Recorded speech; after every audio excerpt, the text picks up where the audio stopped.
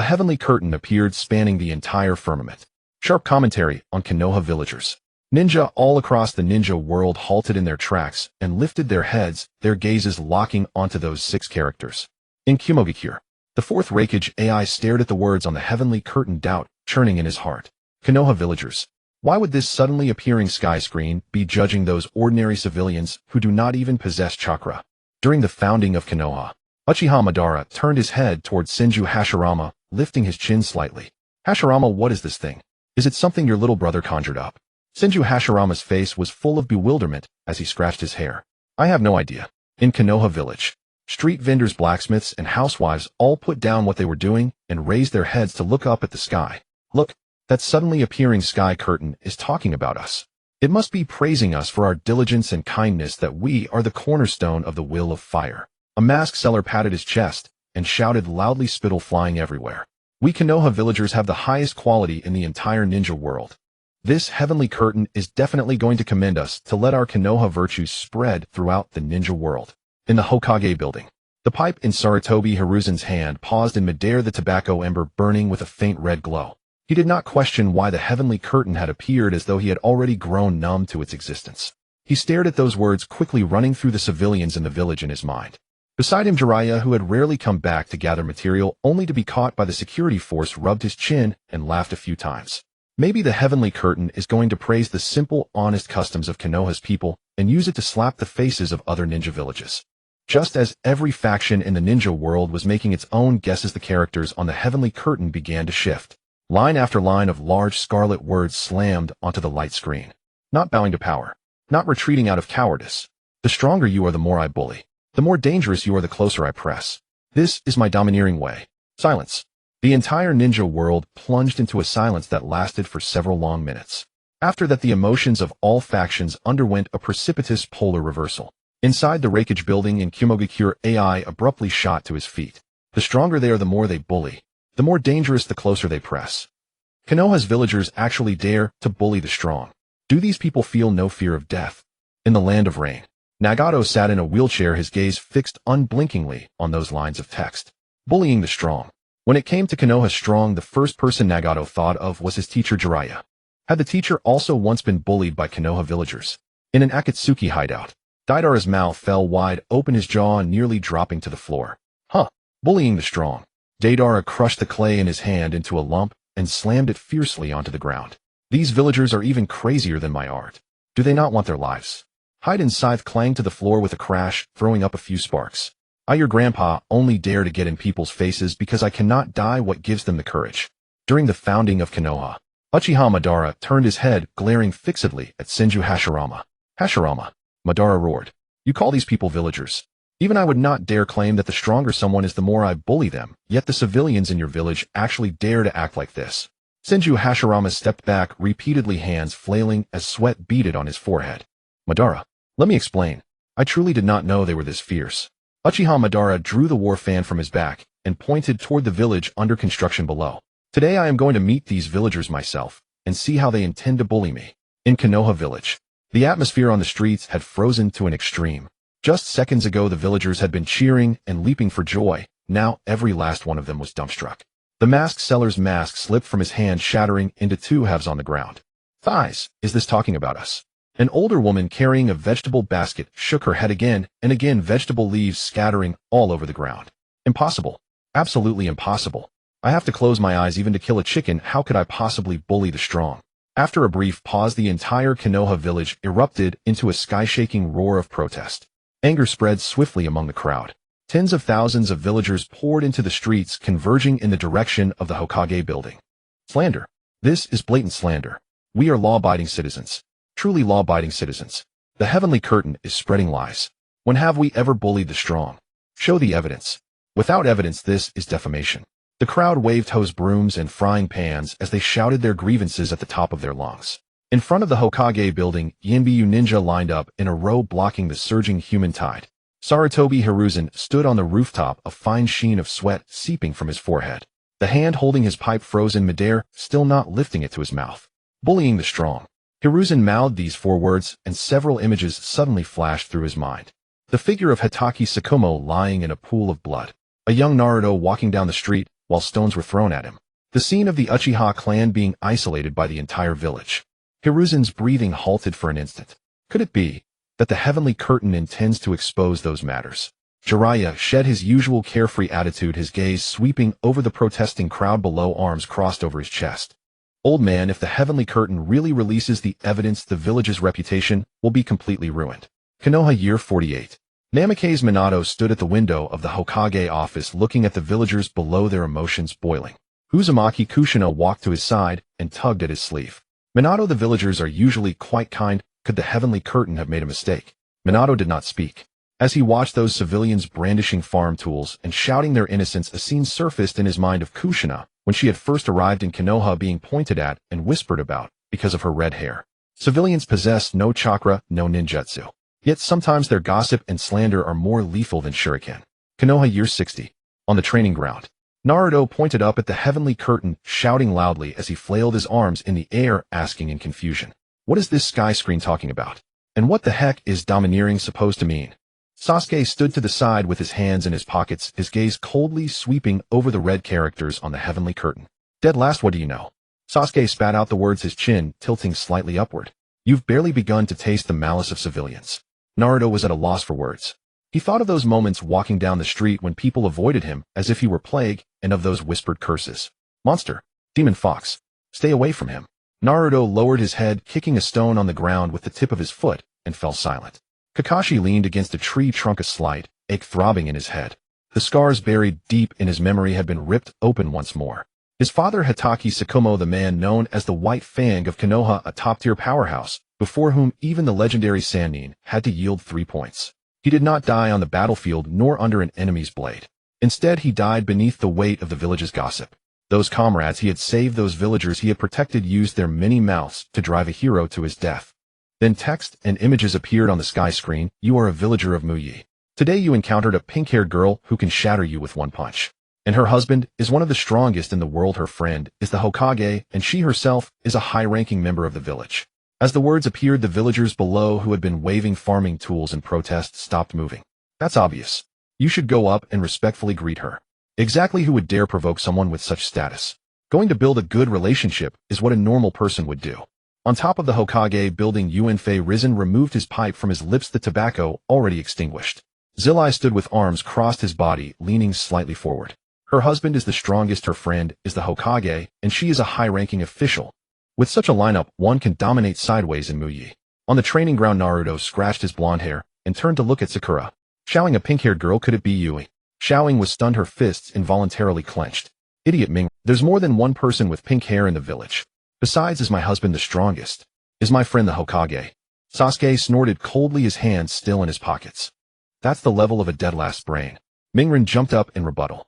What if in the future I become Hokage's Waju is the strongest, then you would be the high-ranking official." In Cloud Village at the Rakage building, AI saw this and exclaimed loudly. With such status in Cloud Village, commoners wouldn't even dare to breathe loudly. Earth Platform Tutai nodded in agreement. "Lord Rakage speaks the truth. Before absolute power, commoners can only look up." In Rock Village, Ōnoki floated in midair, stroking his chin beard. "The foundation of Muyi is indeed deep. Any random female ninja has such a strong backing." The screen on the sky paused for a few seconds, then presented 3 options. You decide to go and build a good relationship, B, leave directly, C, risk your life to go and bully her. As soon as these 3 options appeared, the entire ninja world fell into dead silence. In the Rain Country at the Akatsuki base, Daidara's clay dropped to the ground, smashed into a puddle of mud. What the hell is option C? Risk your life to bully her. Haiden shouldered his scythe and laughed wildly. Are those Muyi villagers tired of living? Even I wouldn't dare to casually provoke someone with such background. On the streets of Muyi village, the villagers looked at each other in bewilderment. Thai's option is a joke, right? Choose C. That's asking for death. Definitely choose A. We Muyi villagers are not fools. At the Hokage building, Uenfei Risen's pipe fell to the ground with a crisp sound. This sky screen. What is it hinting at? Zillai put away his usual flippancy, standing straight. Old man, if the sky screen truly decides that the villagers would choose C, then Muyi's face will be completely lost. Year 47 of Muyi.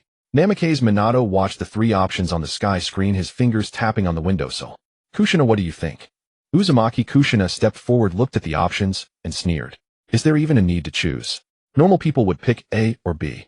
Only a brain-damaged person would choose C. Founding of Muyi. Uchiha Madara pointed at the sky screen. Hashirama. This is the village you built. Even such options can be listed. Senju Hashirama wiped sweat from his forehead, waving his hands continuously. Madara, it's just an option. The villagers certainly won't choose C. The text on the sky screen began to flicker, eventually settling on option C. Correct answer C. The entire ninja world erupted in uproar. Crazy. The Muyi villagers have all gone mad. A ninja who can shatter a civilian with one punch, whose husband is the strongest friend, is the Hokage, and she herself is a high-ranking. Such a person, yet the Muyi villagers dare to bully her. How dare they? Aren't they afraid of death? On the streets of Muyi, the protest sounds suddenly ceased. All villagers stared blankly at the bright red C on the sky screen. Would we really choose C? Because this is Muyi. If you don't choose C, others will bully you. These words struck like a heavy hammer on Kakashi's heart. Kakashi turned around and said to his 3 students, "In Muyi, following the herd is indeed the instinct of civilians to survive. When everyone is bullying a person, if you don't join, you will become the next target of bullying." The text on the sky screen changed again. A brand new analysis emerged. In Muyi, the malice of civilians is contagious. When a strong person shows concession or tolerance, civilians are not grateful, but only think you are easy to bully. They will morally coerce you, attack you with rumors. Because they are certain that as a Muyi ninja you dare not strike a civilian. This is the confidence of Muyi civilians, and the reason they dare to choose C. In Rock Village, Ōnoki shook his head and sighed. The village founded by Senju Hashirama was originally meant to protect civilians. But now civilians have become the sword hanging over ninjas. How ironic. In Mist Village, Mei leaned back in her chair, playing with a strand of her long hair with slender fingers. Muyi's ninjas really live a miserable life. Being bullied by the people they protect, that feeling must be hard to bear. In Muyi Village, the villagers on the streets stared at the analysis on the sky screen and fell into a long silence. Did we really do these things? We just heard others say that, and then followed along. At the Hokage building, Yuanfei Risen closed his eyes, the wrinkles on his face seeming to deepen a few more. "Old man, did you see that?" Zillai's voice came from beside him. "This is the result of your constant compromises. You have condoned the malice of civilians, making them think they can attack ninjas with impunity. And all the troubles in the village, dare you say you have no responsibility?" Yuanfei Risen did not retort. He was powerless to retort. Founding of Muyi. Uchiha Madara looked at the sky screen and suddenly burst into laughter. "Ha ha ha. Hashirama, do you see this? These are the civilians you risked your life to protect. They use the umbrella of protection you gave them to bully your descendants, to bully the ninjas who protect them. This is your will of fire." Senju Hashirama stood still, his hands hanging at his sides. He did not retort Madara as usual. He simply looked down at the village being built, at the busy civilians. Madara. Sigh. Year 47 of Muyi. Namikaze Minato stared at the sky screen, his fists clenched tightly. "If in the future my child has to face these things, then what meaning does it have for me to be Hokage?" As Watergate finished speaking, the words in the sky suddenly changed. "If we were to say where equality exists in the entire shinobi world, it must be in Konoha Village. Here you can see the eldest daughter of the Hyuga clan, Hinata, with her identity engraved on her eyes, being called a Byakugan monster by a few brats." Snow fell from the sky. Young Hinata, dressed in a thick cotton coat, walked with her head down on the street. 3 civilian brats blocked her path. "Hey, Byakugan monster." The leading brat pushed Hinata. She fell into the snow, her knees hitting the stone pavement. "Your eyes are so disgusting. Stay away from us." The brats picked up snowballs and threw them at Hinata. She hugged her head, too scared to fight back, tears streaming down her face. Hyuga clan's territory. Hyuga Hayashi slammed his palm on the low table, his eyes bloodshot, staring furiously, panting heavily. If this matter wasn't so public, he wouldn't care about Hinata, given his level of concern for her. As an heir, Hinata was too weak, so he had long since given up on her. But now that everyone saw this scene, wouldn't they think that the Hyuga clan is easy to bully? Therefore he still had to show unbridled. "Go investigate. Find these brats." The scene in the sky changed again. One could see the eldest son of the Uchiha clan, the genius ninja Uchiha Itachi, being pelted with stones by his classmates. Behind him, several civilian students picked up stones from the ground. "Throw it at him. The Uchiha freak." In the timeline where the Uchiha still existed, the Uchiha clan was furious. The 2 top families of Konoha, the main house's eldest daughter is called a monster, and the young clan head is being pelted with stones. What meaning is there for us Uchiha to stay in Konoha? IWA Shinobi Village. Ōnoki floated in midair, stroking his chin with a beard. The civilians of Konoha really open one's eyes. Hyuga and Uchiha, just one of them could annihilate these civilian clans. What gives them the courage to act? The Mizukage Terumi Mei chuckled coldly. The two major families of Konoha live worse than dogs. This village is truly ridiculous. And the fourth Hokage's son, who has the 9 tails within him, of course, must be bullied. He is the first noble's legitimate daughter possessing the supreme dojutsu, the Byakugan, so it's unavoidable to bully her. I heard he is a fox spirit that might go berserk at any moment, so we must take the risk to bully him. This absolute courage born from bullying, who teaches you the will of fire. Konoha year 47. Hokage's office. Uzumaki Kushina's body stiffened. The son of the fourth Hokage. With the 9 tails inside. Kushina turned her head to stare at Watergate. Watergate, is this our child? Watergate's face turned ashen, and he said nothing. Nara Shikaku, standing by the door, gasped, contributing a bit to the global temperature rise. The son of the fourth Hokage. The 9 tails Jinchuriki. Shikaku's mind buzzed. The upper echelons of Konoha actually sealed the 9 tails within the Hokage's son, looking for an opportunity to kick him. Kushina erupted with red chakra. The office desk was instantly overturned, documents flying everywhere. Who dares to kick my son? They'll split him in half. In Kumogakure, A stood frozen in place. The son of the fourth Hokage. The son of Namikaze Minato.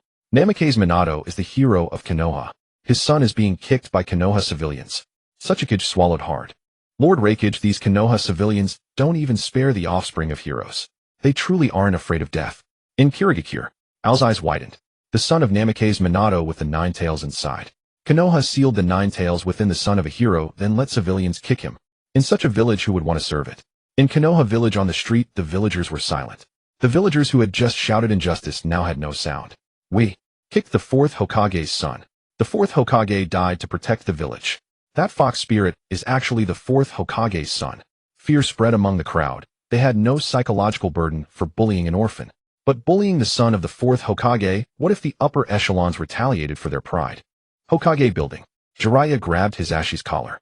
Old man, is this how you take care of Watergate? Kicked by civilians. Watergate sacrificed his life for the village. You let his son live like this. Konoha year 60. Training ground. Naruto stared blankly at the scene in the sky. The son of the fourth Hokage. Is it me? Sasuke turned to look at Naruto. The tail end, your dad is the fourth Hokage. Sakura covered her mouth, stepping back repeatedly. Naruto is the son of the fourth Hokage. Is my dad the fourth Hokage? Naruto pointed at his nose. Then why do they still hit me? Why do they still call me a fox spirit? Naruto grinned, but tears streamed down his cheeks. So I'm not an unwanted wild child. My dad is the Hokage. Kakashi turned away, unable to look at Naruto's expression at that moment. Watergate's and see. The words in the sky flickered again. What? You say it might lead to death. Then let me ask you, if you don't bully out of fear of death, what's the difference from being dead? The entire shinobi world was silent. These words struck everyone in the face. Haiden jumped up in the Akatsuki base. These Konoha civilians are even more devoted to the evil god than I am. Not afraid of death. So passionate. Raikage rubbed his temples. This statement is utterly absurd. Why does it sound so passionate? Konoha's establishment. Uchiha Madara drew the fan from his back. Hashirama, look at what you have. If they don't bully out of fear of death, what's the difference from being dead? They've taken bullying as the way of the ninja. Konoha village on the streets. The villagers looked at the words in the sky, retreating one after another. This sky is talking nonsense. We didn't take bullying as faith. We just. The villagers couldn't find an excuse. Because there was indeed evidence in the footage, Hinata and Itachi could still blame it on a small group of people. But what about Naruto, who in their village hadn't participated in this matter? The scene in the sky flipped at the right moment, and a brand new image unfolded. Naruto stood with his back to the camera, carrying a massive scroll draped in a celestial robe adorned with black flame patterns. As the image shifted, Naruto's figure grew taller, and the once fiery red celestial robe transformed into a white divine robe emblazoned with the words 7th Hokage. Words appeared on the sky as for later this orphan, referred to by you as the fox spirit, saved the entire village and became the 7th Hokage. The streets of Konohagakure fell into complete silence. The fox spirit saved us. He even became Hokage. This is impossible. That unlucky brat cannot be Hokage. I refuse to accept it. In the training ground, Naruto jumped 3 feet into the air, flailing his arms and kicking up a cloud of dust. I became Hokage. I really became Hokage. Sasuke stood nearby, casting a cold glance at him, hands shoved into his pockets. Don't get too happy, dead last. Sakura stood between the two, a thought flashing in her mind from the earlier display. The pink-haired girl. Her husband is one of the strongest in the world. Her friend is Hokage. She herself is high-ranking in the village. Her friend is Hokage. Naruto is Hokage. The pink-haired girl. Who else in the village has hair pinker than hers? Sakura shyly turned her head, glancing at Sasuke. Her husband is one of the strongest. Will Sasuke can become the strongest and marry me? Sakura's cheeks instantly flushed, crimson steam almost rising from her head as she cupped her face with her hands. Sasuke-can. Sasuke, unfazed, took 2 steps to the side, creating distance, and turned his gaze elsewhere. Kakashi leaned against a tree, truly proud of the child of Minato Sensei. The words on the sky changed once more. So how will the villagers react to the 7th Hokage who saved the entire village? Of course they will bully his daughter even more. What's Hokage? I can still bully you. Are you angry? The entire ninja world gasped in shock. As Konoha was established, Uchiha Madara couldn't help but gasp in shock at this. What does Hokage count for? I've never said Hokage means anything, yet this group of ants without even chakra dares to say such things. Senju Hashirama squatted on the ground, cradling his head in his hands, burying his face in his knees. What is my village really about? In the underground base of Konoha. In the dim light, Shimura Danzo suddenly stood up, knocking the wooden chair over, crashing it onto the stone floor. He trembled all over, a single eye blood-red, panting heavily, clearly furious. What does Hokage count for? Danzo gritted his teeth, laughing in anger. I've borne so much darkness for the position of Hokage. How many years have I plotted? In the eyes of these ignorant fools, what does Hokage even count for? Outrageous. Simply outrageous. A bunch of ungrateful wretches. If I were to become Hokage, the first thing I would do is send all these fools to the battlefield as cannon fodder. They will not refrain from bullying you because you are weak. They will not refrain from bullying you because you are weak, nor will they refrain from bullying you because you are strong. Children, this is the will of fire of our Konoha. In a Wagakure, Ōnoki floated in midair, laughing heartily, shaking the window frames with his voice. What a will of fire. If Senju Hashirama saw this will of fire, he'd probably be so angry he would crawl out of the Pure Land. On the streets of Konoha, the villagers were utterly speechless. They looked at the words on the sky and could find no reason to refute. Even Hokage's daughter is bullied. Oh, what else could they not do? The sky offered no respite to the villagers of Konoha, shifting to a scene of yellow sand swirling in the air. Having seen Konoha, let's take a look at the 7th Hokage's friend Gaara of the Sand. The quality of Tsunegakure is comparable to Konoha. After all, his own father led the bullying against Gaara. In the image, the 4th Kazekage Raza stood high, coldly looking down at the young Gaara below. Yashimara, go test him. If he loses control, kill him. Raza's words were devoid of warmth. Below, the young Gaara stood alone in the wind and sand, clutching a tattered cloth bear. Having seen Konoha, let's take a look at the 7th Hokage's friend Gaara of the Sand. The quality of Tsunegakure is comparable to Konoha. After all, his own father led the bullying against Gaara. The villagers echoed each other, hurling harsh words like stones at Gaara. Witnessing this scene, the entire ninja world erupted into thunderous laughter. Kimogakure laughed so hard he slapped his thigh, nearly crying. What an idiot, Raza. Konoha at least bullies commoners, but Tsunegakure has the Kazekage leading the bullying against his own son. Has he lost his mind? Iwagakure. Ōnoki was laughing so hard, he nearly fell from the air, quickly stabilizing himself. Raza is even more absurd than Konoha's commoners. His own son, the ultimate weapon of the village, and he leads the bullying against him. With a Kazekage like this, it's no wonder they're getting weaker. In the underground base of Oto, Orochimaru chuckled softly. That fool Raza, pushing his weapon into the opposing side with his own hands. For a Kazekage to reach this point is a miracle in itself. The words on the sky appeared again, each word piercing the heart. Bullying Gaara may provoke him, possibly leading to death. Normally, he should be treated like an ancestor with love used to guide him, but that's the thinking of a fool, the villagers of Tsunegakure stated. Although I know bullying him may lead to death, if we refrain from bullying out of fear of death, what's the difference from being dead? Not yielding to the weak, not retreating in fear. This is my tyranny. Silence. The ninja world once again fell into silence. In Konoha. Just moments ago, the villagers of Konoha felt ashamed. Now they all raised their heads, finding their lifeline. See, Tsunegakure is crazier than we are. At least we haven't caused any fatalities. They were bullying at the risk of their lives. This is called the tyranny of the ninja world. On top of the Hokage building, Sarutobi, Hiruzen, and Jiraiya exchanged glances. Are we starting to compare the worst? Tsunegakure. Raza trembled with rage, turning to Maki and shouting. Immediately send someone to arrest those villagers who participated in the bullying. Maki lowered his head, responding softly. Lord Kazekage, you were also leading the bullying. Raza abruptly stopped, staring fiercely at Maki, spitting out each word. Shut up. That's not the same. The scene on the celestial screen shifted. 3rd Hokage Yuanfei, risen 5 elements, all-round warrior, strongest Hokage ninjutsu professor. Yanin village. Ōnoki crossed his arms, turned his head, and spoke to Huang to below. Is this celestial screen now praising the high-ranking officials of Mai after belittling the villagers? Huang to scratched the back of his head and answered in a deep, muffled voice. The strongest Hokage. Where does that leave the first Hokage? Ōnoki snorted coldly and floated back to the ground. Yuanfei, risen worthy of being called the strongest. The nerve of Mai is getting thicker and thicker. In Yunin village, AI was furious. Strongest combat power. My thunder release armor hasn't even spoken yet, and a dried-up old man like him dares to claim the title of strongest. Deep in the dense forest at the border of the land of lightning, Shinsho Feijian leaned against a tree, trunk his chest, heaving violently as blood dripped from his armor onto the grass. Young Yuanfei, risen Jitsuin Tuanzang, and others surrounded him, vigilant against pursuers behind. They looked up and saw the large characters on the celestial screen. Shinsho Feijian nodded, his gaze lingering on Risen. The strongest Hokage. That assessment is a bit excessive, but entrusting the village to him is reassuring enough.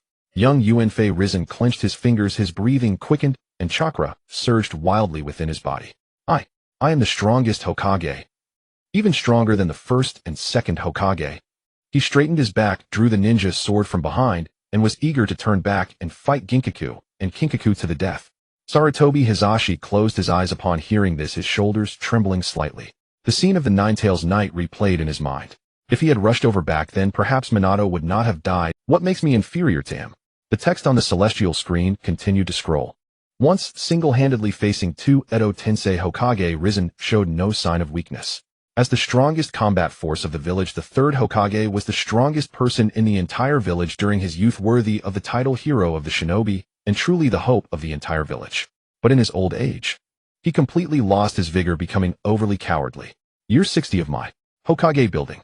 Yuanfei, Risen, leaned back in his chair, puffing on his pipe. The white smoke swirled in the air, obscuring his face behind.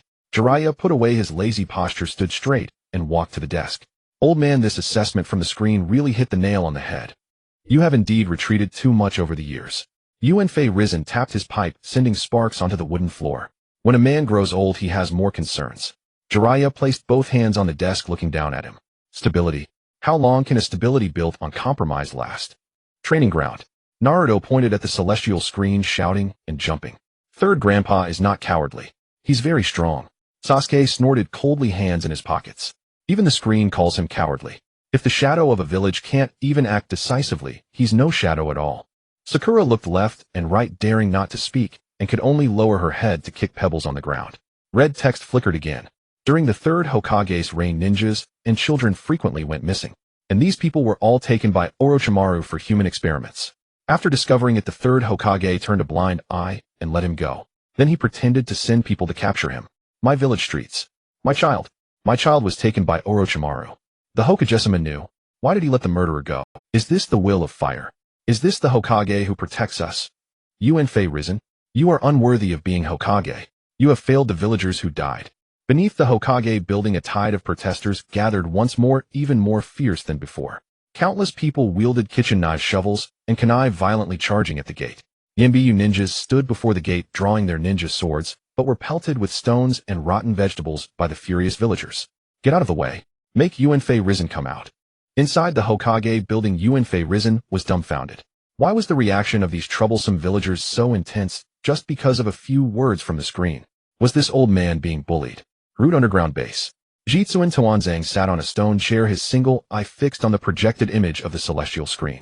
His withered skin twitched, and he let out a cold laugh. Risen, oh Risen, your day has come. He stood up, tapping his cane on the ground. I too participated in Orochimaru's human experiments. But now all the blame falls on you. Once you fall, the position of Hokage will be mine. Era of Mui's founding. Shinsho Zhujian stared blankly at the celestial screen. Using the village's children for experiments. The Hokage not only did nothing but let the culprit escape. What is happening? How did the village become like this? As for the Night of the Nine Tails, it was originally a controllable disaster. As long as the Uchiha clan with Sharingan eyes were sent to the front line, the Nine Tails could be suppressed effectively. However, Sarutobi Hiruzen heeded Shimura Danzo's advice and strictly ordered the Uchiha to remain in their compound and not participate in the battle. The 52nd year of Konoha Uchiha clan grounds. The Uchiha clansmen below erupted. They'd rather let the village be destroyed than let us act. Afterward, they pinned the blame for the Nine Tails incident on us. This village is unbearable. Revolt. Dozens of Uchiha ninjas simultaneously drew their weapons. The metallic clatter of blades formed a continuous sound, and killing intent rolled across the courtyard. During the founding of Konoha, Uchiha Madara turned his head, his eyes fixed firmly on Hashirama Senju. Hashirama. This is the Hokage you chose. This is the disciple your Senju clan raised. He left the Uchiha who could suppress the Nine Tails and watched the village be destroyed. Hashirama. The celestial text continued to scroll. Although the Nine Tails' eyes did indeed bear the pattern of the Sharingan at the time, no one dared to take the gamble. But this order completely shattered the remaining trust between the Uchiha and the village, planting the deadliest seed for the later Uchiha coup. More critically, it indirectly led to the death of the fourth Hokage, Minato Namikaze. The celestial screen lit up. In a devastated forest, Minato Namikaze lured the Nine Tails outside the village. His chest was pierced by the Nine Tails' claw, blood dripping down the beast's talons. The infant Naruto lay on the altar wailing loudly. Not far away, only 3 people arrived at the scene: Sarutobi Hiruzen and his 2 guards wearing animal masks. Words appeared on the celestial screen. At that time, Minato deliberately brought the Nine Tails outside the village. At the sealing site, besides Minato and his wife, only Sarutobi Hiruzen and 2 guards arrived. Logically, with so few people, keeping secrets should have been easy. How then did the 4th Hokage's son become known as the Demon Fox to everyone? Who spread the news in the village? Who fanned the flames? Konoha streets. The protesting villagers. That's right. How could we civilians know what happened that night? Someone said that blonde-haired boy was the reincarnation of the Demon Fox. Were we used? Root underground base. Shimura Danzo snorted coldly, his single eye fixed on the screen. To keep the Nine Tails Jinchuriki firmly under control, deliberately spread rumors to isolate that brat. Danzo felt secretly triumphant at the thought. In the past, he always took the blame. Now it was final. Although I also tampered with things, who knows? Everyone will think it was you, Hiruzen. Ha. Danzo felt secretly triumphant at the thought. In the past, he always took the blame. Now it was finally Hiruzen's turn. The celestial text shifted. Later, even the village dogs knew Naruto was the Nine Tails Jinchuriki. But he, the son of the hero who saved the village, the 4th Hokage, didn't even know it himself. This led to Naruto's childhood being filled with scorn and ostracism. In fact, as the orphan of a Hokage, Naruto's living allowance was sufficient. Although he spent a lot of money on paint for pranks preventing him from eating ramen every day, even if he had money, the villagers wouldn't sell anything to a demon fox. Konoha training ground. Naruto stared blankly at the screen, recalling standing at a mask shop with crumpled bills. The shopkeeper snatched the mask, shoved him hard, and threw the money in his face. Get lost, demon fox. Don't touch my stuff. On the celestial screen, a civilian was about to sell something to Naruto, but was hurriedly stopped by a friend. Are you crazy? Selling to the demon fox? What if everyone thinks you're in league with him and bullies you? Stay far away, don't bring bad luck. Hidden Rock Village. Ōnoki hovered in midair, shaking his head repeatedly. The civilians of Konoha have truly mastered the art of avoiding trouble. The Hokage's high ranks scheme against the Jinchuriki, and the civilians watch each other to protect themselves. A village this rotten from top to bottom has managed to survive until now. The celestial screen didn't stop. The Uchiha's annihilation is also inseparable from this strongest Hokage. Although the instigator was Shimura Danzo, Sarutobi Hiruzen never once stopped Danzo from beginning to end. Afterward, he only lightly relieved Danzo of his position as Hokage advisor. Is that considered punishment? Konoha Hokage building. Jiraiya released his grip. Sarutobi Hiruzen stumbled back a few steps and collapsed into his chair. Old man, what in the world are you doing? The entire Uchiha clan, hundreds of people gone just like that, and you do nothing. Danzo pulls such a huge stunt behind your back, and you don't even have the guts to kill him. The celestial text continued to scroll, the characters growing larger. His indulgence toward Danzo had reached an appalling level. Danzo sent men to assassinate Kakashi in an attempt to seize the Sharingan. Clear evidence lay on the desk, yet Sarutobi Hiruzen did nothing. And this wasn't all. Danzo even dispatched root ninjas to ambush and assassinate Sarutobi Hiruzen himself on the road. Faced with such blatant rebellion, what did our strongest Hokage do? He acted as if nothing had happened, not even a harsh word. The celestial screen lit up. In a dense forest, Sarutobi Hiruzen walked alone on the path. Suddenly a shower of kunai shot from a tree trunk. A masked root ninja charged straight at Sarutobi Hiruzen. Then the ninja formed hand seals, causing massive wooden bars to rise from the ground, trapping Hiruzen in the middle. With style. He then arrived at the Hokage office, looked at Danzo sitting in the Hokage seat, said nothing, and didn't even utter a harsh word. The entire shinobi world exploded. Hidden Mist Village. Mei Terumī spat out a mouthful of water. Assassinate the Hokage. And he treats it like nothing happened. Someone tried to kill him, and he could just endure it. Hidden Sand Village. Raza stood atop the Kazekage building, gold dust swirling around his feet. Is Sarutobi Hiruzen's head filled with sand? Danzo practically shits on his head, and he can still smile. This cowardly waste is worthy of being called the ninja hero. Konoha streets. The villagers completely broke down. The Hokage. He doesn't even dare to act when someone tries to assassinate him. Then how can he protect us? Konoha is doomed. Let's talk about the matter of Yun-in abducting Hinata. Sarutobi Hizashi knows that Yun-in is at fault, yet he is afraid of war and dares not confront them. Everyone knows why Yun-in kidnapped Hinata. After bringing her to Yun-in, they will gouge out her Byakugan. Then they will raise her to bear children for Yun-in's shinobi. If Hinata is truly taken to Yun-in, then not to mention Konoha, the entire shinobi world would be doomed. The whole shinobi world fell silent for a moment. Adawagakure Ōnoki stroked his beard thoughtfully and chuckled softly. Abducting a girl from the Hyuga clan, and the entire shinobi world would be gone. This sky curtain really knows how to embellish Konoha's reputation. Sachikage looked up at the sky. Father, since the sky curtain says so, there must be a reason behind it. Does the Byakugan of the Hyuga clan hide some power that could destroy the shinobi world? At Mei Terumī, Mei leaned back in her chair, her fingers with bright red nail polish twirling a strand of hair. Can a little girl decide the fate of the shinobi world? That seems a bit exaggerated.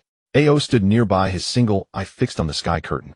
Lord Mizukage, the Byakugan of the Hyuga clan, should not be underestimated. I went through great lengths to obtain just one Byakugan. If Yun-in truly acquired the pure Byakugan of the clan and started to reproduce in large numbers. Terumi, Mei waved her hand, interrupting him. That wouldn't necessarily destroy the entire shinobi world. The sky curtain did not let them guess for too long, as new characters covered the entire sky. Back then, when you were with Obito during the mouth jutsu with Naruto, if it weren't for Hinata's slap, your uncle Naruto would have turned into a meat bun, letting the entire shinobi world experience pain. In the 48th year of Konoha, in the Hokage office, Namikaze Minato saw the name Obito, and his breath momentarily stopped. Obito is still alive. In the 60th year of Konoha, at the training ground, Kakashi snapped to attention as he leaned against a tree. Obito isn't dead, he is still in the shinobi world. Moreover, he is with Naruto during the mouth jutsu. Kakashi's chest heaved violently. Obito, where exactly are you? Why are you targeting the teacher's child? Naruto pointed at the sky curtain, jumped up twice, and shouted loudly. Who is Uncle Obito? And who is this meat bun? Why should I let the entire shinobi world feel pain? Sakura kicked a pebble beside her, hands on her hips. Idiot Naruto, what the sky curtain means is that you almost turned bad and Hinata woke you up.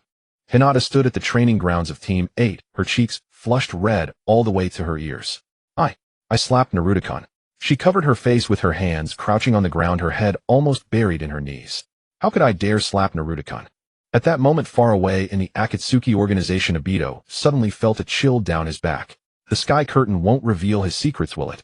The scene of the sky curtain changed and new text appeared. Additionally, Sarutobi Hizashi has his own self-interest concerning his son. He is paving the way for Asuma to become Hokage. If you think about it, if Asuma doesn't die, isn't it likely that he would take the position of Hokage? In the Hokage building, Jiraiya turned his head to look at Sarutobi Hizashi, who was slumped in his chair. Old man, you've even schemed for the Hokage position. Hizashi raised his head, looking at Jiraiya. Asuma is my son, of course I hope he can succeed. But that doesn't mean I have to pass the Hokage position to him. In Konoha's barbecue shop, Asuma, with a cigarette dangling from his mouth, remained nonchalant. Is the old man paving the way for me? The surrounding shinobi turned their heads to stare at him. Someone whispered, Asuma is guarding the 12 ninja guardians for the daimyo of the Land of Fire. Isn't that just to curry favor with the daimyo? The daimyo has the power to designate Hokage candidates. Going to the daimyo to gain prestige, then returning to take over as Hokage. That's quite a clever plan. Asuma stood up, slapped the money on the table, and turned to leave the barbecue shop.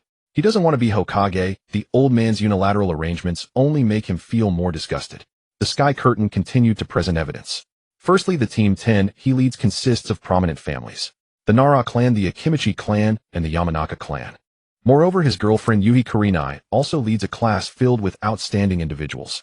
The eldest daughter of the Hyuga clan, Hyuga Hinata Inuzuka Kiba, from the Inuzuka clan, and Shino Aburame from the Aburame clan. Basically, everyone with a background is in their team. On the streets of Konoha, villagers and shinobi whispered to each other.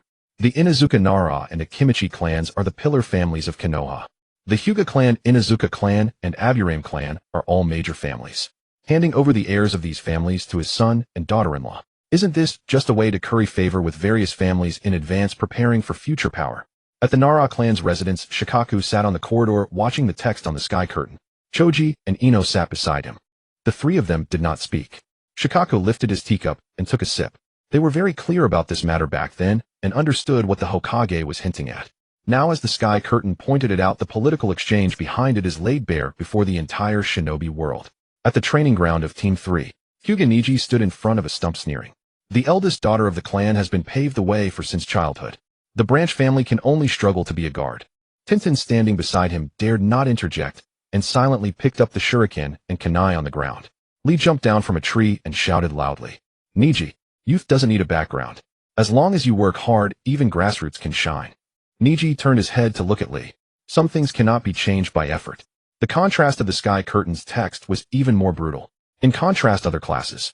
Team Guy consists of grassroots Shinobi Hyuga from the branch family and the backgroundless Tintin and Lee. Although Kakashi's team is a bunch of misfits, Naruto and Sasuke were not favored during their childhood. They had no influence to speak of. Plus there's a completely ordinary Shinobi Sakura. There's nothing to say about this, she's just here to make up. Sakura stood in place, her cheeks flushed. Here to make up the numbers? I toil every day refining chakra and practicing shuriken. Why do you say I'm just here to make up the numbers? Instantly, a violent Sakura emerged and she punched the nearby tree trunk. The big tree shook violently, and leaves fell, hitting the three on the head.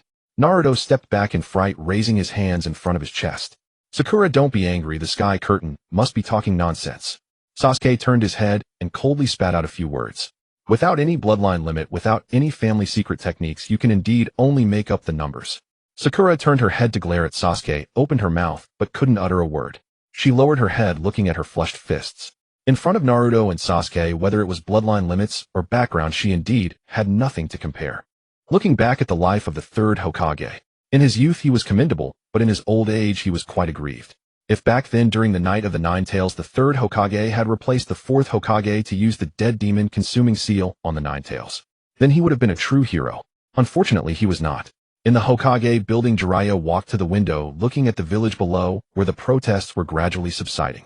Old man, you could have become a hero, but you chose to survive. Survive and watch Minato die, watch the village become what it is now. Sarutobi Hizashi closed his eyes upon hearing this, his shoulders trembling slightly. The scene of the Nine-Tails night replayed in his mind. If he had rushed over back then, perhaps Minato would not have died, it was just a step short. The words in the sky severed the thoughts of the sun slash. Although the influence of Danzo's schemes cannot compare to the darkness of Kurizetsu, Danzo uniquely targeted his own hometown Konohagakure. On the ground, Ōnoki landed from midair, his beard shaking slightly. Kurizetsu. Who is that? How could he appear alongside Danzo? Hozuki shook his head, his hands spread wide. I've never heard of this person. Is there anyone in the ninja world more disruptive than Danzo? A mass of black substance clung to a thick tree root. Kurizetsu's half-body became stiff. The sky has even grasped my existence. The words in the sky continued to roll. If it weren't for the measures specifically aimed at the Uchiha clan that Danzo arranged, the Uchiha clan would not have harbored thoughts of rebellion. He preemptively seized Uchiha Shizui's Sharingan, causing Shizui's plan to prevent the Uchiha clan from defecting to fail, while using Sasuke's safety to blackmail Itachi, implementing the extermination of the Uchiha clan. The Uchiha extermination. Was it Danzo's doing? To use a brother's life to force the older brother to kill the whole family. Is this even human? The Hokage actually left such a beast in the village as a high-ranking official. We always thought the Uchihas were traitors, but it turns out they were pressured by the higher-ups. Underground base.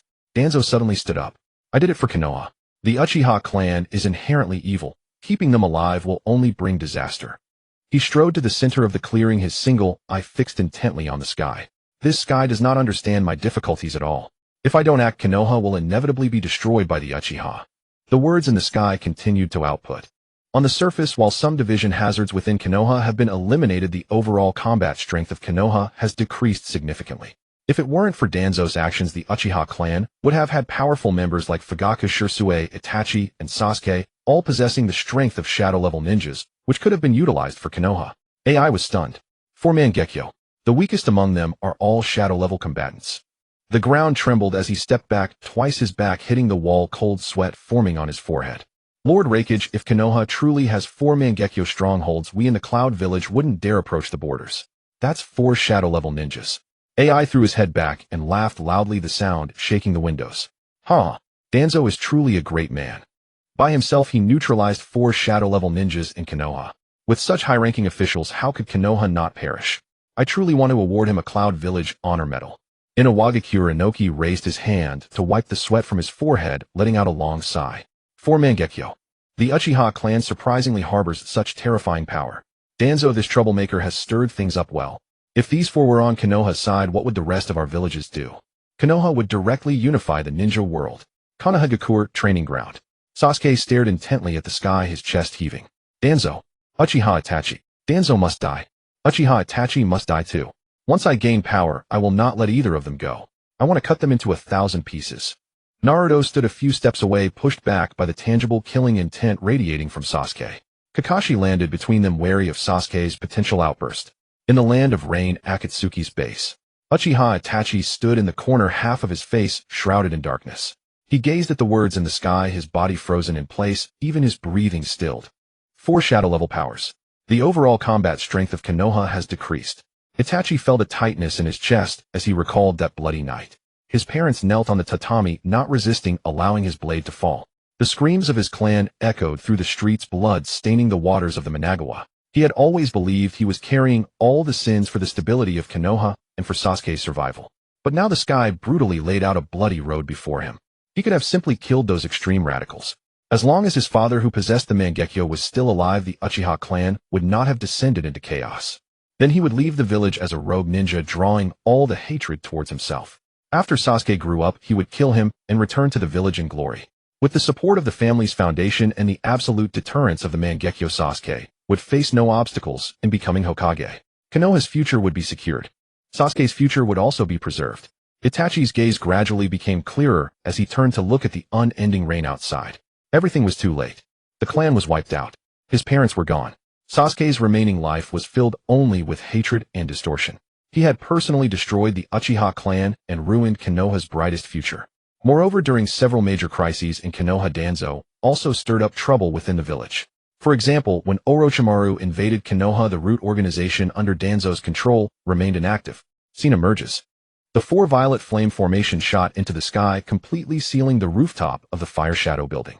Purple flames soared to the clouds, isolating all contact between inside and outside. Hiruzen Sarutobi removed his Fire Shadow robe, donned black battle attire, and faced Orochimaru along with the first and second Hokage, reanimated by impure world reincarnation. Thick smoke billowed from all parts of the village. Houses collapsed one after another, and the screams of civilians echoed. The camera cut to a dim underground base. Danzo Shimura sat upright on a stone chair, surrounded by fully armed root ninjas. The explosions outside roared incessantly, and even the ceiling of the basement trembled. A root ninja knelt on one knee to report. Lord Danzo, the village has suffered heavy casualties. Should we sally forth? Danzo leaned on his cane, seated firmly, without moving his single eye half closed. Remain inactive. On the streets of Konoha, the villagers were furious. Although this event had not yet happened, it did not hinder their immersion at all. The celestial text continued to flicker. Later, when pain attacked Konoha, Danzo still hid as usual. The scene changed again. A figure clad in a black robe with red clouds hovered in the sky. Konoha ninjas fell in droves, and the entire village was reduced to ruins. Deep underground, Danzo still sat there, his posture unchanged. The celestial text gave a sharp comment. Danzo, who loudly proclaimed he would sacrifice everything for Konoha, is actually a refined egoist who seeks to create chaos or exploit it for his own benefit. All his actions and plans are aimed at making himself the Fire Shadow. Iwagakure. Ōnoki crossed his arms over his chest, sneered repeatedly, his body floating up and down in midair. Konoha is truly plagued with disasters.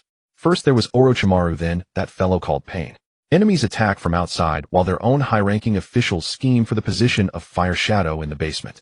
I thought Danzo was a tough character, but it turns out he's just a coward who bullies only within his own nest. It's a miracle this village hasn't perished yet. A forest on the border of the land of lightning. Tobirama Senju turned around and grabbed Hiruzen Sarutobi by the collar. Hiruzen, this is the Fire Shadow you've become. He tried to assassinate you, yet you didn't kill him. He destroyed the Uchiha clan, yet you didn't kill him. When enemies invaded, he stood by and did nothing, yet you still didn't kill him. What are you keeping him for? To let him bury Konoha. Hiruzen Sarutobi was lifted off the ground by the collar, his lips trembling, unable to utter a single word. Young Danzo beside him stumbled backward, his back hitting a tree trunk. He opened his mouth to defend himself. Tobirama Senju drew a kunai and pressed it directly against Danzo's throat. The blade cut through the skin, a trace of blood seeping out and trickling down his neck. If you dare say another word about, for the sake of Konoha, I will disregard the bond of master and disciple and cleave you in two right now. The celestial text rolled, giving Konoha no chance to catch its breath. Furthermore, the darkening of Jiraiya's apprentice Nagato is also inseparable from Danzo's involvement. The Fire Shadow building. Jiraiya abruptly turned his head, staring fixedly at the celestial text. Nagato.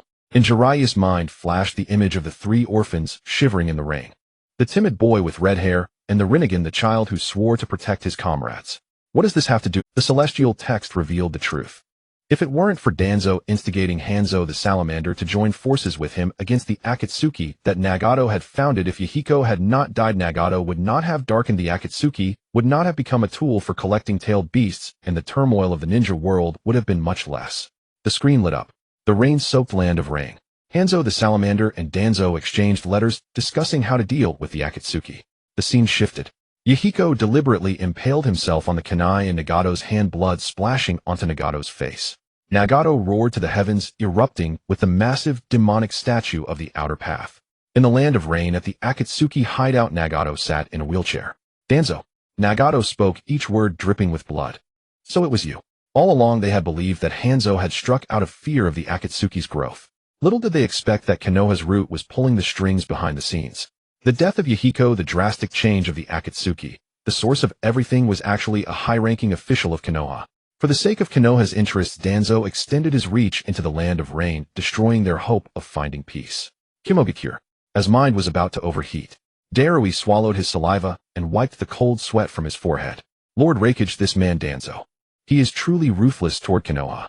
He exterminated his own village's top combat clan, and then turned around to create a mortal enemy for the village. Iwagakure. Ōnoki burst out laughing until he coughed repeatedly. Truly a talent. A damn talent. In all my years I've never seen someone so adept at backstabbing his own. With Danzo in Konoha, its destruction is assured. Hiruzen Sarutobi raised such a scourge. Truly Konoha's greatest blessing. Konoha root underground base. Danzo staggered backward, his face turning from gloomy to pale white. It was over, all over. Assassinating the fire shadow, driving the Uchiha to extinction, standing by while enemies invaded, and provoking the foremost enemy of the ninja world.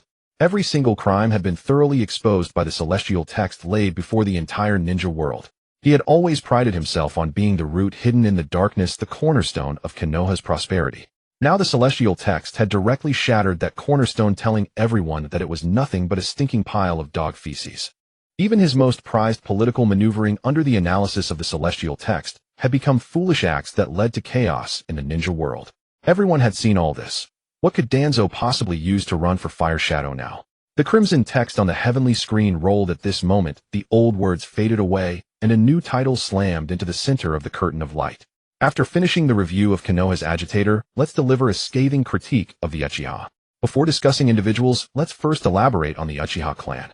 In the border forests of the Land of Lightning, Tobirama Senju released his grip on Hiruzen Sarutobi's collar and withdrew the kunai from Danzo's throat. He looked up, his gaze fixed on the heavenly screen. The Uchiha clan. Tobirama Senju snorted coldly, crossing his arms and lifting his chin slightly as he thought to himself.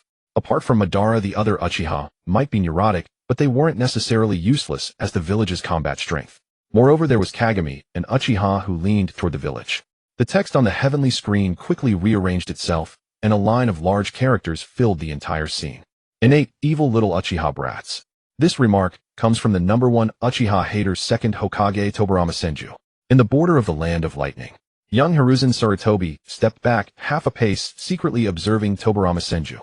Tobirama remained expressionless. Though he was hostile to the Uchiha, he had never said such words. Konoha Uchiha clan compound. Seeing these words, killing intent surged through the courtyard. What does Tobirama Senju think he is? Dead for so many years, and still slandering us on the heavenly screen. Innate evil. How much blood have we Uchiha shed for Konoha? Era of Konoha's founding. Madara Uchiha was furious, chakra erupting around him, his long hair lifted by the air currents dancing wildly in the sky. Tobirama Senju. I'm going to go kill that brat right now. Hashirama Senju lunged forward, wrapping his arms tightly around Madara's waist. Madara. Calm down. Those are just words on the screen. Bullshit. Your brother said it with his own mouth. I'm going to skin him alive today. The text on the heavenly screen continued to scroll. This remark is very fitting. For anyone who sees that the Uchiha clan has contributed most of the villains in the shinobi world, it's hard not to wonder if the Uchiha are innately evil. Even within Konoha, where bullying is rampant, the Uchiha clan can be described as having twisted personalities. Konoha village streets. The villagers were dumbfounded. Contributed most of the villains. Madara Uchiha, and that Obito who did something unknown and got mentioned, and the clan killer Itachi Uchiha. They're all Uchiha. The second Hokage is right. They are innately evil. Hidden Sound Village underground base. Orochimaru turned around, walked to the experimental table, and picked up a tube of green reagent. The power of the Uchiha clan indeed easily leads people down an extreme path. Kabuto Yakushi pushed up his glasses, standing in the shadows. Lord Orochimaru, the heavenly screen's evaluation of the Uchiha is quite merciless. Orochimaru turned his head and grinned. Because it is the truth. The text on the heavenly screen shifted, and a completely new analysis emerged. The Uchiha clan feels love more intensely than ordinary people. In other words, they are a naturally highly sensitive group. When encountering negative emotions, they can awaken their Sharingan, and their strength boost is purely based on spiritual power. Their power increases too quickly, mismatched with their mental capacity. Basically, they are on track to mass-produce ancestors. Rain Country Akatsuki Hideout. Highly sensitive. Open their eyes with negative emotions. Isn't that just going crazy when stimulated? Kakuzu stared with his green eyes, analyzing carefully. Improving strength through spiritual power. No need to spend money on resources, no need for daily practice. Just get stimulated and become stronger. Such a no-cost, high-profit deal, no wonder so many villains come out of it. Kisame turned his head toward the corner. Mr. Itachi, the screen says your clan mass-produces madmen. Do you think you're mad? Itachi Uchiha. Scenes from the night of the clan massacre flashed through his mind. His father's words, his mother's words, Sasuke's cries. Itachi Uchiha lowered his head, looking at his own hands. These hands were stained with his clan's blood. Had he truly protected the village, or had his mind been twisted by the power of the Mangekyo? Year 60 of Konoha. Training Ground 7. Naruto pointed at the heavenly screen, turned to shout at Sasuke, his arms flailing in the air. Sasuke, the screen says you're a highly sensitive group. No wonder you're always getting angry easily.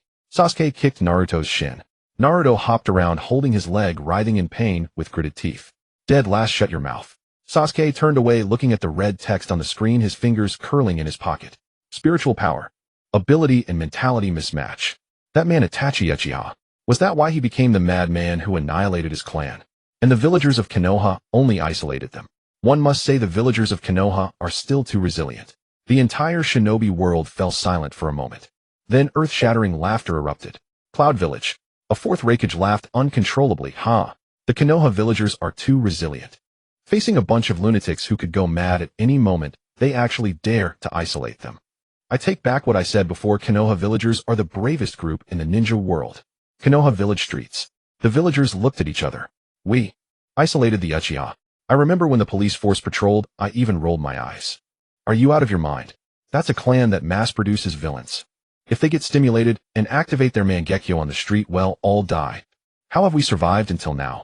The villagers suddenly felt a chill down their spines, cold sweat soaking their clothes. Uchiha clan compound. Tetsuka Uchiha stood stunned. Were we isolated by civilians? Inabi Uchiha scratched his head, full of confusion. That's not right. We patrolled the streets and arrested anyone we didn't like. How did it become them isolating us? Yashiro Uchiha snorted coldly, kicking a stone on the ground. This heavenly screen is talking nonsense. Our police force walks on the streets, and those civilians all lower their heads and take detours.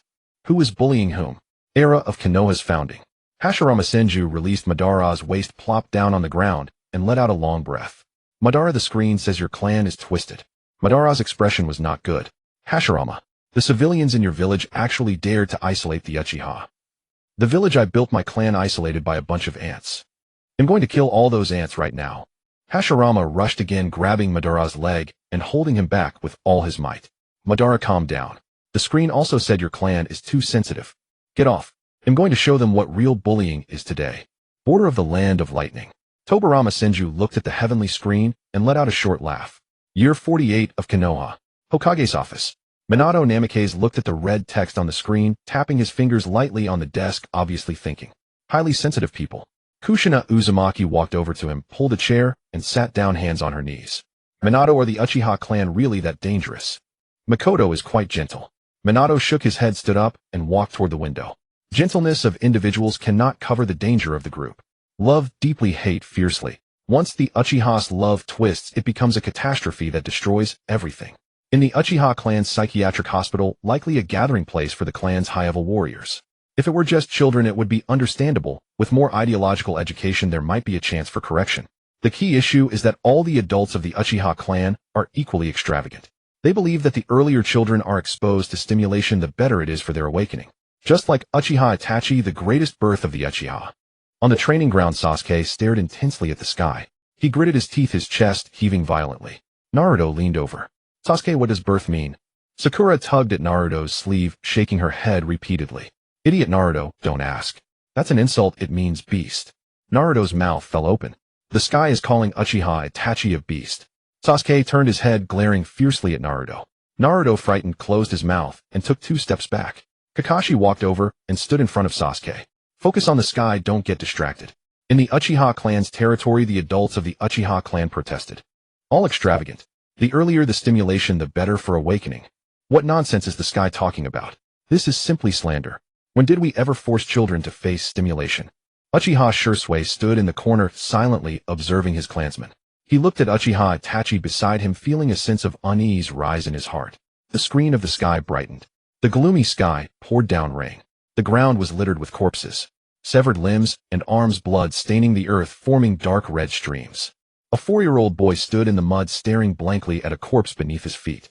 A large hand rested on the camera pulled back, revealing Uchiha Fugaku standing behind the boy. This is war, pay attention, Itachi.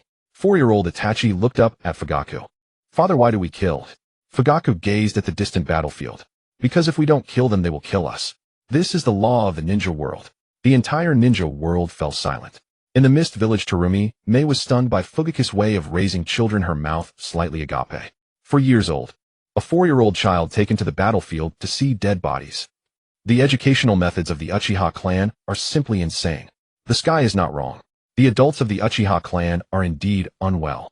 During the establishment of Konoha, Senju Hashirama was stunned. 4 years old. A 4-year-old child on the battlefield. Madara, we established the village to prevent children from going to war, right? Why is the future still like this? In the scene, 4-year-old Itachi looked at the corpses scattered on the ground. The text from the sky appeared. At 4 years old, it should have been the age to build a sense of security, yet Itachi followed his father into the battlefield, witnessing the fragility of life and the cruel truth of the ninja world's survival of the fittest. This overwhelming shock shattered his innocent childhood. In Konoha on the street. 4 years old. My child is still playing in the mud at 4. The Uchiha clan actually takes 4-year-old children to the battlefield to see dead bodies. That's terrifying. This is something that no human should do. The screen of the sky continued. Itachi sat on the edge of a cliff in Konoha, gazing down at the village below. What is life really? What is a village? Why can't family and village coexist?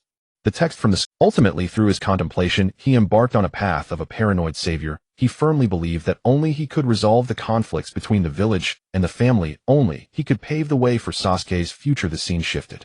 A blood moon hung in the sky. Within the Uchiha clan's territory, screams echoed one after another. Itachi wielded a long knife, blood dripping from its blade. He walked through the streets, stepping over the corpses of his clansmen. A Uchiha woman knelt on the ground, holding her child and pleading for mercy. Itachi, please spare my child. The flash of the knife glinted. The woman and child fell into a pool of blood. Itachi did not stop, continuing forward. He arrived outside his parents' room and opened the door. Uchiha Fugaku and Uchiha Mikoto faced away from him, kneeling on the ground. Itachi, promise me one last thing. Sasuke will be entrusted to you. The long knife swung down, blood splattering on the shoji door, staining the moonlight red. Itachi stood in a pool of blood, tears streaming down his cheeks, but he did not stop, the knife in his hand. The text from the sky reappeared.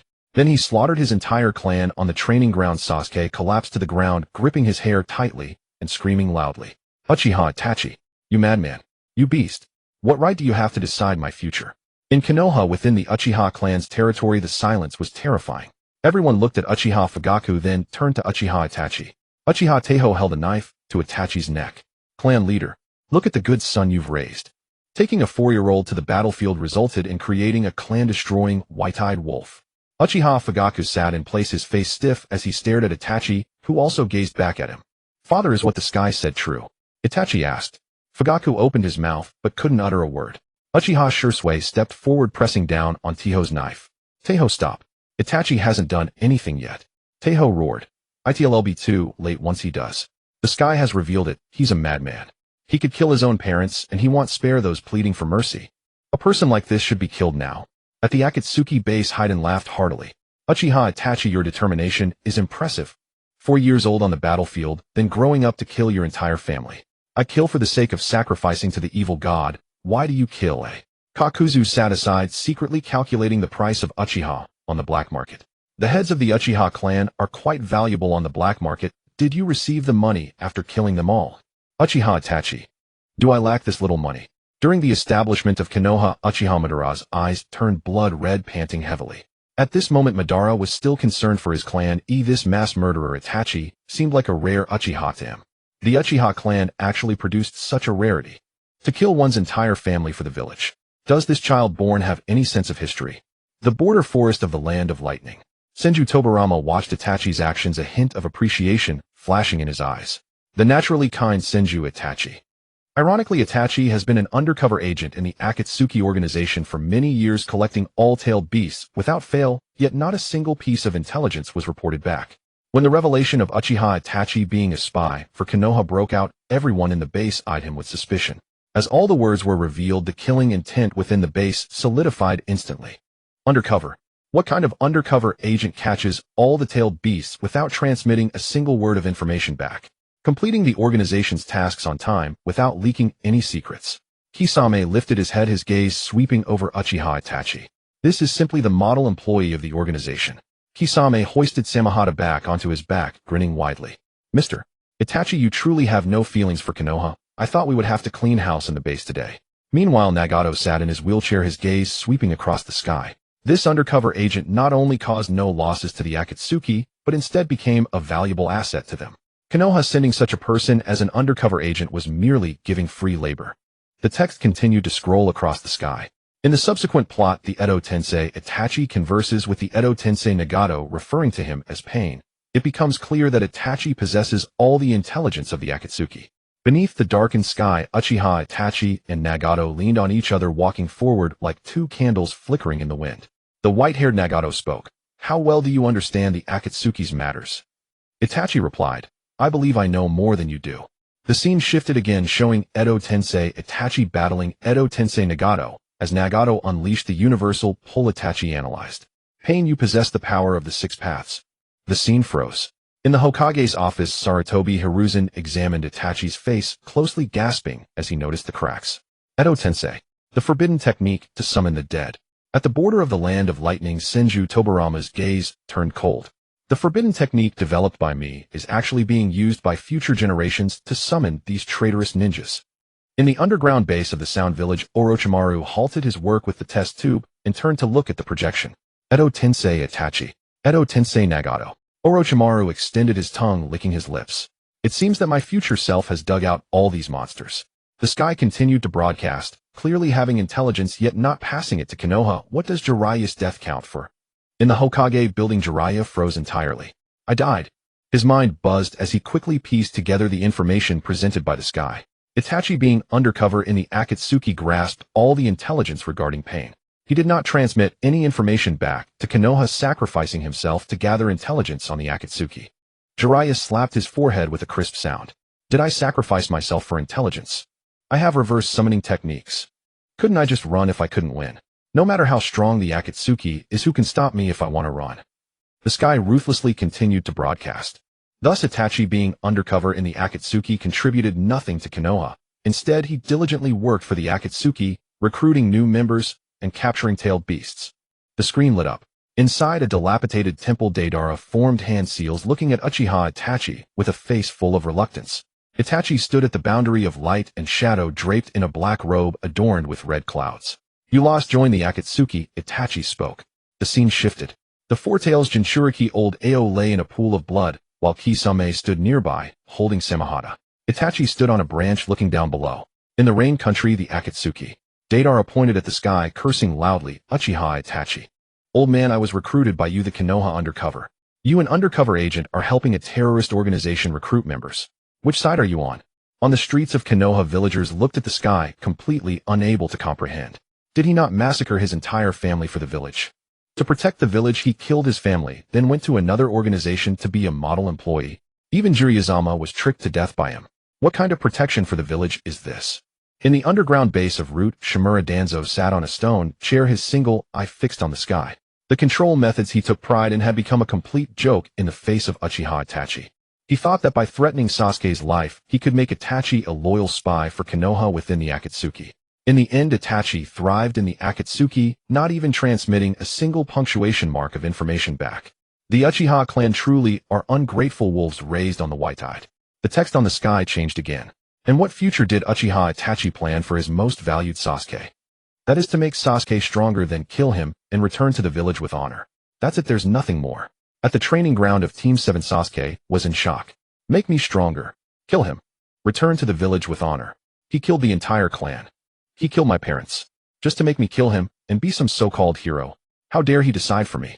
Did he even ask me if I wanted to be this hero? He never asked me if I wanted to be this hero. Sasuke shouted, his Sharingan spinning wildly in his eyes.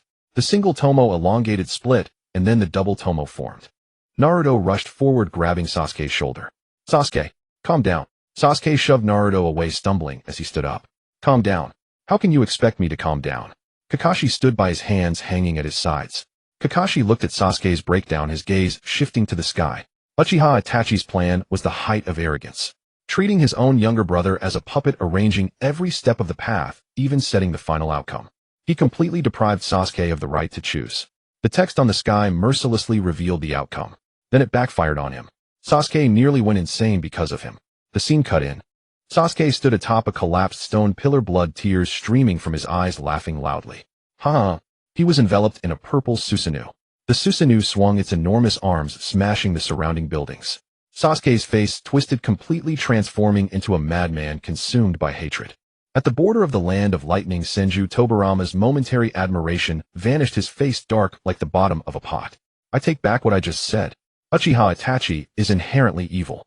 Today I will post one update, as I couldn't sleep last night due to a toothache. I only slept for 2 hours. The brain ringing from the 3 months of night shifts seems to have gotten worse. Looking back, I was practically Superman, sleeping only 2 to 3 hours during the day while on night shifts. Aside from Itachi, let's briefly mention Uchiha Shisui. He is another traitor from the Uchiha clan, and he along with Itachi never regarded their own family members as human beings. Within the Uchiha clan's territory, a silence spread. Another traitor? What sins have we Uchiha committed? It's not enough to have one who killed his entire family, now Shisui is a traitor too. Shisui, are you also a lackey sent by the village? Uchiha Hakadai rushed in front of Uchiha Shisui, grabbing his collar with both hands. Uchiha Shisui stumbled back 2 steps, his hands hanging at his sides, showing no resistance. The others were despairing. Itachi is a spy and Shisui is also a traitor. So our Uchiha's top combat power has all been hoodwinked by the higher-ups of Konoha. Iwagakure. Ōnoki sneered repeatedly. The brainwashing skills of Konoha's higher-ups are the best in the entire ninja world. If our village could learn this skill, what would we have to fear from rogue ninjas? Those 2 old fossils, Sarutobi Hiruzen and Shimura Danzo, would be wasting their talents if they didn't engage in pyramid schemes. They actually made Uchiha turn against each other. The words on the sky continued to scroll. Because he was too naive, a series of actions possessed a certain beauty of lacking a brainstem. In the land of rain at the Akatsuki's base, Haiden laughed heartily. The beauty of lacking a brainstem. This sky curtain really knows how to insult. Deidara leaned in mischievously beside Uchiha Itachi. Itachi, is this clan brother of yours an idiot? Uchiha Itachi. In Konoha village, Uchiha clan territory. Uchiha Shisui pushed away Hakadai's hand. I just wanted to find a balance between the village and the clan. I don't want to see a civil war happen. Uchiha Tetsahana pointed at the sky curtain and cursed. Balance. Your balance is helping outsiders deal with us. The sky curtain says you lack a brainstem. At this moment, the sky curtain displayed, clearly possessing the strongest individual Jinjutsu Kodoamatsukami, known as the top ninja of Shunshin Shisui. Here we will focus on explaining Kodoamatsukami. This strongest Jinjutsu can imperceptibly and permanently change a person's will. Even the likes of Senju Hashirama and Uchiha Madara are no exceptions. The entire ninja world erupted at this moment. During the establishment of Konoha, Uchiha Madara was also shocked upon seeing this. He had little understanding of Jinjutsu, but the ability to imperceptibly change a person's will permanently was too overpowered. Such techniques should not exist. Permanently change will. Even I could be controlled. Senju Hashirama hurriedly tried to mediate. Madara, don't get worked up. That is the future descendant of Uchiha. I don't care what descendant it is. Such Jinjutsu should not exist. In the forests at the border of the land of thunder, Senju Tobirama looked at the description of Kodoamatsukami, murmuring, imperceptibly changing will. Even elder brother and Madara cannot resist it. The young Sarutobi Hiruzen swallowed hard. Teacher Tobirama, does this Jinjutsu really exist? Senju Tobirama snorted coldly. If it has been revealed, then it exists. In the Hokage building of Konoha, Sarutobi Hiruzen explained to a somewhat bewildered Jiraiya. Kodoamatsukami. No hand seals are needed, no eye contact is required. It can change a person's thoughts imperceptibly. If Shui were still alive, Konoha's landscape might have been entirely different. The words on the sky curtain continued to leap. Moreover, Shui also possessed a title on par with the fourth Hokage's golden flash, Shunshin Shui.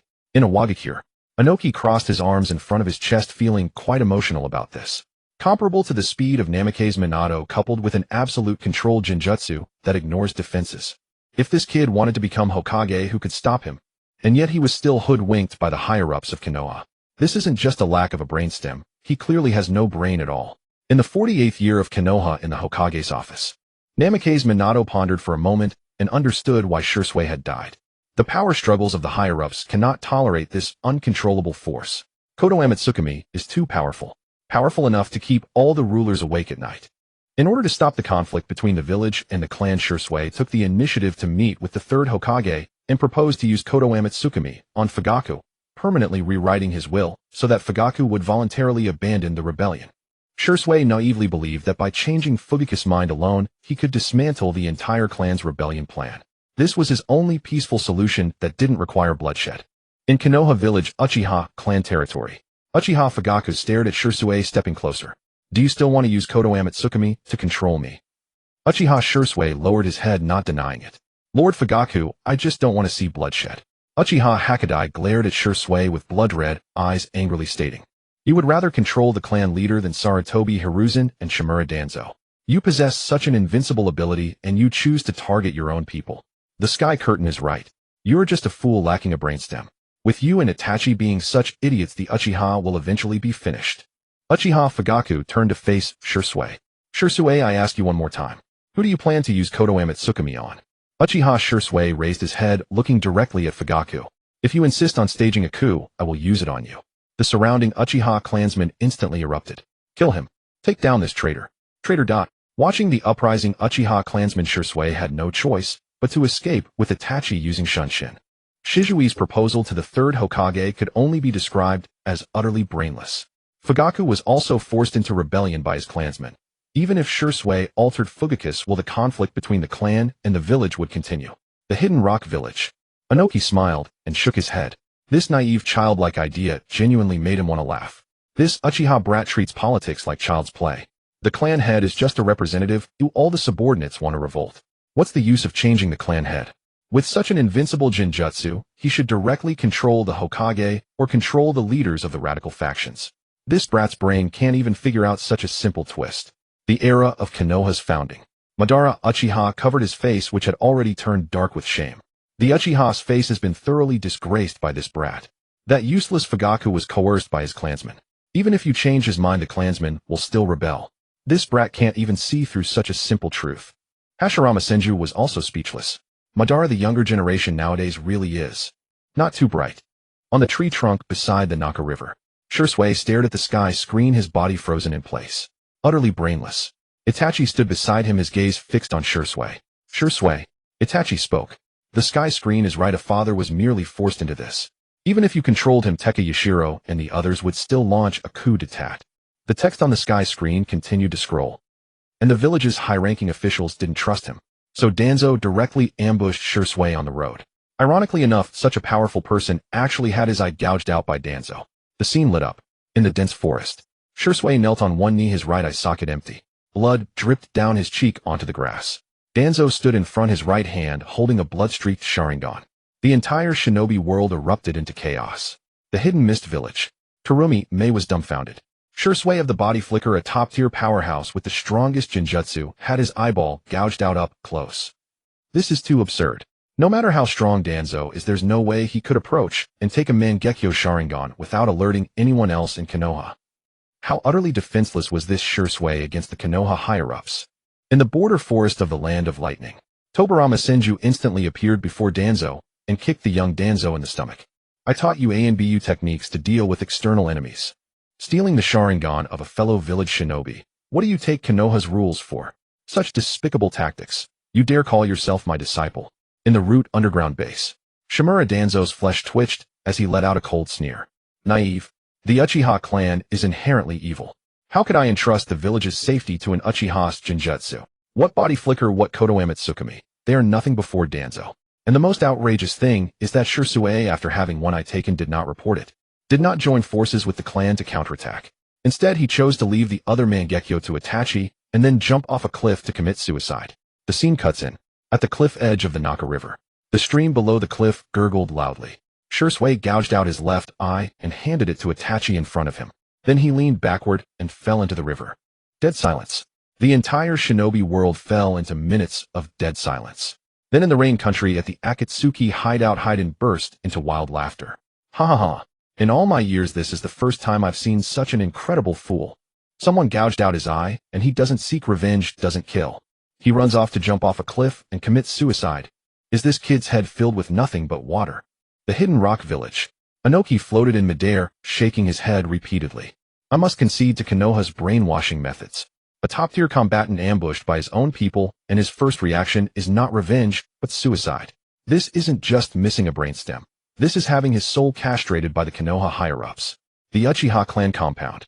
All Uchiha clansmen went mad. Shisui, you coward. You fool. You were ambushed by Danzo. Why didn't you come back and tell? Does our Uchiha clan not even have the courage to seek justice for you? At that moment, the sky screened. Shizui's original intention might have been to avoid provoking conflict between the Uchiha and Konoha. He chose to jump off a cliff to make his death look like an accident, so that the Uchiha would not have a reason to start a conflict.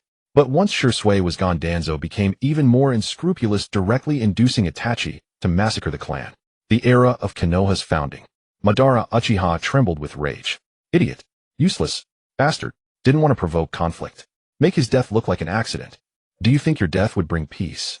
Your death only makes the enemy think the Uchiha are weak and easy to bully.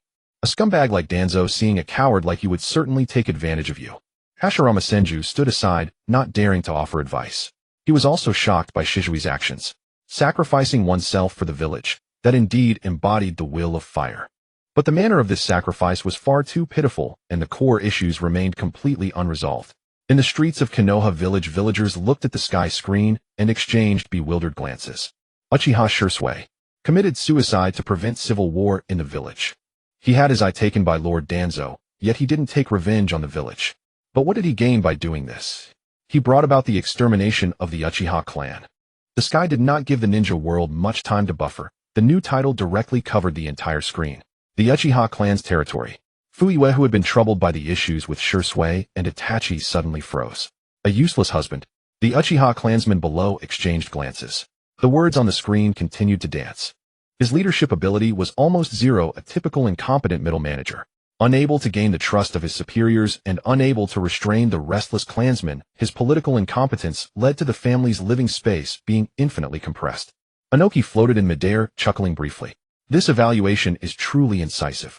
Not capable above or below, caught in the middle, receiving pressure from both sides. The screen continued to output. Fuiue, as the clan leader, did not clear the suspicions brought by the Ninetales incident, but was instead swept up by the emotions of certain radicals, always wearing a grim expression to hide his panic and helplessness when facing the uncontrollable situation. The atmosphere within the Uchiha territory had dropped to freezing point. We are being swept up by emotions. It's clearly the village that is being too overbearing. The clan leader maintains a stern face all day, or was it to hide his panic? The gazes of many clansmen pierced toward Fuyu. His facial muscles were stiff, still holding the serious expression he usually wore. But the fine beads of sweat trickling down his forehead betrayed his true state at that moment. During the establishment of Konoha, Uchiha Madara furrowed his brows. Useless. How could the Uchiha allow such a mediocre person to become clan leader? Not daring to act against the higher-ups, unable to manage below. When trouble arises, he can't even clear his own suspicions, all while pretending to be profound with a stern face. My face has been completely shamed by this group of juniors. The screen shifted. A blood moon hung high in the sky. Uchiha Fuyu and Uchiha Makoto stood back to back against Uchiha Itachi, who held a long blade. Itachi, you are truly a kind child. Since you understand your son so well, why not heed his advice? If you were so calm about dying, why not step forward earlier to take responsibility? He allowed Itachi's slaughtering blade to swing toward his wife and the elderly and children in the clan, using his own death to evade the responsibility of protecting his clansmen, also escaping the pain of facing the family's destruction. He preserved his own face, but pushed others into an abyss of no return. The villagers looked at the screen, and the discussions grew louder. This clan leader is too selfish. Not wanting to face the pain of the family's destruction, he chose to end it all himself. allowing his wife and children and clansmen to be killed. What kind of face is that? This kind of person is unworthy of being a leader.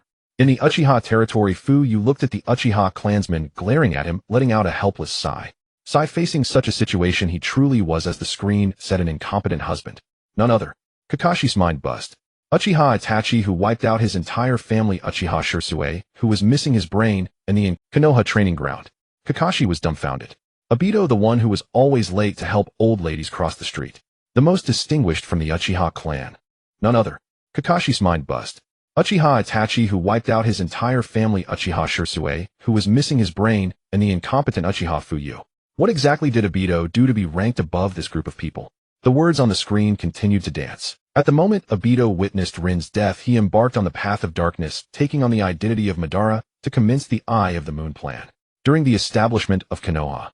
At the moment Obito witnessed Rin's death, he embarked on the path of darkness, taking on the identity of Madara to commence the Eye of the Moon plan. The first to suffer at Obito's hands was Nagato. Initially, Obito wanted to recruit him, but at that time Nagato was with Yahiko and Konan. Their bonds fully formed, so Obito could only plan over the long term. Akatsuki's base. Nagato's mind flashed with the image of the man wearing a mask who claimed to be Uchiha Madara. So it turns out his name is Uchiha Obito. Finally, he waited for a good opportunity. Danzo and Hanzo set a trap for the Akatsuki organization, while Obito was not idle. Nagato's breath hitched, caught in the trap set by Danzo and Hanzo. On the day Yahiko went to die, was Obito also present? The screen suddenly brightened. Heavy rain poured down. Dozens of ninjas wearing the initial Akatsuki uniforms were running wildly through the woods. Hurry, go support the leader. Ahead, Obito blocked their path. As he formed hand seals, thick trees burst from the ground, sharp wooden spikes instantly piercing through several ninjas charging at the front. The words on the screen then appeared. To plunge Nagato into utter despair while Hanzo killed Yahiko, Obito blocked the reinforcements from the initial Akatsuki, brutally killing everyone with wood release. Akatsuki's base. Uchiha Obito. The words on the screen continued to dance. Yahiko's death, along with the near annihilation of the entire Akatsuki organization, caused Nagato to lose faith in this world. He agreed to collaborate with Obito to use force to create peace. Thus, the Akatsuki organization founded by Obito and Nagato was born. Kisame turned to the corner. Itachi, your senior from the same clan, is truly remarkable. Inside the Kimui space, Obito appeared calm on the surface, but in reality, he was drenched in cold sweat. Now the entire ninja world could see the name Uchiha Obito. He could no longer pose as Uchiha Madara to deceive others. The Eye of the Moon plan had already become riddled with holes before it even officially started. Damn. In the training ground, Kakashi saw this and felt his heart slow half a beat. Obito, for Rin you became like this. You killed so many people, plotted against so many. Did you also include the death of Sensei Minato in your schemes? Kakashi's mind flashed with images from the Night of the Nine Tails. Could it be? Thinking of this, Kakashi covered his face with his hands, his body shaking uncontrollably. In the 48th year of Konoha. In the Hokage office, Namake's Minato looked at the words on the screen, his body swaying slightly. Obito, what exactly have you been through? Did Rin's death transform you like this? Minato clenched his fingers, wishing he could have arrived a bit faster back then. If he could have saved Rin, would all of this have never happened? Everyone do your best in the college entrance examination. If there's pressure, just let it out. When I took the first exam, every time I let it out my score would go up, and I ended up scoring above 90. The words in the sky swirl as the Akatsuki organization begins systematically capturing tailed beasts, and the Jinchuriki from various hidden villages meet tragic fates, even breaking apart the couplemented duo of the Six Tails, Jinchuriki Yu-Gao, and a woman who had the usage method etched on her shoulder. Etching the usage method on her shoulder. Huang Tu scratched his head. Has this woman lost her mind? What kind of secret must be carved onto a shoulder? Daemu paced back and forth in the hall with his hands behind his back. The Six Tails Jinchuriki Yui, if I remember correctly, was a ninja who used foam ninjutsu to engage in a mentor-disciple romance. Today's youth are truly outrageous. The streets of Konoha were filled with villagers exchanging puzzled glances. Carving the usage method on her shoulder. Could this be some new type of sealing technique? Who would engrave such a thing on someone else's shoulder, as if they're afraid the enemy won't see it? Perhaps it's for convenience to check at any time. But if it's on the shoulder, how can one see it themselves? Meanwhile, in the sky, as the Akatsuki organization was born, Obito was also busy recruiting. He began executing his revenge plan. If Obito hated any village the most, it would definitely be the Mist Village, the culprit behind Rin's death. In Obito's eyes, it was the Mist Umbu who implanted the three tails into Rin's body to destroy Konoha, hence his immense hatred for the Mist Village. Terumi may turned to look at Ao, who issued the order back then. Ao lowered his head, avoiding Terumi Mei's gaze. Lady Mizuki's the higher-ups from back then are mostly dead now.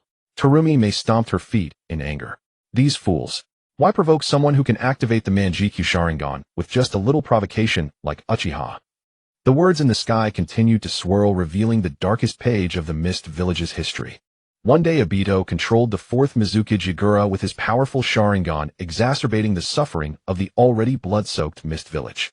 The villagers of Mist Village knelt on the ground in unison, some covering their faces with their hands, emitting desperate wails. The 4th Mizuki was controlled. All the hell we've experienced over the years is because of one Uchiha's revenge. Upon seeing this, Terumi Mei trembled with rage. The dignified Mizuki was actually controlled by Genjutsu for so many years. No wonder the village turned out like this. No wonder they closed off the country and resorted to infighting. The sky continued to unveil further content. Obito controlled Yagura and issued a series of cruel orders.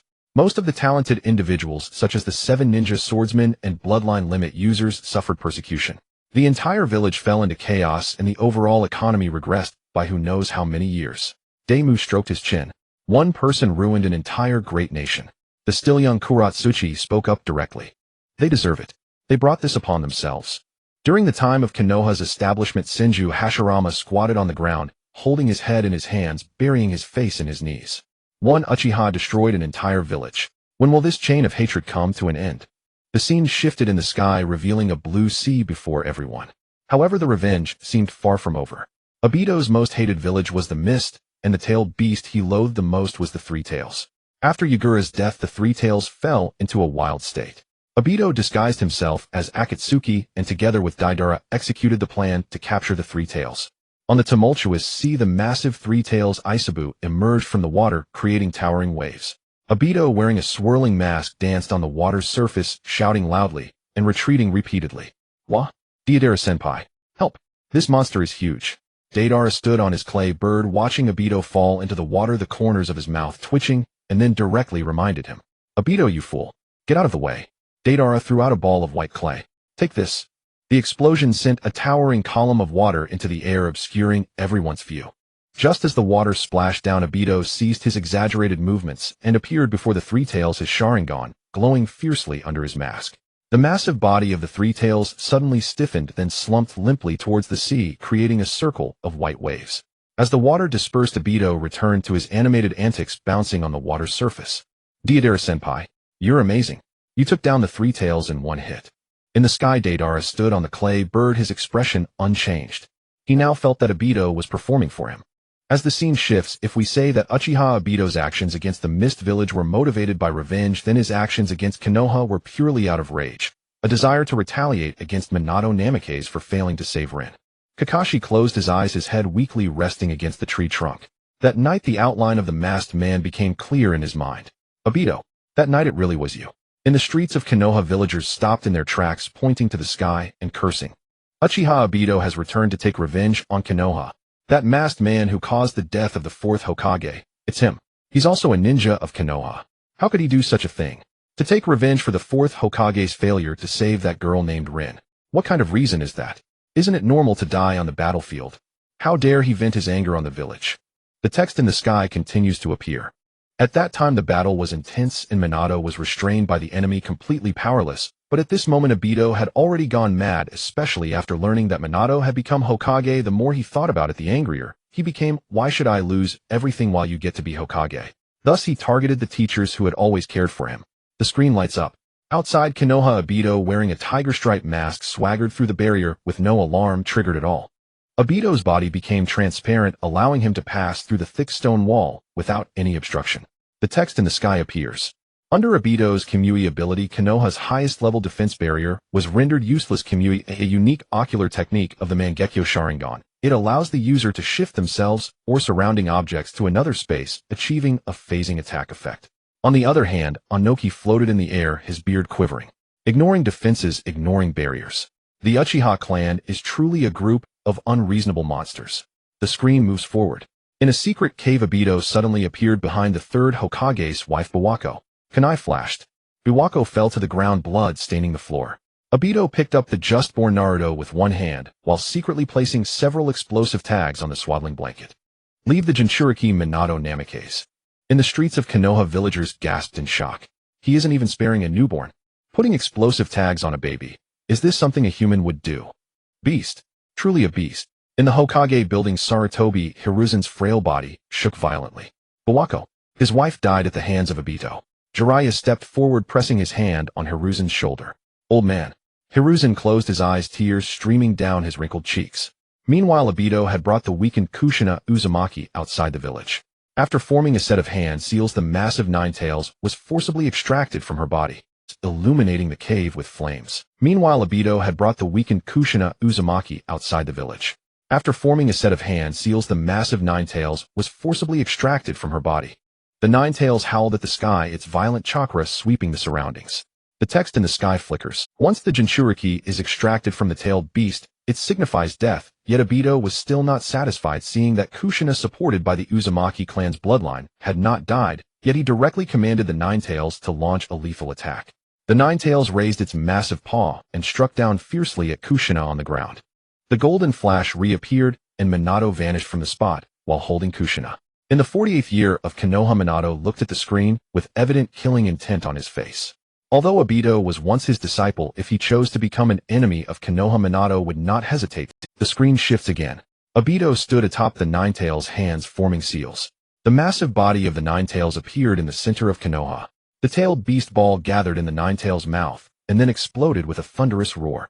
Houses collapsed, flames soared into the sky. Konoha's ninjas rushed towards the Nine Tails one after another, yet were crushed into meat paste by a single swipe of its paw. The text in the sky appears. Obito controlled the Nine Tails to cause widespread destruction in Konoha. Irika's parents sacrificed their lives in this battle, and Irika, due to losing his parents, was bullied by the villagers of Konoha, yet he could only pretend to be cheerful. The tailed beast ball gathered in the Nine Tails' mouth, and then exploded with a thunderous roar. Houses collapsed, flames soared into the sky. He had pretended to be happy while being mocked to hide his sadness. Only he knew how cold that empty house felt in the dead of night. Meanwhile, Naruto excitedly pointed at the screen and shouted, "Uchiha Obito, you bastard. You killed my mom and dad. And you killed Iruka Sensei's parents too. You caused so many deaths in the village. I hate you." In the streets of Konoha, villagers who had lost their loved ones erupted into chaos. So it turns out the Nine Tails incident was truly orchestrated by the Uchiha. The fourth Hokage sacrificed himself for the village, yet his disciple turned out to be the culprit. In Konoha, in the Hokage building's conference room, Tsunade and Mito Gate looked at the screen, exchanging glances. So it turns out the Nine Tails incident was indeed caused by the Uchiha clan. Danzo's judgment back then was not wrong. The Uchiha clan is indeed a threat to the village. The text of the sky rapidly swirls. Obito's invasion triggered a deadly chain reaction. The Sharingan pattern in the eyes of the Nine Tails caused the higher-ups of Konoha to reach the peak of their distrust towards the Uchiha clan. The Uchiha clan was pushed to the edge of the village, and the surveillance and suspicion forced them onto the path of rebellion. Itachi Uchiha was compelled to choose the path of extermination, but his strength alone could not wipe out the entire clan in one night. Thus he sought out Obito. That night Obito killed just as many as Itachi. In the dimly lit Uchiha territory, Obito wielded a long blade, his figure constantly phasing in and out of reality. With each materialization, the blade pierced the heart of a Uchiha clansman. He even extracted the Sharingan from the vast majority of Uchiha clansmen. The scene shifted to a hidden underground laboratory. Rows of massive glass cultivation tanks lined the walls. Each tank was densely filled with scarlet Sharingan. Hundreds of Sharingan floated in the liquid. Uchiha territory. Silence. The Uchiha pointed at the walls of Sharingan in the sky, trembling with rage. He even dug out the eyes of his own kin. What does he take us for? A readily available organ bank. Sasuke gritted his teeth as he looked at those Sharingan. Obito. Not just Itachi, but Obito too. What do they take the Uchiha for? Konoha village streets. Villagers huddled together, whispering. Not only did he kill his own clansmen, but he also desecrated their bodies. Digging out the eyes of his kin, that method is too cruel. In the root underground base, Shimura Danzo's remaining eye fixated on the rows of glass tanks filled with Sharingan in the sky. He raised his bandaged right arm, feeling an inexplicable surge of jealousy. I painstakingly managed to obtain just a dozen Sharingan. This Obito, he actually has so many hidden away. The text in the sky changed again. After the extermination of the clan, Obito invited Itachi into the Akatsuki organization, becoming a helper in capturing the tailed beasts. But this was not the most heinous thing he had done. The next heinous act he committed was killing Konan. Konoha village lay in ruins. Naruto stood before pain, his lips moving repeatedly. I have decided to believe in what Jiraiya Sensei believed in. Then Pain seemed to be persuaded, his hands clasped together. Outer path samsara of heavenly life. A green light soared into the sky, enveloping the entire ruins of Konoha. The recently fallen Konoha ninjas Kakashi Shizune and others rose one after another. Text: after the 6 paths of Pain failed to capture the Nine Tails, Pain was moved by Naruto's teachings, exhausting his life to revive the Konoha ninjas who fell in this battle. Pain's betrayal caught Obito off guard, leading to a complete rift with Konan. She not only hid Pain's Rinnegan, but also prepared to personally eliminate the source of darkness that plagued the ninja world. Heavy rain poured down. Konan stood alone on the sea, facing Obito, who wore a mask. With a wave of her hands, the sea split apart. Countless explosive tags disguised as seawater were densely stuck to the sides of the canyon. For this battle, Konan prepared 6 trillion explosive tags. Terumī, Mei stood up from her chair, her hands pressed on the desk. 6 trillion explosive tags. The military expenses of the Mist Village over 10 years wouldn't even cover a fraction of this. Is this woman trying to buy out the entire explosive tag factory in the ninja world? At the Akatsuki stronghold, Haiden stood up in shock. 6 trillion. He rapidly calculated in his mind. The minimum cost for an explosive tag is 300 Ryo. 6 trillion tags. Haiden gasped, clutching his chest tightly. 18 trillion Ryo. This could buy several of the 5 great nations. Konan, you wasteful woman. Did you use all the organization's funding to buy explosive tags? In the scene, the sound of explosions was deafening. Flames engulfed Obito's figure. The explosions lasted a full 10 minutes, creating a massive deep pit in the sea. As the smoke cleared, a damaged Obito appeared behind Konan. Then a black rod pierced through Konan's body. Due to missing information, Konan was unaware that Obito still had a Sharingan hidden away. Obito activated Izanagi, altering the fatal outcome. Konan fell in battle, her body sinking into the cold sea. Obito arrived at a secret tomb. He approached Nagato's corpse, placing a hand on Nagato. A space-time vortex appeared, pulling Nagato's body into the Kamui dimension. Obito took Nagato's body, seizing the Rinnegan. Thus the 3 original members of the Akatsuki organization met their end. Yahiko's body was left in the tomb, Nagato's body was locked in the Kamui space, and Konan would forever sleep at the bottom of the sea. After this, Obito committed the most heinous act of his life. In the land of iron, at the round table of the 5 Kage summit, Reikage, Ai Tsuchikage, Ōnoki, Mizukage, Terumī, Mei Kazekage Gaara, and Hokage Tsunade gathered together. Obito, wearing a new mask, stood high above, looking down at the 5 Kage. Surrender the 8 tails, and the 5 Kage naturally refused. No way. In that case, I declare war on the entire ninja world. One person declaring war on the 5 great nations. Has he gone mad? In the Konoha training ground, Kakashi felt blood rushing to his head. Obito, Rin died because of the war. Why are you choosing to open the war again with your own hands? The image on the celestial screen suddenly shattered, and a line of entirely new characters appeared. Having finished discussing those lunatics of the Yuzhibo clan, let us now talk about the skills of the Mangekyo Sharingan. First, there is Susanoo. Susanoo can be unlocked once both eyes activate the Mangekyo technique. Unlike other Mangekyo techniques, Susanoo can still be forcibly used even when the user has no eyes. Anyone who unlocks Susanoo can effortlessly overwhelm cage-level powerhouses. Yuin Village. AI's face turned black. Overwhelm cage level. Yuzhibo Fuyue, Yuzhibo Jishue, Yuzhibo Yu. These 3 Yuzhibo have all awakened the Mangekyo Sharingan.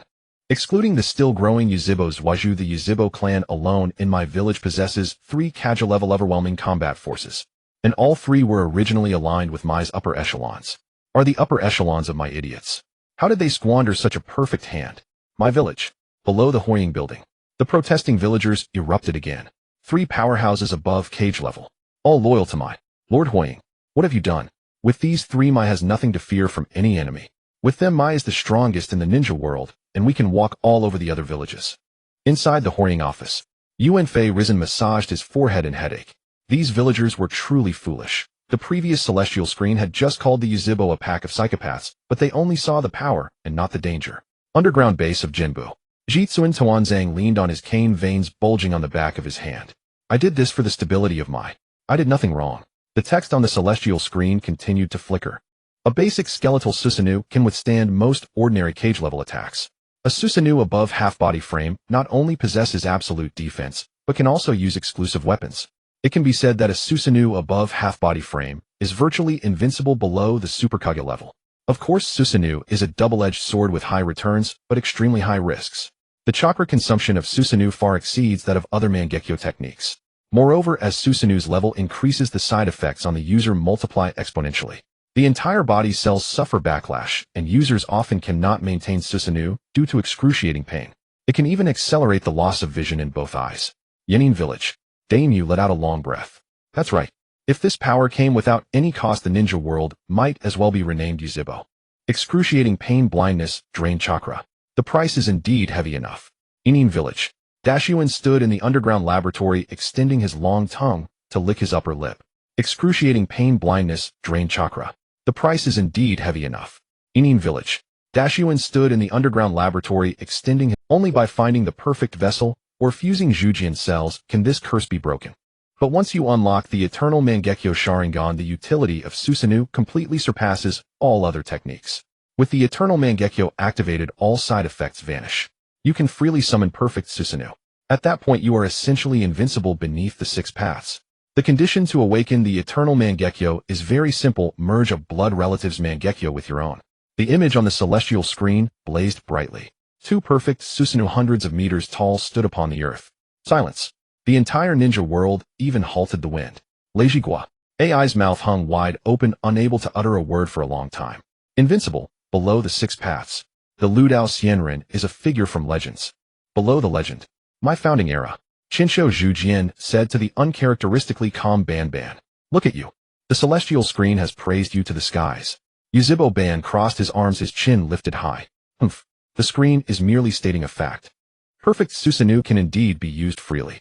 As he said this, he seemed to recall Chuan-Nai, and his expression gradually turned flat. Just then Zhujian leaned in and lowered his voice. But Ban, the screen says you're invincible below the 6 paths. Yet you've lost to me before. Does that make me the 6 paths? Yuzibo Ban flew into a rage and kicked Qinsho Zhujian. Get lost. Inside the Shunwei Kongjian. Daitu sat on a massive stone slab.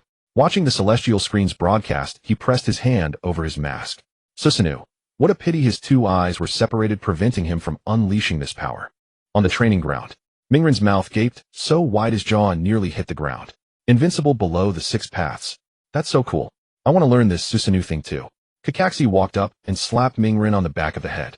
Idiot, it's a bloodline limit of the Yuzibo clan. You don't have the Sharingan, so you can't learn it. Mingren clutched his head and crouched on the ground pitifully. What a drag. Only the Yuzibo can learn it. That's so unfair. Yujigua. Shao Zuji stronghold. Daidala's explosive clay dropped to the ground. Invincible below the 6 paths. Daidala turned his head, looking at Yuzibo Yu, whose face seemed slightly strange. Are you keeping your little brother alive just to take his eyes and unlock the Eternal Mangekyo? You want to be the number 1 below the 6 paths? Yuzibo Yu did not answer. He was already immersed in his own fantasy. Zuizhu, do you see this? This is the power of the Eternal Mangekyo. Come to me with your hatred. The words on the heavenly screen were swirling at this moment. The Tsukuyami, the exclusive ocular technique of Uchiha Itachi, operates remarkably well. Once it hits the target, the opponent is pulled into the Tsukuyami space.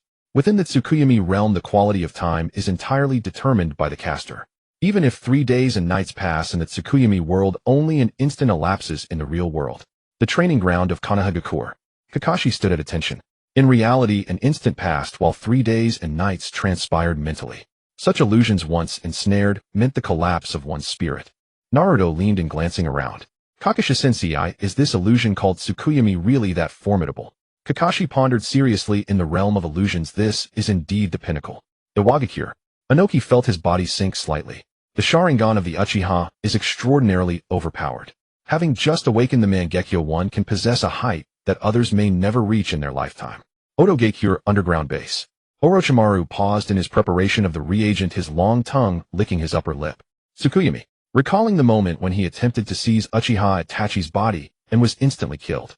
That feeling of being nailed to a cross, powerless and at the mercy of others. The words on the heavenly screen continued to roll.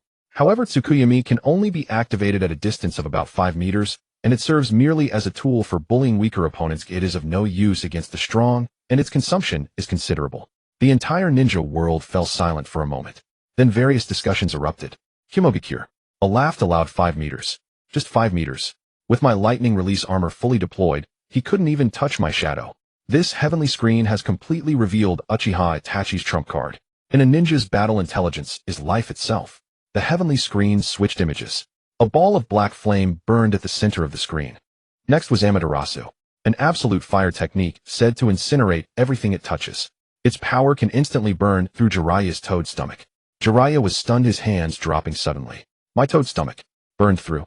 Sarutobi Hiruzen turned to Jiraiya. Did you encounter attack? Jiraiya scratched the back of his head. The heavenly screen speaks of the future. How would I know?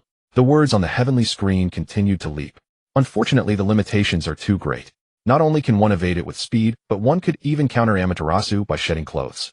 Moreover, the consumption is significant. After using this technique, silence ensued. The entire ninja world fell into silence once again. Then laughter erupted. Countering by shedding clothes. What kind of absolute attack is this? Iwagakure. Ōnoki shook his head. Dodging with speed, countering by shedding clothes. The evaluation of this heavenly screen is after using it's over. I've lived so many years, and this is the first time I've seen such terms. Compared to the previously displayed Susanoo, this Amaterasu is simply a joke. On the heavenly screen, the black flames began to morph, transforming into long swords, shields, and various shapes. Kagetsuchi, this ocular technique, can freely control the form changes of Amaterasu. According to the 6 paths lore, Kagetsuchi can create Amaterasu out of thin air. This means that even without using Amaterasu, one can independently generate it with Kagetsuchi. So how unfortunate is the Uchiha, who possesses both Amaterasu and Kagetsuchi? It would mean losing a skill slot. Inside the Kimui space, Obito watched the broadcast of the outside world. Amaterasu Kagetsuchi. Whose Uchiha ocular technique is this? I've never heard of it. Could it be that of Itachi's? Next up, Kimui as the Mangekyo Sharingan technique of Uchiha Obito, while Uchiha Kakashi is the greatest beneficiary. Obito's mind briefly crashed. When did Kakashi change his surname to Uchiha? The words on the heavenly screen continued to roll. The left eye's Kimui can remotely absorb objects, forcibly pulling them into the Kimui space. Just how sinister is this? The 6 paths level truth-seeking orb can immunize against all ninjutsu. Kagaya's arm can directly dissolve enemies. All of this can be directly absorbed into the Kimui space. The entire ninja world was in an uproar. Truth-seeking orb. Kagaya. What are these things? The words on the heavenly screen changed. Let alone the even more sinister right eye Kimui. Once activated, the right eye enters an automatic phasing state. At this point, even if Obito attacks the opponent, it will not break the phasing state. Moreover, both Obito and Kakashi can phase while simultaneously maintaining their skill releases. One can only imagine how sinister it would be if Obito learned a no-and-up Rasengan. At this moment, Obito's face was as dark as the bottom of a pot. His trump card had been thoroughly exposed. Even his intelligence was made public. From now on, whoever encountered him would be wary of his phasing. However, fortunately, the most crucial 5 minutes had not been exposed in front of other ninjas. He still had an information gap. The red words on the heavenly screen rolled again. Kodo Amatsukami, said to be the strongest illusion. Its performance is also commendable. Danzo can influence others' subconscious quietly with Shizui's right eye. And Itachi's left eye, Kodo Amatsukami, can forcibly alter the will of others. Itachi used his left eye to protect Konoha, forcibly overriding the binding of the Edo Tensei. Odogakure underground base. Orochimaru paused his actions. Edo Tensei was overridden. There's such a play. Rain Country. Akatsuki's base. Uchiha Itachi stood still, searching for support. The left eye's Kodo Amatsukami. He hid Shizui's left eye in a crow, originally intending to leave it for Sasuke. To forcibly alter Sasuke's will to make him protect Konoha. What exactly happened in the future, and why was he subjected to Edo Tensei?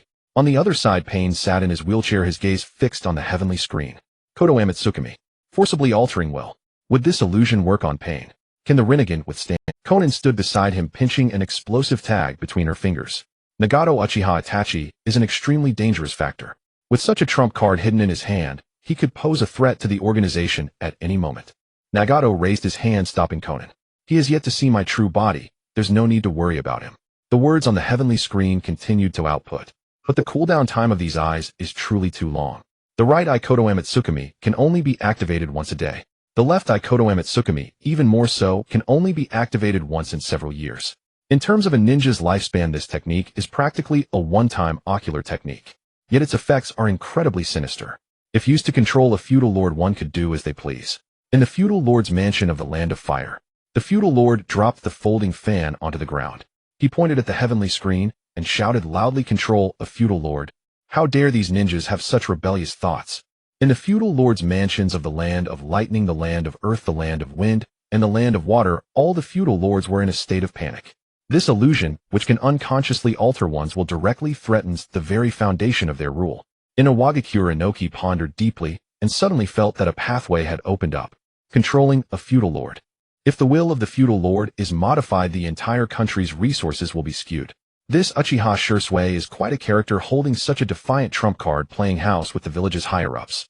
The scene of the sky transitions, evaluating the successive Hokages, particularly the first Hokage, Senju Hashirama. As the god of ninja, Hashirama's personal strength is beyond doubt.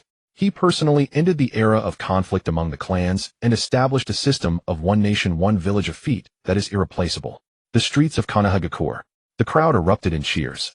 The villagers raised their arms, jumping and shouting loudly. The first Hokage is invincible. Without the first Hokage, there would be no Konoha. Zhongcheng, the Wagakure. Ōnoki floated in midair, his hands clasped behind his back.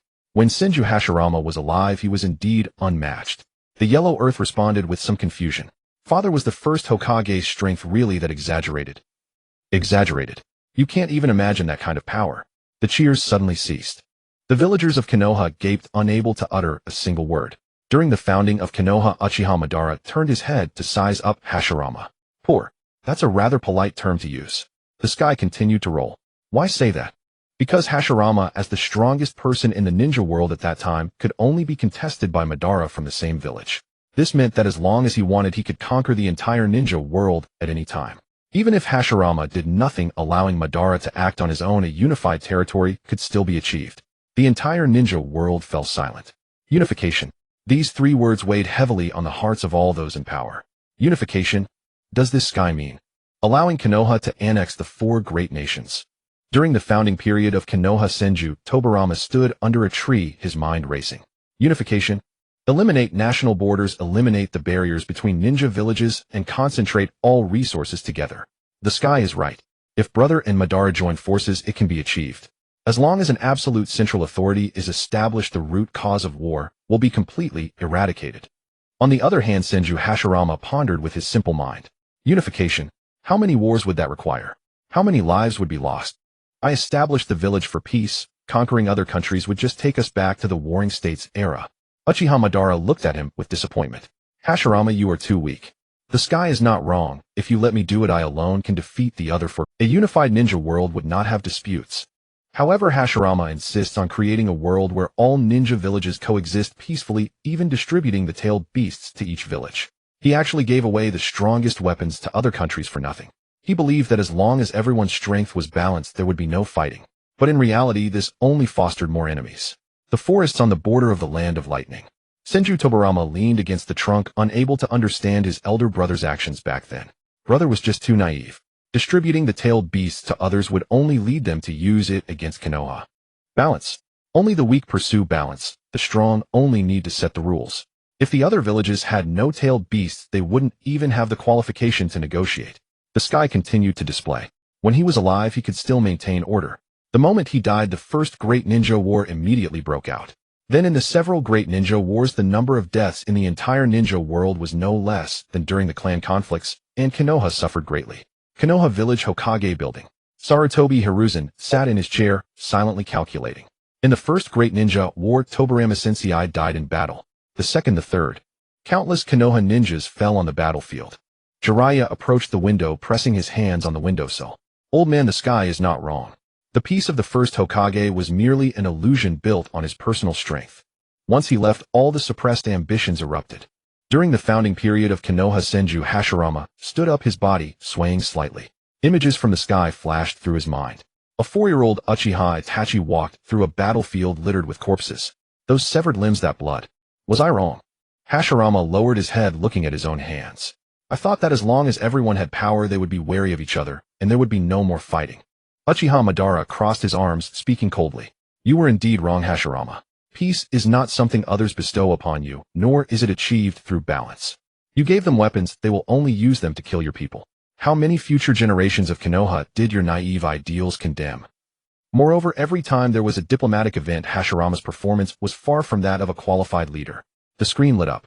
In a spacious conference room, a huge round table. The first Kage of the 5 great nations gathered together. The first Wind Kage, the first Water Kage, the first Lightning Kage, the first Earth Kage.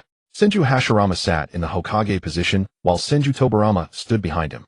Hashirama pressed his hands on the table, his eyes seemingly on the verge of tears. To see the first Kage of the 5 great nations gathered together for the 5 Kage summit. Hashirama's face suddenly turned red. He suddenly bashed his head heavily on the table. Bang! A muffled sound echoed. Hashirama shouted loudly. Thank you very much. Silence. The entire ninja world was silent. Everyone gaped. The god of ninja actually bowed to the kages of other villages. The people from other countries were also stunned. He is the benefactor who gave the tailed beasts to us for free. He gave away weapons, and now he bows his head.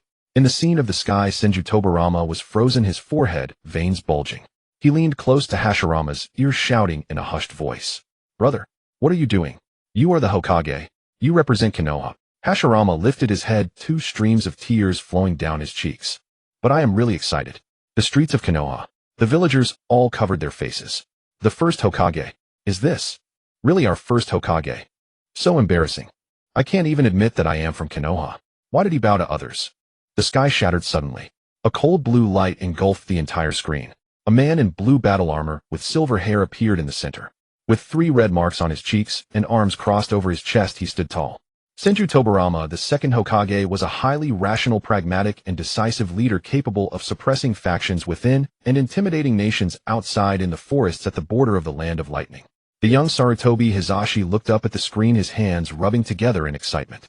Teacher Tobirama. Senju Tobirama leaned against the tree trunk, slightly lifting his chin, and remained silent. The words on the screen continued to dance.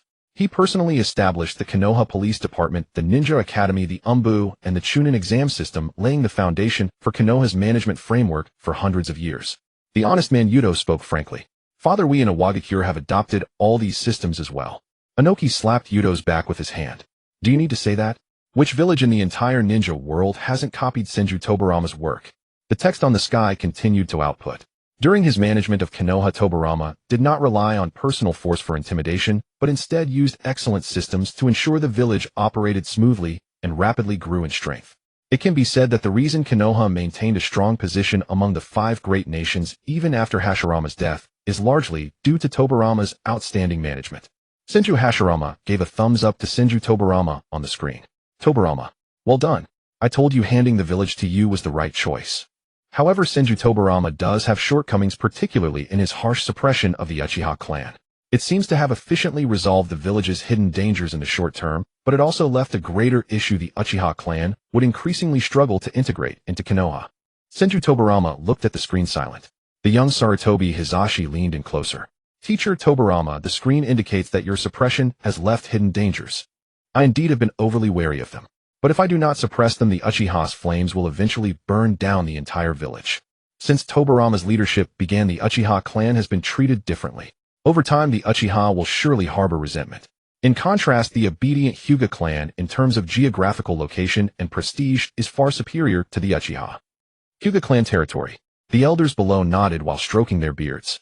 We, the Hyuga clan, always prioritize the greater good. The Uchiha's downfall is a consequence of their own actions. Today, the largest clan in Konoha is undoubtedly the Hyuga. The text on the screen changed. Thus, this lingering issue ultimately erupted during the 3rd Hokage's time. However, overall, Tobirama was still an exceptionally capable leader. The scene shifted to the 3rd Hokage, Sarutobi Hiruzen, in the Hokage building. Seeing his name appear, Sarutobi Hiruzen's hand involuntarily trembled. It's my turn again. Jiraiya leaned against the wall, yawning. Old man, haven't you been criticized enough before? Do you want to embarrass yourself again? Sarutobi Hiruzen ignored him. I have dedicated my life to Konoha. The screen should at least say something fair. The words on the screen flashed. Forget it, skip this part, it was evaluated earlier. Inside the Hokage office, Jiraiya stared for a moment, then burst into wild laughter. Ha ha ha. He held his stomach, laughing so hard, he couldn't straighten up, pointing at Sarutobi Hiruzen. Old man, you got skipped. You were skipped entirely. The screen couldn't even be bothered to scold you. Sarutobi Hiruzen's face turned red as he blushed. What is this? After all these years in office, is there not even a summary for me? The screen lit up. A large line of text floated in the center. System updating. Everyone across the ninja world paused their actions. System update. What does this mean? The screen will update. With a faint buzzing sound, a translucent area suddenly extended out from the right side of the screen. Update complete. The barrage area is now open. All ninjas can speak in the barrage area with just a thought. Cross-timeline communication function has been launched. Senju Hashirama, how does this work? Can my inner thoughts really be sent up? All of the ninja world stared at the text that had suddenly appeared. Someone attempted to chant silently in their mind. Fourth Reikage, a cross-time communication. This thing can talk to the dead. Ōnoki, how interesting. The text on the celestial screen reclaimed the main view. 4th Hokage Namikaze Minato. Regarding his personal abilities formidable, his character excellent, his intellect high, his prestige lofty. But his time in office was far too brief. He died before he could even stretch his limbs. The barrage zone instantly began to scroll. Jiraiya Minato. What a shame. 4th Raikage, a Namikaze Minato, indeed a troublesome opponent. Tobirama Senju, the 4th Hokage. That lad's judgment is lacking. Konoha year 48. In the Hokage's office. Minato looked at the constantly refreshing text on the barrage, raised his hand, and scratched his short golden hair. Naruto Uzumaki, 2nd Hokage, don't you dare speak ill of my father. Senju Hashirama Tobirama. Be more courteous to your juniors. Tobirama Senju, elder brother, I am merely stating the facts. Minato forced a couple of dry laughs, but did not respond on the barrage. The text on the celestial screen continued to shift. Nevertheless, based on Minato's gentle yet resolute character, it can be inferred that if he had remained, he would have guided Konoha's development admirably. Moreover, his administrative capabilities were also exceptionally outstanding. Every Hokage after him suffered under the weight of complex governmental affairs. Yet Minato could spend most of his day at leisure, truly worthy of the title the fastest man. Hiruzen Sarutobi, governmental affairs are indeed complex. I used to stay up late, every night reviewing documents, rarely even returning home. Tsunade, old man, that's just you dawdling. Senju Hashirama, is reviewing documents really that hard? I recall it was quite simple. Tobirama Senju, elder brother. How dare you say that? You always just dumped everything on me. Jiraiya ahem Minato fastest is hardly a compliment. Konoha year 48. Kushina's face showed no peculiar expression. After all, they were an old married couple. Master Jiraiya is talking nonsense. Minato smiled and shook his head. That's just the master's nature. The text on the celestial screen paused for a few seconds before unveiling. However, there is still debate regarding Minato. On the night of the Nine Tails, as the village's strongest combat force and highest leader, he should not have rashly sacrificed himself. Konoha year 48. Minato stared at the barrage and remained silent. Kushina tugged at Minato's sleeve, pressing her body against his. Minato, they say you died for love. Minato turned around, placing both hands on Kushina's shoulders. Given the situation at that time, the future me had no other choice. Kushina lowered her head, tears swirling in her eyes. But what about Naruto if you die? Minato pulled Kushina into his arms. Now that we know the future in advance, I won't let Obito's plan succeed. I will survive and protect you. And the village was destroyed. The 3rd Hokage fell in battle, and many elite shinobi also perished. At that point, Konoha was in extreme weakness. The village was destroyed. The 3rd Hokage fell in battle, and many elite shinobi also perished. At that point, Konoha was in extreme weakness. Seeing this, the previously drunk Tsunade suddenly jolted awake. Tsunade, old man, died in battle. The village destroyed. When did this happen? Hiruzen Sarutobi dying in battle. At least it would be a worthy end. Senju Hashirama, little Tsunade, became Hokage. Ha ha ha. My granddaughter has made it. Wait, no? Tobirama Senju, little Tsunade. Is she up to the task? Uchiha Madara Hashirama, with your granddaughter as Hokage, Konoha is doomed. Senju Hashirama. The text on the celestial screen continued to dance. However, after she took over, she did an excellent job with the medical system, logistics, and morale recovery, quickly stabilizing the fundamentals. Moreover, her personality is relatively assertive, so much so that Konoha's 2 elders are quite intimidated by this slug princess. Nevertheless, aside from that, judging by her performance as Hokage, her shortcomings are also quite apparent. Mei Terumī, although her ability is lacking, Lady Tsunade's connections are very strong. Her grandfathers are the 1st and 2nd, and her teacher is the 3rd. Kuratsuchi, so to become Hokage you need connections. Deidara, isn't this all about nepotism? Training ground. Naruto pointed at the celestial screen. Kakashi sensei, do you really need connections to become Hokage? Kakashi thought carefully, then replied. Naruto, the 1st and 2nd Hokage were brothers, the 3rd was the 2nd's disciple, the 4th was the 3rd's grand disciple, and the 5th is the 1st and 2nd's granddaughter and the 3rd's disciple. Naruto froze on the spot. He had never considered that becoming Hokage required connections. Then what about me? Sasuke spoke coldly. Your father was the 4th Hokage. Naruto's mouth fell open. So I do have connections after all. Sakura muttered under her breath beside him. You idiot, Naruto. The Hokage is chosen based on strength. First, Tsunade's emotional fluctuations are quite severe. As the leader of Konoha, she should maintain composure at all times. For instance, when Pain invaded Konoha originally, he was only searching for the Nine-Tails Jinchuriki. But because she rashly asked an extra question, she precisely enraged the enemy, directly leading to Konoha being flattened. The celestial screen cuts in. Konohagakure. Pain stands with his back to Tsunade and the others, evidently preparing to leave. To indulge so shallowly in peace. Those who kill will eventually be killed. Hatred will connect these two. War is accompanied by death and suffering on both sides. Before Pain could finish his words, Tsunade sharply waved her hand and yelled out, "We great nations have also suffered the same pain. Don't make excuses to continue this kind of thing." Pain paused for a second, then turned his head, his expression extremely grave. Not far away, Nagato recalled the scene of his parents being killed by Konoha ninjas. Instantly, he flushed with rage. He did not respond further. His body continued to ascend. Shinra Tensei. Shinra Tensei. Shinra Tensei. Cho Shinra Tensei. An invisible repulsive force descended from the sky, slamming fiercely into the ground of Konohagakure. A visible shockwave radiated outward in all directions. Along the way, houses disintegrated instantly, bricks and stones flew, and wooden beams snapped. The ground before the Hokage monument caved in over a wide area. Shops on the streets were uprooted, shattered glass and tiles danced wildly in the air. Within seconds, the entire Konohagakure was completely erased, leaving only a bottomless giant crater. The entire ninja world fell silent. Iwagakure. Ōnoki's legs grew weak. One move. Ōnoki swallowed his saliva, his finger pointing at the celestial screen, trembling incessantly. One move flattened an entire village. Konoha streets. Villagers' legs quivered as they collapsed to the ground one after another. The village is gone. All because Lady Tsunade talked back a few times. Couldn't she have said less? He was only here for the 9 tails. Why did she have to provoke him? Our lives were all lost because of her 2 sentences. The land of rain. Akatsuki hideout. Everyone swallowed their saliva. Is the leader this fierce? The celestial text continued to scroll. Without understanding the specific intelligence on the enemy, any rash behavior can be fatal. At the same time, her work ethic is rather lazy. Tsunade greatly dislikes handling administrative affairs. The bullet comment section began to scroll. Ōnoki of the 2 scales, this woman as Hokage. It's a miracle Konoha has survived this long. 4th Raikage, 8, just a Hokage who rose through connections, unable to control even the most basic emotions. Tsunade stared at the bullet comments, her teeth grinding audibly, yet she could not utter a single word in rebuttal. The celestial text rolled, and a new title occupied the screen. 6th Hokage Kakashi Hitaki. Konoha Training Ground. Naruto turned to look at the person beside him. Kakashi Sensei. Naruto pointed at the screen. You became Hokage. Sasuke tilted his head, scrutinizing Kakashi.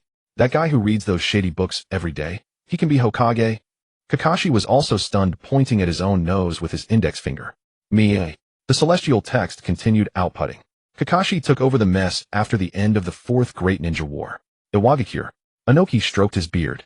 The 4th Great Ninja War. Konoha must have been nearly wiped out by then. I wonder if that copy ninja can stabilize the situation. The celestial screen lit up. Kakashi, wearing the Hokage's Haori, stood before his desk, flipping through scrolls upon scrolls. After taking over the village, he swiftly restored order in Konoha, comforted the populace, and rebuilt the village. During Kakashi's administration, he accomplished key tasks: post-war reconstruction, technological transformation, and diplomatic establishment. The scenes shifted continuously. One by one, steel railway tracks were laid across the land of Konoha. Massive thunder trains roared past, white steam billowing from their roofs, their carriages packed with passengers. Construction of the Thunder Train railway system. Scene shifted again. The emblems of the 5 great nations hung in front of a colossal building. Ninja students from different villages wearing various attires walked through the corridors of the same school, facilitating the establishment of the Allied 5 Kage Academy. The scene cut into a laboratory.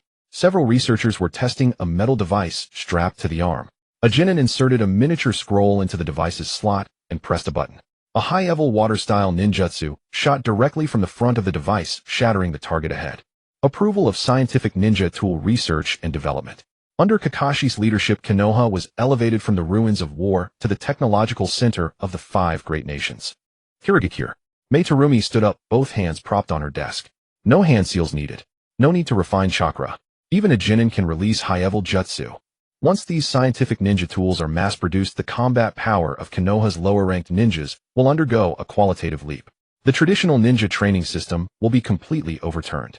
Even Tsunagekyure's puppetry began to be adapted for civilian use. Tsunagakure. Granny Chiyo abruptly stood up. Our puppetry. For civilian use. She watched the screen where several puppets without weapons were carrying heavy timber, assisting workers in constructing buildings. This is an absolute waste of talent. Puppetry is meant for killing. Ebizo, sitting nearby, let out a sigh. Sister, times have changed. The bullet comment section scrolled wildly. Ōnoki of the 2 scales, Kakashi's governing ability is clearly an entire tier above Tsunade's. Mei Terumī to bring about joint education among the 5 great nations. Kakashi's diplomatic skill is indeed impressive. Kuratsuchi, this thunder train looks so convenient. Can we build one in a Wagakure too? Konoha streets. The villagers erupted into thunderous cheers. Lord Kakashi is incredible. Now this is a real Hokage. Building infrastructure, fostering development, giving us a good life. So much better than the fifth Hokage who only talks back and stirs trouble. Long live Lord Kakashi. Training ground. Kakashi gazed at the scenes on the screen. Technological transformation, post-war reconstruction. He recalled his usual daily routine, compared it to the achievements shown on the screen, and shook his head. Not to mention others. Even he himself couldn't imagine how he would ever accomplish all this in the future. The text on the celestial screen shifted once more. During his administration, Kakashi tacitly allowed Shikamaru to transform the Nara clan's medicinal herb cultivation techniques into a pharmaceutical industry. The industry expanded rapidly and later became Konoha's pillar economy. In the Nara clan's residence, Shikaku raised his teacup, his hand pausing midair. Choza leaned in, slapping his thigh with a crisp sound. Shikaku, your Nara clan will strike it rich in a pharmaceutical industry, a pillar economy. Shikaku set down his teacup and scratched his head. It's indeed a good business. Inoichi sat beside him, lifting the teapot to pour tea for Shikaku. Civilian use of secret techniques. That takes guts. But if it can make money for the village, it's a new path.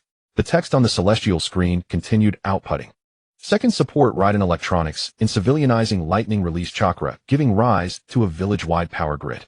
Third, while retaining the Ninja Academy, establish a Polytechnic Institute. Provide a legal research channel for Orochimaru's scientific team. The entire shinobi world fell silent. In the Hokage's office, Jiraiya stared at the large characters on the screen and finally uttered a sentence. Has Kakashi gone mad? He actually let Orochimaru return to the village and give him legal research. In the underground base of Ōnoki, Orochimaru paused the test tube in his hand. He extended his long tongue and licked his upper lip. A legal research channel. Kakashi really is a pragmatic Hokage. He's much more flexible than Sarutobi Sensei. Scientific progress inherently requires a tolerant environment. The bullet comment area scrolled wildly. Ōnoki, are all Konoha's higher-ups mad? How dare they accept a dangerous figure like Orochimaru? Fourth Reikage, AI Konoha's sky has darkened. A respectable Hokage is colluding with a rogue ninja. On Konoha streets, villagers pointed at the screen and shouted curses. How could Lord Kakashi let Orochimaru return? Orochimaru captured so many of our children. He must die. Have Konoha's higher-ups been controlled by Orochimaru? On the training ground, Kakashi rested his forehead on one hand. He stared at the screen, his mind a mess. Legalizing Orochimaru. That was practically trampling all over Konoha's bottom line. These pragmatic policies allowed ordinary people in Konoha to enjoy the benefits of ninjutsu for the first time. For example, These pragmatic policies allowed ordinary people in Konoha to enjoy the benefits of ninjutsu for the first time.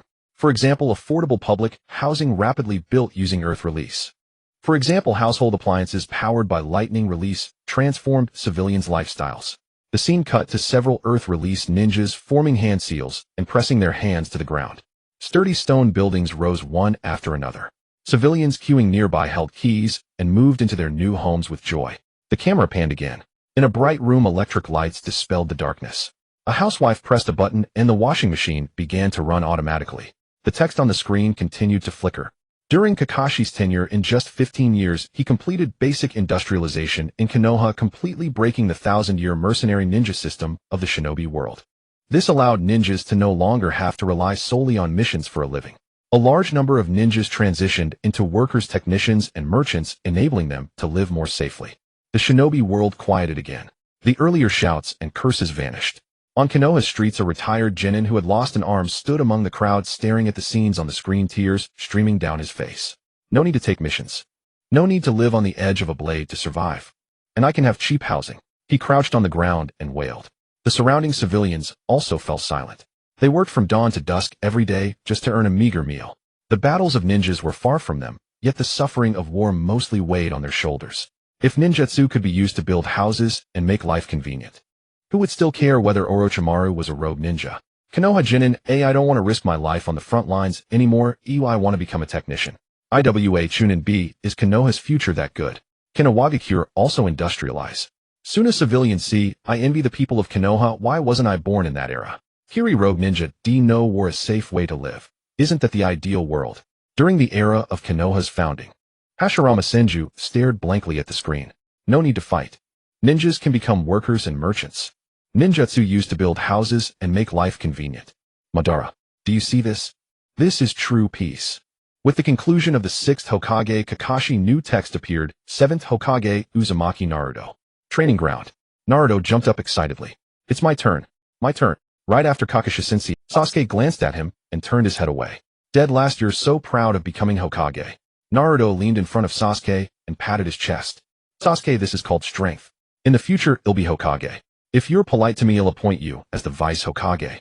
The text on the screen continued. The prestige of the 7th Hokage was immense, almost matching that of the 1st Hokage Hashirama Senju in his day. In Iwagakure, Ōnoki's chin whiskers trembled. Almost match Hashirama Senju.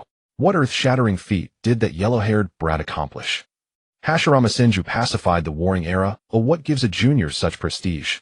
The screen text explained he possesses extraordinary charisma and top-tier peace ideals. He is the spiritual symbol of all Konoha, even the entire shinobi world. The bullet comment area scrolled wildly. Ōnoki, spiritual symbol. What exactly did this kid do? 4th Raikage AI, become a spiritual symbol through charisma. When did the shinobi world start judging by temperament? Mei Terumī, almost matching the 1st Hokage's prestige. Isn't that a bit too exaggerated? Konoha villager, an innately evil demon fox could achieve this. Konoha year 48. The Hokage's office. Minato Namikaze looked at the words on the screen, a sunny smile spreading across his lips. He pulled Kushina Uzumaki into a tight embrace. Kushina, do you see this? Naruto did it. He not only became Hokage but also earned everyone's recognition. Kushina's eyes reddened and she nodded vigorously. However, Naruto remains an idealist. Yet it is these very details that reveal he cannot be an excellent Hokage. The scene shifts to the Hokage's office where mountains of documents completely bury him.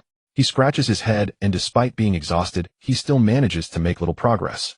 Firstly, his administrative skills, systems, and strategic planning are nearly non-existent. He relies on instinct and passion lacking in complex governance. During the establishment of Konoha, Uchiha Obito notices that Naruto seems somewhat familiar. Hashirama, he remarks, this yellow-haired brat is just... During the establishment of Konoha, Uchiha Obito notices that Naruto seems somewhat familiar. Hashirama, he remarks, this yellow-haired brat is just like you. Senju Hashirama shakes his head in disagreement. I also worked hard on my paperwork. Senju Tobirama, this kid is simply a younger version of my older brother. 4th Raikage, relying on passion to be Hokage. The standards for choosing a leader in Konoha are becoming increasingly absurd. Two Tails Ōnoki, isn't this just another version of Senju Hashirama? Even the faults in governance are identical. Sasuke turns his head and coldly utters, you're at the bottom, becoming Hokage is still useless. Naruto jumps up and shouts, I'm not useless. My combat power is strong. Leave the paperwork to Shikamaru. Sakura punches Naruto on the head. Naruto crouches on the ground holding his head. Idiot, a Hokage needs to manage the village. If you don't manage anything, how will the village survive? The text on the screen continues to scroll. Moreover, during his tenure, due to the overly motherly open peace policy, he relaxed regulations and constraints on other villages. This indirectly allowed Ōnoki from Iwagakure to engage in the creation of artificial humans. In the end, it backfired, almost leading to a catastrophe in the ninja world. In an underground laboratory, countless cultivation tanks are neatly arranged. Ōnoki floats in midair, directing several researchers to inject green liquid into the tanks. Inside the tanks, pale human models are taking shape.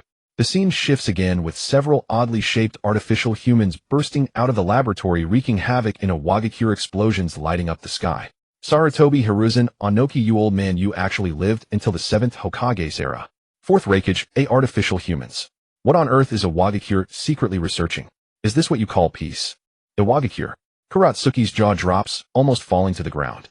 Father, you have lived until Naruto became Hokage's era, and you even created artificial humans.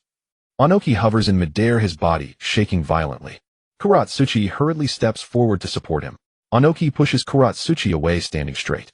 He clasps his hands behind his back, desperately hiding the shock within. I have lived for so long. Artificial humans. What forbidden technique is that?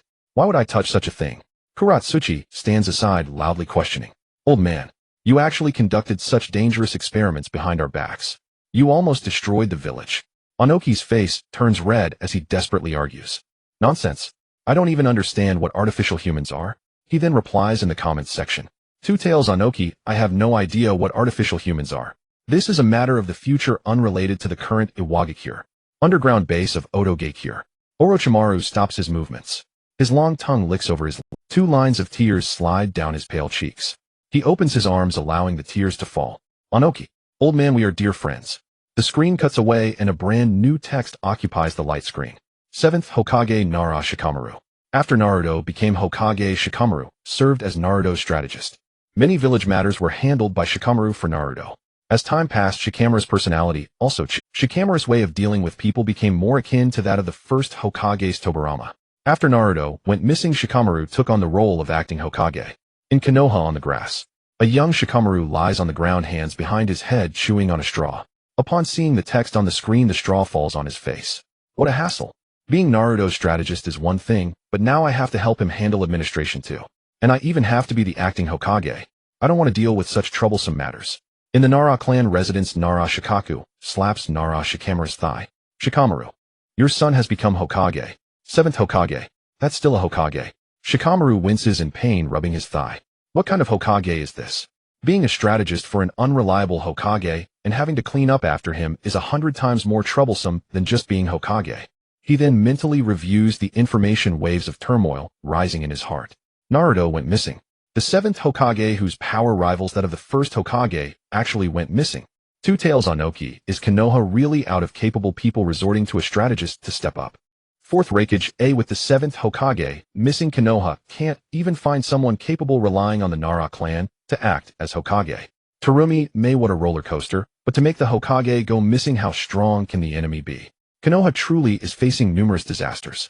When it comes to Shikamaru, this part cannot be overlooked. Under the circumstances where everyone's memories were altered by divine techniques, Uncle Shikamaru managed to deduce that Boruto is indeed Naruto's son. When it comes to Shikamaru, this part cannot be overlooked. Under the circumstances where everyone's memories were altered by divine techniques, Uncle Shikamaru. Two Tails Ōnoki. I've seen many illusions, but a technique that alters the memories of the entire ninja world is simply absurd. Divine techniques transcend all ninjutsu and senjutsu in the ninja world. Under the influence of divine techniques, the laws of the entire world are completely turned upside down. In everyone's memories, Kawaki is Naruto's biological son. Meanwhile, Boruto has become the rogue ninja who killed the 7th Hokage and is wanted by the entire ninja world. In the streets of Konoha, villagers stood frozen in place with only the sound of the wind rustling through the leaves around them. The son of that demon fox has become a rogue ninja. Who is Kawaki? I've never heard of that name. With the memories of the entire ninja world altered, can we even trust our own minds? The screen brightens. In the high-level conference room of Konoha, Shikamaru, Nara, and Mito Gate Ino sit on one side of the long table, both with silver hair and sagging skin. Shikamaru, wearing the Hokage ceremonial robe, sat in the main seat, propping his chin with one hand. Shikamaru, do we still have no leads on the whereabouts of that rogue ninja Boruto? Shikamaru. Nara tapped the table. He killed the 7th Hokage. This blood debt must be repaid in blood. The Umbu must intensify their search. Mito Gate Ino echoed from the side, tapping his fingers on the table. Not only should we search, but if we encounter resistance, we can eliminate them on the spot. Shikamaru lowered his eyelids, his gaze resting on the documents on the table. The Umbu are already searching with all their might. The ninja world is vast. Finding one person takes time. Shikamaru. Nara snorted coldly. You're always so perfunctory. Are you even serious about dealing with the murderer of Naruto? Moreover, you've been acting as Hokage for 3 years now. You said you wanted to act as a proxy for 3 years. Now the time has come for you to formally take the position of Hokage. The village cannot remain without a formal leader for too long. Shikamaru raised his head, rubbing his chin with his fingers. There's no rush regarding the appointment. Right now the primary task is to maintain the stability of the village. Everything else can wait. Mito Gate Ino suddenly stood up, his chair sliding back with a screeching sound. No rush. You are the Hokage. This is your responsibility. The Shikamaru on the screen did not continue the conversation. He stood up and walked out, pushing open the conference room door.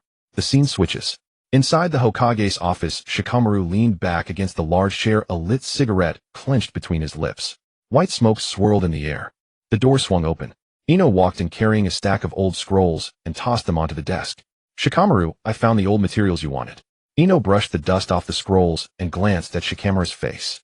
These are all discarded files from decades ago, and they hold no value. What do you suddenly need these for? Shikamaru exhaled a puff of smoke, his gaze fixed on the ceiling. Just leave them there. Ino stood in place, not leaving immediately. As longtime partners, she was well acquainted with Shikamaru's way of doing things. Bringing the materials was merely a pretext. Shikamaru's demeanor was not one of someone looking at old documents. Ino turned to leave the office, closing the door behind her.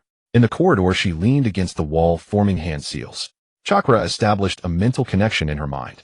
Shikamaru, I understand that your need for materials is just an excuse. Ino's voice echoed in Shikamaru's mind. What exactly do you want to do? I want to speak with someone privately without any surveillance. Ino outside the corridor froze for a moment. Private contact. That doesn't comply with regulations. You are the acting Hokage, all external communications must be documented by the Umbu. Moreover, who do you want to contact? Shikamaru intertwined his fingers on the desk. Someone who cannot be mentioned openly. Ino, I have no one else I can trust right now. Ino lowered her hands from the seals, her gaze fixed on the opposite wall. I understand. She formed the seals again, and the fluctuations of chakra spread along the mental network. He'll help you make the connection right away. Two Tails Ōnoki, this girl from the Mountain Clan, has quite the guts. The acting Hokage takes the lead in breaking the rules, and she follows suit without hesitation. Fourth Raikage, is this the Inuzuka and Nara of Konoha? Such unconditional trust is in Kuratsuchi and no one else to trust. Is the acting Hokage's situation such that even the Umbu and high-ranking members of the village cannot be trusted? In Konoha at the Nara clan's residence, Shikaku lifted his teacup, blowing on the floating tea leaves. This kid has grown up. Hayashi sitting beside him laughed aloud. That Ino girl too, she usually seems so loud, but at critical moments she is unfaltering. The bond of the Inuzuka and Nara will never be severed, no matter the generation. Dings was stuffed a handful of potato chips into his mouth, mumbling in agreement, exactly. The scene switches again. Boruto evaded the pursuit of Shimon and flew rapidly through the air. His right eye was tightly shut, his face marked with several scars, and his cloak rustled in the wind. Suddenly a wave of chakra surged in his mind. Boruto, can you hear me? Shikamaru's voice echoed in Boruto's mind. Boruto paused momentarily in midair. You actually took the initiative to contact me. What does the acting Hokage of Konoha want with a rogue ninja? Inside the Hokage's office, Boruto. Shikamaru spoke clearly without any hesitation. You are actually Uzumaki, Boruto, right?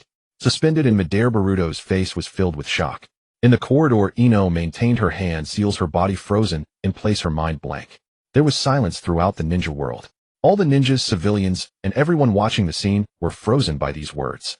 A brief vacuum appeared in the barrage area, which then exploded with refreshing comments. Senju Tobirama, how did he deduce that?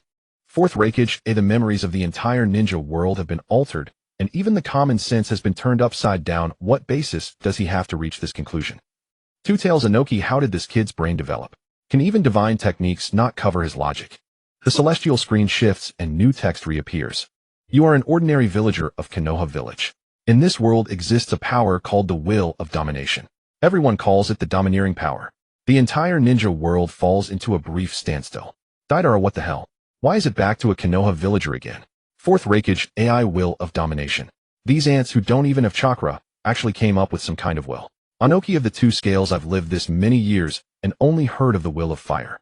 What the hell is this will of domination? Team 8 training ground. Chu Tian, who had just woken up, blushed deeply with steam rising from her head.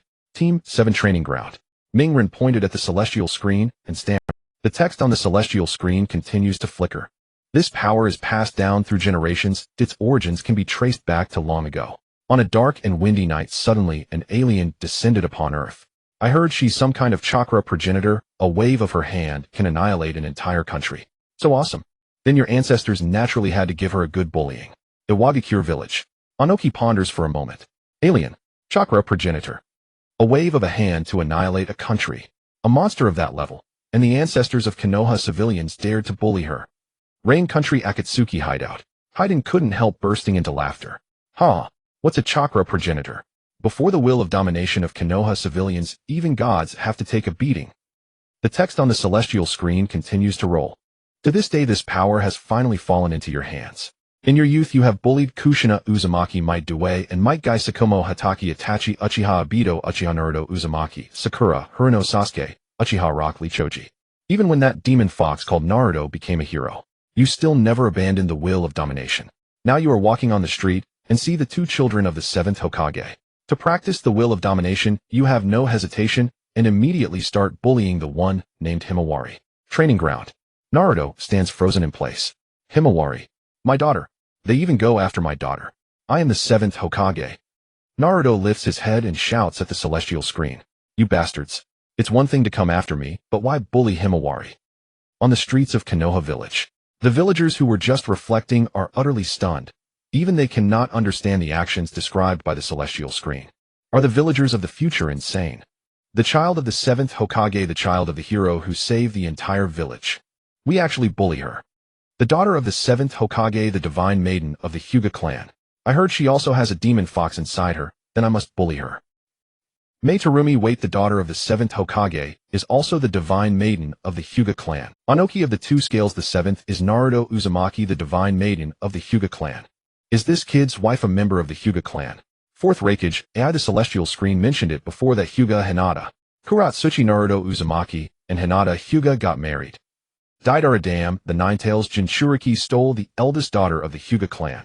Training ground. Naruto first freezes for a moment, then a look of bewilderment appears on his face. Hinata. I married Hinata in the future.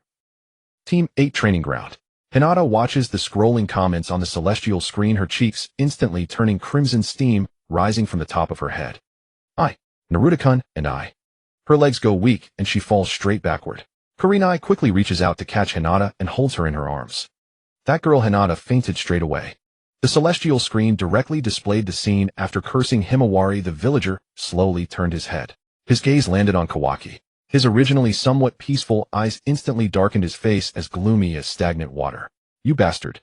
The villager said in a low voice, yet it made the entire scene grow quieter. He's not the son of the 7th Hokage, is he? The entire shinobi world fell into dead silence. 4th Raikage, what? 2 scales, Ōnoki, how does this guy know? Mei Terumī, didn't the divine technique rewrite the memories of all shinobi? How can he distinguish this? Daidara, no way a civilian, without any chakra, can actually break the divine technique. Hiding, in all my years I've never seen such outrageousness. In the celestial screen, Kawaki's his eyes stared straight at the villager. Why would you say that? Kawaki spoke, his voice steady, betraying no I am the son of the 7th Hokage. That is a fact known throughout the shinobi world. The villager crooked his mouth into a grin. That smile had appeared countless times on the streets of Konoha. When bullying Naruto. When ostracizing the Uchiha. When throwing stones at Hinata. Exactly the same. Uzumaki Kawaki. The villager enunciated Kawaki's name syllable by syllable. Although the people around me, and my own memory, all tell me that you are the son of the 7th Hokage. He paused, raised a finger, and tapped his own chest. But my soul denies this. The entire shinobi world fell silent once more. The barrage comments slowed down as everyone stared at those words. Soul denial. Hashirama Senju soul. Can that be used as evidence? Madara Uchiha Humph, pretending to be mysterious. Orochimaru soul. This civilian has touched upon a very interesting area. Kabuto Yakushi memories can be rewritten, but imprints on the soul level are indeed not so easily erased. In the celestial screen, the villager continued. In my memory, I have memories of bullying you. Every detail is very clear. The time, the place, your expression, then the clothes you wore. But, the villager raised his hand and pointed to his temple. I have no desire to bully you. Kawaki's brow furrowed slightly. The villager gave him no chance to speak and continued. You are not the son of the 7th Hokage at all. Compared to you. The villager's gaze sharpened and the curve of his mouth grew wider.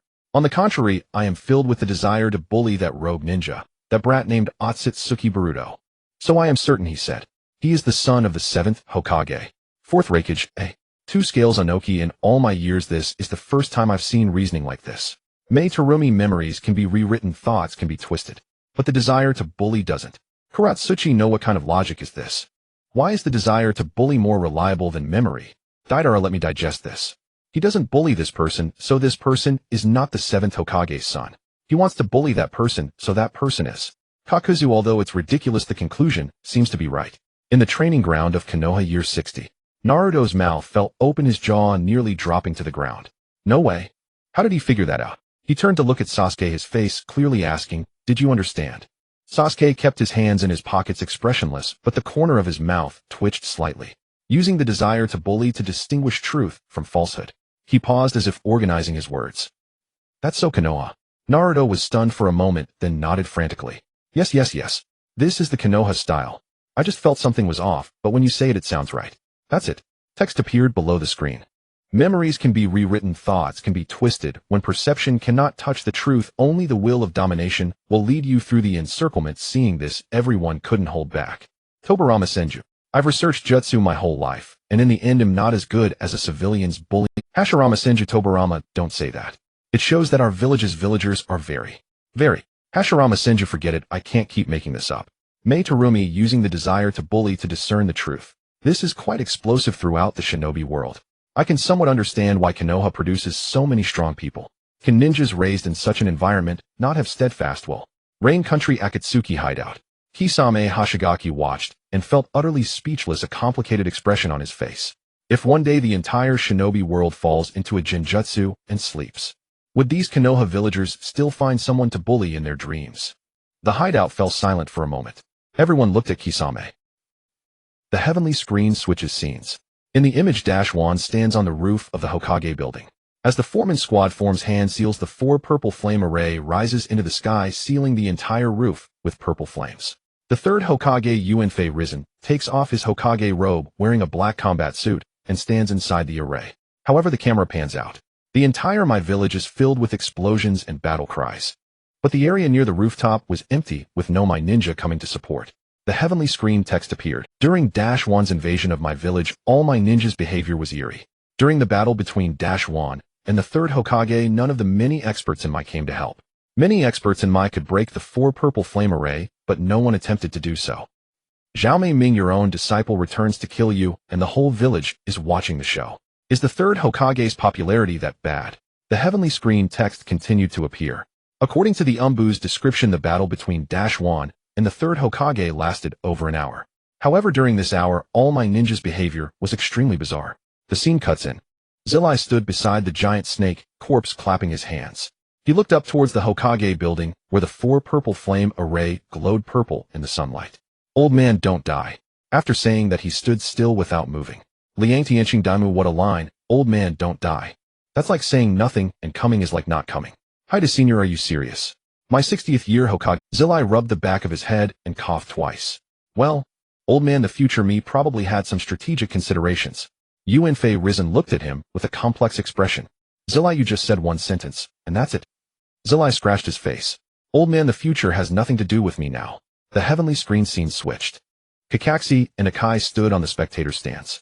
Around them lay the corpses of 5 or 6 sound ninja. Akai clapped his hands and looked up towards the building. Kakashi, it seems something is wrong with the 3rd Hokage. Let's go support. With that, he lifted his foot to dash. Kakashi reached out and stopped him. Leave it to the Umbu. The Hokage won't die so easily. After saying that, the two stood still. 4th Raikage AI defeated the small fry and then watched the show for over an hour. Zhao Ming, so during this hour they just sat on the spectator stands, watching their own Hokage being beaten by his disciple. Liang Tianqing Daimu, to be fair, a 6 to 7-year-old old man exchanging blows with an opponent for over an hour, I would have collapsed long ago. Zhao Ming, Lord Suchikage, how old are you this year? Liang Tianqing Daimu. Don't ask. My 48th year Hokage office.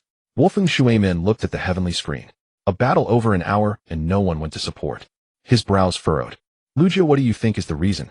Neilong Lugio stood aside, fingers pressed against his chin. 2. Either the 3rd Hokage issued an order not to support, or he paused, or the 3rd Hokage's popularity is really too bad. The heavenly screen below. Uenfei Risen was completely dumbfounded. He looked at the idle My Ninja on the screen, those who stood by and watched, and his mind buzzed. What a joke. His voice was hoarse with uncontrollable anger. A battle that lasted over an hour and not a single person came to support. Am I such a disgrace as Hokage? Zhao Ming, wait, didn't the heavenly screen say the 3rd Hokage is the strongest Hokage? Then he fought One alone, seemed like he didn't need support. 4th Raikage AI, I remember now, isn't Uenfei known as the strongest Hokage? He was ganged up on for over an hour, and the whole village thought he was the strongest, so not going to help makes sense. How did that make sense? The My villagers might think Lord 3rd Hokage is the strongest. What is One? One person is enough, why should we go? To cause trouble. Daidal, I see. The My Ninja's logic is that the 3rd Hokage is the strongest, so no need to help. Then what if he dies? Fade One, if he dies, then he's not strong enough. How could the strongest Hokage die? My 60th year on the street. The villagers looked at the comments and nodded. Right? Lord 3rd Hokage is the strongest. Dealing with a One is a piece of cake. If we go up to help, would only be causing trouble for Lord 3rd Hokage. Exactly. Lord 3rd Hokage alone is enough. Inside the Hokage office, Uenfei Risen's face turned from black to red, from red to purple. Strongest Hokage. He gritted his teeth and spat out the words one by one. So they just watched me being beaten by One for over an hour. Zillai couldn't help but laugh. Old man, isn't this the result of your usual propaganda? Strongest Hokage ninjutsu professor, the hope of the whole village. Everyone believed you thought you could handle it alone, so they didn't come to help. Uenfei Risen opened his mouth and finally spat out one word, damn. The sky scene transitions. Asuma, holding a cigarette, stands in a grove outside of Konoha village. Surrounding him are the bodies of 7 sound shinobi sprawled haphazardly, their blood staining the grass. He brushed the ash from his hands and exhaled a puff of smoke. Then he leaned against a tree, remaining still. The camera zooms out. In the direction of the Hokage building, the 4 purple flames formation continues to burn. Fourth Raikage, AI. His father is being besieged up there, and he doesn't go to help. Koharu Asuma, your father is fighting desperately, and you're slacking off. Is this the parent-child relationship in Konoha? Konoha 60 years ago, training ground of Team 10. The cigarette in Asuma's mouth fell to the ground. He stared at the version of himself leaning against the tree in the sky, completely stunned. I didn't go help the old man. Inogen stood beside him, tilting his head. Asuma-sensei, did you go help Shikamaru? Choji, munching on chips, mumbled. But Shikamaru didn't seem to be in much danger at that time. Asuma opened his mouth, but couldn't find the words. Nara Shikamaru, hands in his pockets, had a blank expression. Asuma-sensei, you ran to save me while letting your father get beaten by Orochimaru on the rooftop for over an hour. Asuma's face darkened. The sky scene shows the future. It has nothing to do with me now. The sky scene transitions. Kurenai Yuhi stands beneath a large tree. Beside her are Gai Kakashi and Aoba Yamashiro. The 4 of them stand side by side, looking toward the Hokage building. The scene shifts. Yuzuki Yugao, accompanied by several Anbu, runs wildly through the Konoha forest. When she reached a clearing, she stopped. Split up and act. Whoosh. Everyone scattered in different directions. Koharu. Are these Anbu going on a picnic? Split up, and then find a place to enjoy the scenery. Kuratsuchi, since the battle began, they've been running. Will they keep running until the war ends? Kakuzu, this is called a strategic retreat. Let the battlefield be left to the 3rd Hokage alone, while others conserve their strength. Hiding, Kakuzu, are you serious? Kakuzu, am analyzing tactics. Hiding, you analyzed a pile of nonsense. The Hyuga clan, reputed to be the strongest clan in Konoha, have been running straight out of the village since the war began. Inside the village, there's hardly a single Hyuga ninja to be seen. Fourth Raikage, AI, the strongest clan. More like the strongest fleeing clan. Ōnoki, I've lived for decades and have never seen anyone run out of the village so quickly when a war starts. Koharu, but isn't the Hyuga clan deeply rooted in Konoha? Why are they running faster than anyone else when the battle starts? Kuratsuchi, I see it clearly now. Konoha's survival rule is to let the 3rd Hokage bear the brunt, while others watch from a safe distance. Konoha 52 years ago, Hyuga clan territory. Hyuga Hayashi's face was as dark as the bottom of a pond. Our Hyuga clan ran out of the village. Hyuga Hinata stood beside him, looking up at the sky. Dad, why aren't we helping in the future? Hyuga Hayashi opened his mouth, uttering a statement he found absurd. Perhaps. We believe that the 3rd Hokage can win. Then he laughed, finding himself amusing. He couldn't help but crack a smile.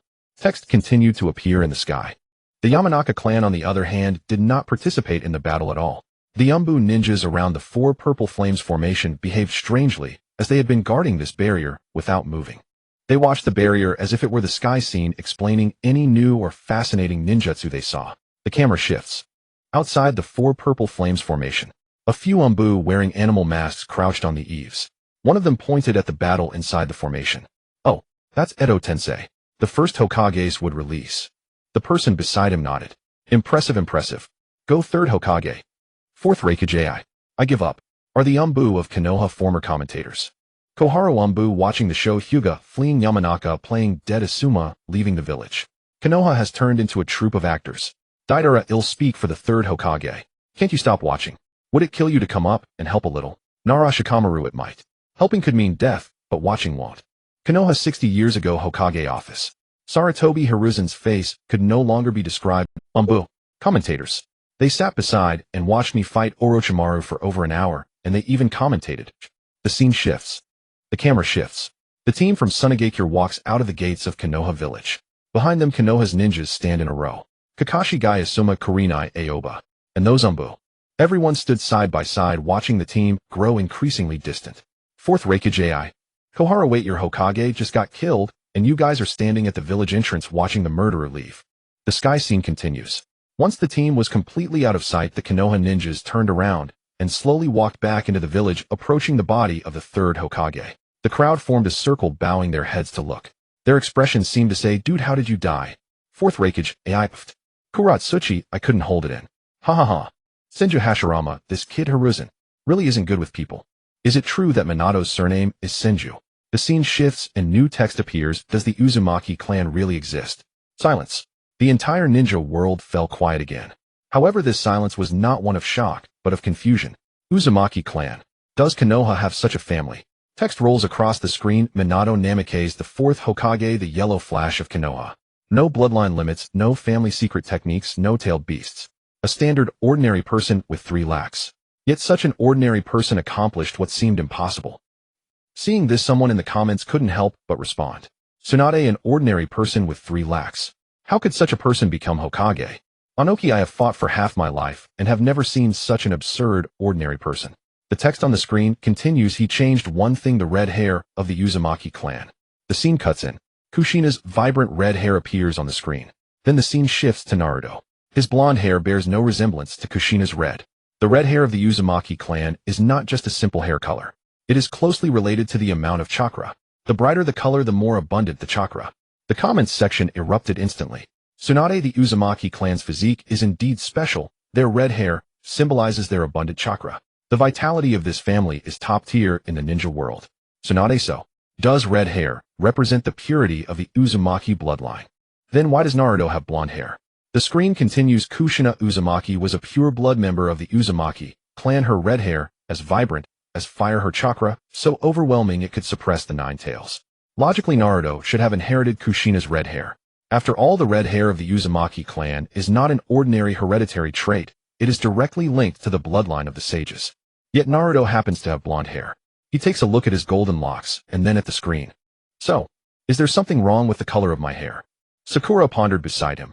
Naruto, think carefully. Have you ever seen anyone else in the village with the surname Namikaze? Naruto was taken aback, seriously recalling. The surname Namikaze? Seems he had only heard it from his father. The text on the screen suddenly shifts at this point. There is only one truth. The only thing that could alter the inheritance of red hair from the Uzumaki clan is a bloodline stronger than that of the Uzumaki. The text on the screen continues. The Uzumaki clan are descendants of the sages, and among the major bloodline clans in the ninja world, none are unrelated to the sages. The blood of ordinary people could never overshadow the hereditary traits of the sages. If Minato could make Naruto's hair resemble his own golden color, it indicates that his bloodline level is above that of the Uzumaki clan.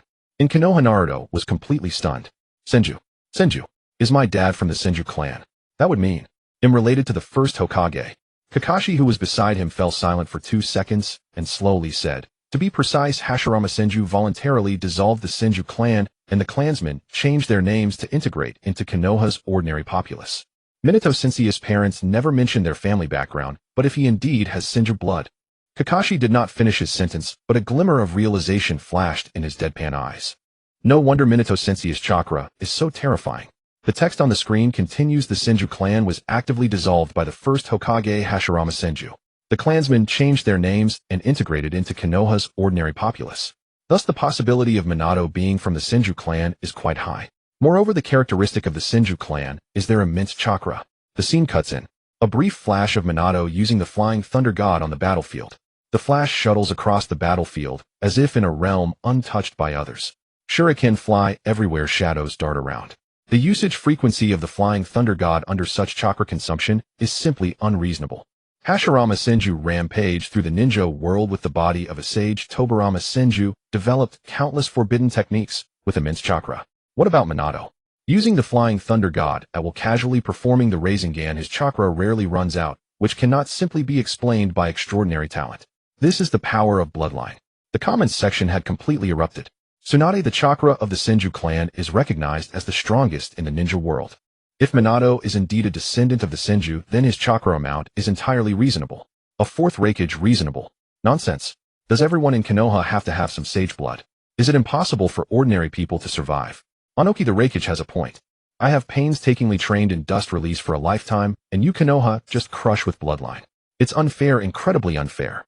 Tobirama Senju. Hashirama Senju. Tobirama, why are you giving me ellipses? Did you know all along? Tobirama Senju, bro, when you dissolved the Senju clan, did you ever inform the clan? You probably don't even know what surnames your clansmen changed to right. Hashirama Senju. Tobirama Senju, bro, you really know nothing. Hashirama Senju. Tobirama, don't say that the situation was urgent at that time. The text on the screen continues. As for Minato's hair color issue, the Senju clan does not have a defined hair color inheritance. Tsunade has light blonde hair. Hashirama has black hair. Tobirama has white hair, and Tsunade is directly blonde. Thus, it is not surprising that Minato is from the Senju, but has blonde hair. Tsunade has light blonde hair. Hashirama has black hair. Tobirama has white hair, and Tsunade is directly blonde. Thus, it is not surprising that Minato is from the Senju, but has blonde hair. Taking all the above points into account, 1. Minato's chakra amount far exceeds that of ordinary ninjas, conforming to the Senju's characteristic of immense chakra. 2. Minato's bloodline can overshadow the red hair inheritance of the Uzumaki, indicating that his bloodline level is above it. 3. The Senju clan has been dissolved, and its members have changed their names and integrated into Konoha, making Minato's origin entirely reasonable. 4. The Senju clan's hair color is not fixed, and Minato having blonde hair does not constitute a contradiction. Therefore, the Uzumaki clan likely does not exist. Minato Namikaze is highly likely a descendant of the Senju clan. With this conclusion, everyone fell. Ōnoki, wait, if Minato is a descendant of the Senju, then Naruto Uzumaki is a dual bloodline of Senju and Uzumaki. Plus, he also has the Nine Tails within him. 4th Raikage AI. This configuration, once this kid grows up, he might have a chakra amount comparable to the first Hokage, right? Senju Hashirama, haha. Tobirama, look, I told you disbanding the Senju clan was the right decision. Look how excellent the descendants are after integrating into Konoha. Senju Tobirama. In the 46th year of Konoha, Minato and Kushina were silent for a while. Kushina spoke first. Minato, are you really from the Senju clan?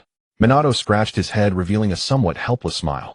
I don't know either. My parents never mentioned any family background, just said we are ordinary villagers of Konoha. The screen transitions. If the third Hokage had allowed Orochimaru to become Hokage back, then what would Konoha be like? Many believe that by the time Orochimaru became Hokage, the villagers of Konoha would already be able to cyberbully others online. 4th Raikage, AI cyberbullying. What is that? Kirigakure Mizukage bullying. Using cyberviolence. The villagers of Konoha have a new way to play. Daidara no, can you speak in human language? But the reality is quite the opposite. The Third Shinobi World War brought tremendous losses to Konoha. Danzo took the opportunity to strike and impeach the third Hokage. The deeply guilty third Hokage agreed to appoint a new Hokage. However, there was a disagreement between Hiruzen and Danzo regarding the new Hokage candidate. In the conference room, Hiruzen Sarutobi sat at the head, while Danzo Shimura leaned on his cane opposite him. Hiruzen, you should step down. Danzo's voice was flat. With the war going this way, you can't escape responsibility. Hiruzen Sarutobi fell silent. Regarding the new Hokage candidate, Danzo interrupted him. Orochimaru. Hiruzen Sarutobi raised his head. No way. The two locked eyes, neither willing to back down. The barrage area began to scroll. 4th Raikage AI. Danzo wants Orochimaru to be Hokage. Has he lost his mind? Two Tails Jinchuriki Yujito. At that time, Orochimaru hadn't conducted human experiments, right? At least not on the surface. Mizukage, even if he hasn't conducted any, his sinister aura doesn't seem like someone who could be Hokage. Kuratsuchi Minato is so bright. How could Danzo choose Orochimaru? Orochimaru Danzo indeed approached me, but that was a long time ago. As for why he recommended me, In the 48th year of Konoha, in the Hokage office, Minato looked at the text on the screen and remained silent for a moment. If Orochimaru became Hokage, what would Konoha become? The text on the screen continued to appear. But if the third Hokage really agreed to let Orochimaru become Hokage, what kind of scene would Konoha be? First of all, if Orochimaru became Hokage, Konoha would definitely become a militarily strong. At that time, Orochimaru was wholeheartedly pursuing power and immortality, a veritable madman. For these terrifying purposes, he would conduct a series of human experiments. After he became Hokage, these experiments, which should have been kept secret, could be openly conducted. Imagining the scene, Orochimaru, clad in Hokage robes, stood on the rooftop of the Hokage building. Behind him in the shadows were rows of cultivation tanks. Below, on the streets of Konoha, Anbu wearing animal masks patrolled. But they weren't capturing enemies, they were capturing villagers. The scene shifts again. In an underground laboratory, rows of experimental tables lay humans.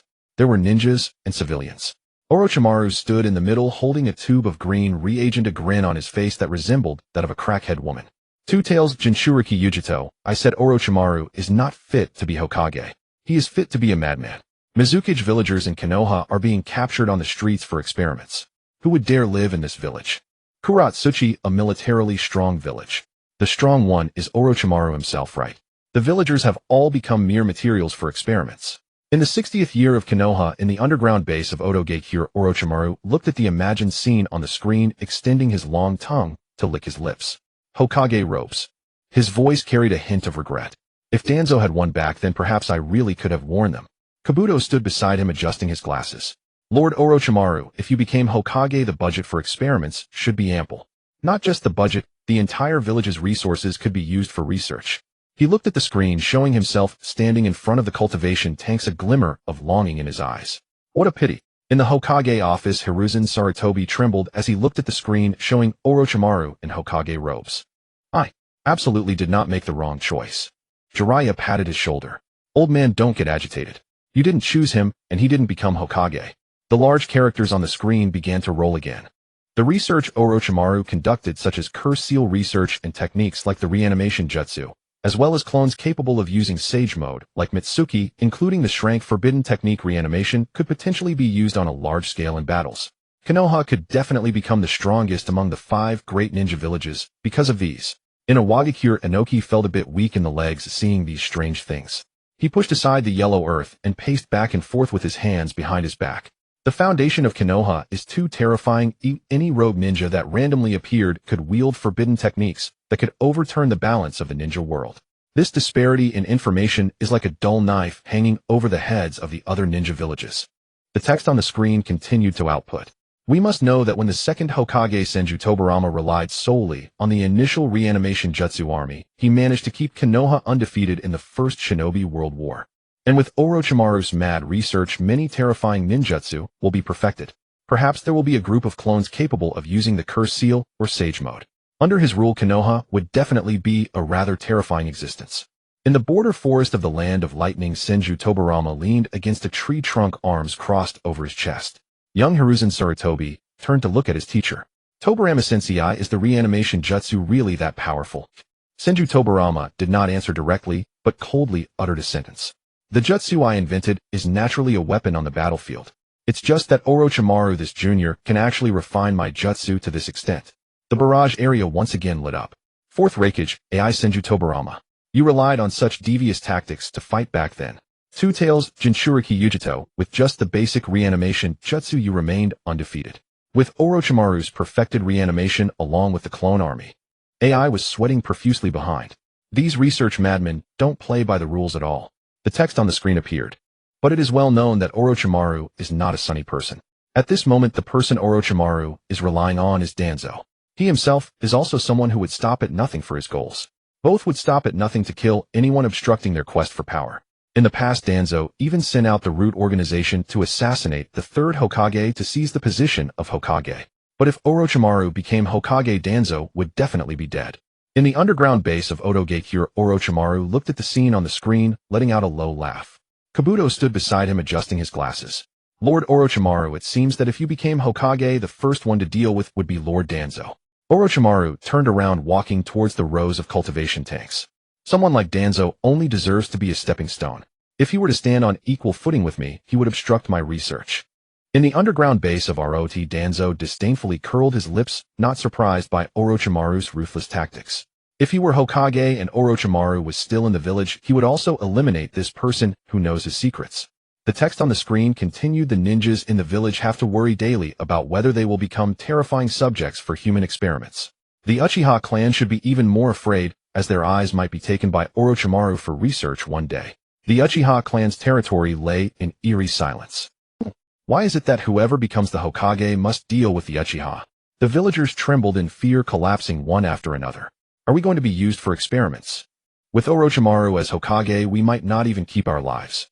The celestial screen continued to display text. When that time comes, the Hidden Leaf village will certainly be filled with panic. The villagers can only dare to be angry, but not speak. The will of dominance can only be ruthlessly suppressed. In the face of power, the Hidden Leaf is likely to become the second Blood Mist village. In the Hidden Mist village, Terumī, Mei stood up, her hands resting on the desk. Blood Mist village. How dare the Hidden Leaf steal our name? The celestial screen switched scenes, and text appeared. How did the wives of past Hokages marry them? The celestial screen switched scenes, and text appeared. How did the wives of past Hokages marry them? The fourth Raikage. Is this celestial screen broken? Having just reviewed the Hokages, are we now going to scrutinize their wives? The second Tsuchikage Ōnoki. I have no interest in how the Hokage of the Hidden Leaf marries. It would be better to release more intelligence. Terumī, Mei, I am quite interested in that. On the streets of the Hidden Leaf village, the civilians who had been immersed in the darkness of Orochimaru's rule began to lift their heads. Gossip is human instinct. The personal life of the Hokage is enough to divert everyone's attention. The whispers on the streets gradually coalesced into a buzzing sound. The celestial text transformed first Hokage's wife, Uzumaki Mito. The initial reason Uzumaki Mito was able to marry Hashirama was that he needed to solidify his rear and stabilize allies for the Hidden Leaf. Later on, because the Uzumaki clan's physique and sealing technique were renowned throughout the ninja world, Mito voluntarily became the first Jinchuriki of the Nine Tails. The marriage between Hashirama and Mito was largely to form an alliance with the Uzumaki clan. However, the standards for marrying the first Hokage were quite high, likely reflective of the old generation's relationships. Kuratsuchi, those standards are so high that ordinary people can't even touch the doorframe. Terumi, Mei, an alliance, huh? As Mizukage, it seems I also need to consider my family's power. During the establishment of the Hidden Leaf, Senju Hashirama turned his head to glance at the red-haired woman beside him. Uzumaki Mito snorted softly and turned her face away. Mito, don't listen to the celestial screen's nonsense. We have genuine feelings between us. Hashirama waved his hands repeatedly. The celestial text flashed. Second Hokage, still unmarried. Seeing this, Hashirama seemed to finally find an outlet for his emotions. Senju Hashirama, Tobirama, look at you, you're not that young anymore. Why don't you find a wife? In the forests bordering the land of lightning, Senju Tobirama stared at the celestial screen, his forehead, veins pulsating. Senju Tobirama, women only slowed down my hand signs. Big brother, mind your own business. The celestial screen shifted. Third Hokage's wife, Sarutobi Biwako. Sarutobi Biwako was likely just an ordinary person. On the night she assisted in the birth of Kushina, she was readily killed by Obito, who barged in without even a chance to resist. The only explanation for the third Hokage marrying an ordinary person is that Biwako was his child. In the 60th year of the Hidden Leaf in the Hokage office, Sarutobi Hiruzen closed his eyes. Memories of the woman who had accompanied him for most of his life surfaced in his mind. Biwako was indeed his childhood sweetheart, having married him before he became Hokage. The mundane days of those years have now become the deepest thorn in his heart. Terumi made the relationship between childhood sweethearts is indeed quite enviable. The celestial text switched fourth Hokage's wife, Uzumaki Kushina, for Kushina. It wasn't that her judgment was good, but rather that Minato had his eyes set on her first. The celestial screen illuminated. In the classroom of the Hidden Leaf Ninja Academy, the red-haired Kushina stood at the podium, nervously clutching the hem of her clothes, and shouted, I will definitely become the first female Hokage of this village.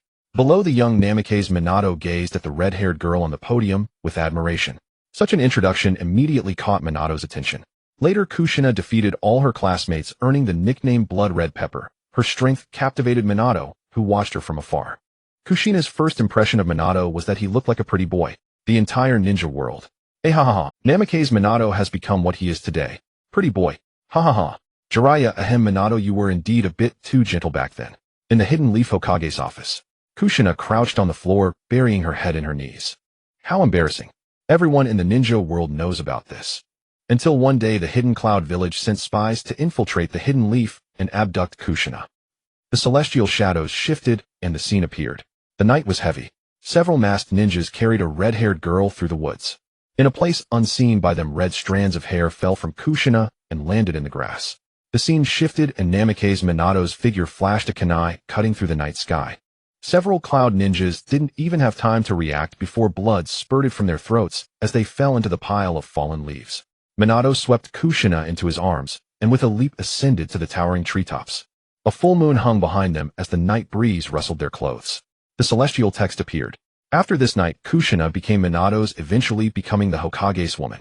The entire ninja world was in an uproar. The second Tsuchikage Ōnoki, those from the Hidden Cloud Village, are incompetent fools ranking first in abducting women.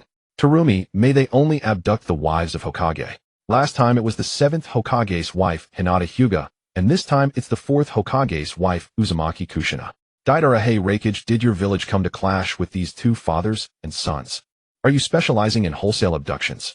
Kuratsuchi, the fourth Hokage, heroically saved his beloved, and the seventh likely did as well. The Hidden Cloud Village is specifically serving as a matchmaker for the Hokage of the Hidden Leaf. In the Hidden Cloud Village in the Raikage building, was furious, veins bulging on his forehead. These bastards. Abducting little girls. Our Hidden Cloud's reputation has been completely tarnished by these fools. Todai took 2 steps back, wiping sweat from his brow. Lord Raikage, that was during the previous Raikage time. He turned to glare at Todai, his anger only intensifying. That was done by the Hidden Cloud. Now the entire ninja world is laughing at us. The text on the celestial screen rolled, and a new title occupied the light curtain. 7th Hokage's wife, Ri Xiang Chu Tian. Chu Tian's position as the Hokage's wife was universally acclaimed. There were 2 reasons why no one could shake it. First, when Ming Ren was hated and isolated by everyone in his childhood, only Chu Tian had a crush on him, cheering for him, worrying for him, and being proud of him. Team 8 Training Ground.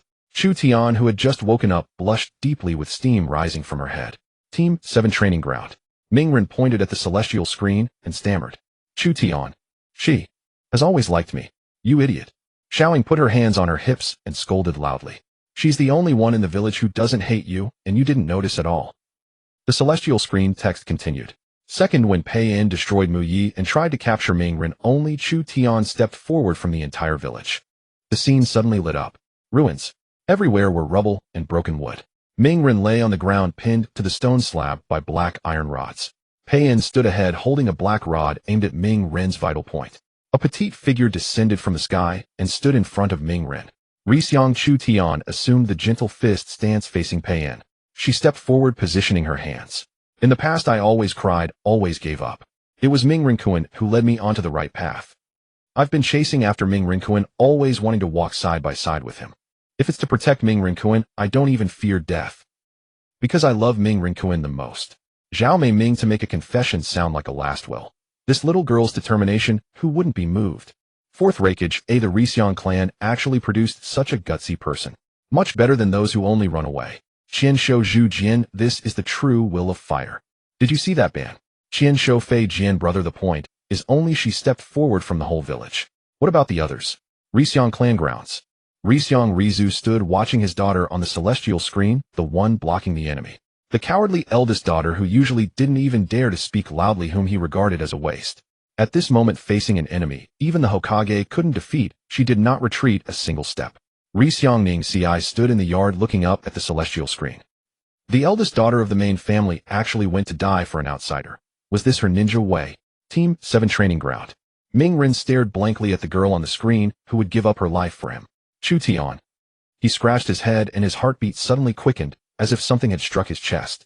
In the celestial screen scene, Chu Tian seized the moment when Pei Yin was off guard and kicked a black rod in half with her leg.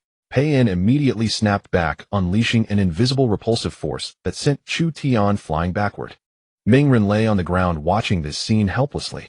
After a fierce battle, Chu Tian.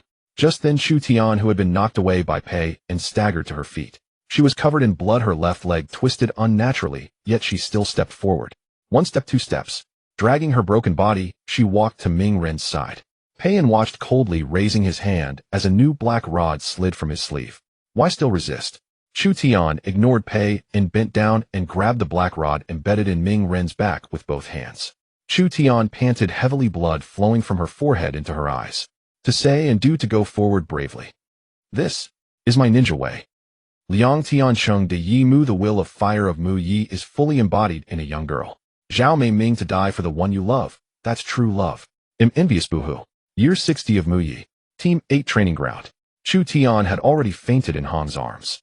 Quan Zhongya and Yunu Ji Nai exchanged glances, both seeing shock on each other's faces. That teammate who usually stammered actually harbored such a crazy side inside. The celestial screen's image froze on Chu Tian's blood-covered face, then shattered with a boom. Countless light fragments reorganized in the air, forming a new line of large characters. 8th Hokage's wife Shoju. Wind Country Sha-in Village. Shoju was walking on the village street. Seeing the large characters on the celestial screen, she twisted her foot and almost fell face first into the sand.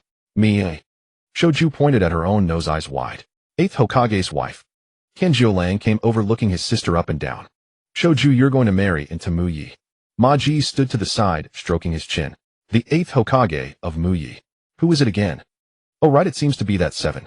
5th Hokage. 4th Rakage. The Hokages of Mu Yi really know how to choose. The 4th snatched one from the land of whirlpools, the 7th snatched a Rixiang, and the 8th directly snatched the Kazakage's daughter. The celestial screen text rolled quickly, providing an answer. As for becoming the 8th Hokage's wife, Shoju herself must have been surprised, because she knows best the personality of the 8th Hokage, Lu Wan. Lu Wan's life motto is only 3 words: troublesome. The celestial screen scene lit up. Chunin exam venue. Lu Wan stood in the center facing Shoju, who held a 3-star fan. Lu Wan formed hand seals, his shadow stretching across the ground, firmly binding Shoju. Just as everyone thought Lu Wan would win, Lu Wan raised his right hand. I give up. The whole venue erupted in uproar. Shoju stood frozen, staring at him as if he were an idiot. Lu Wan scratched his hair and yawned. I'm out of chakra, and It's too troublesome. Zhao Mei Ming, this kid, actually gave up when he had the advantage. Liang Tiancheng de Yimu, it's not that he didn't want to fight, he calculated he didn't have enough chakra and was too lazy to prolong the entanglement. The celestial screen text continued to flicker. During the Chunin exam, Lu Wan didn't even want to become a Chunin. But because of his excellent strategic mind, he became the only one in his year to pass the exam and become a Chunin. His life plan was extremely simple. Become a ninja casually, earn some money casually. Marry a wife neither too beautiful nor too ugly, have 2 children, first a girl, second a boy. When his daughter marries and his son can stand on his own, retire from ninja work. Play shogi every day and live an ordinary quiet old age. Muyi Village Street. The villagers stared at this life plan, collectively speechless. This is a ninja's dream. Too unambitious. Shiyin Village. Shouju clenched her fists. A wife neither beautiful nor ugly. Shouju gritted her teeth, laughing in anger. Is he saying I'm ordinary?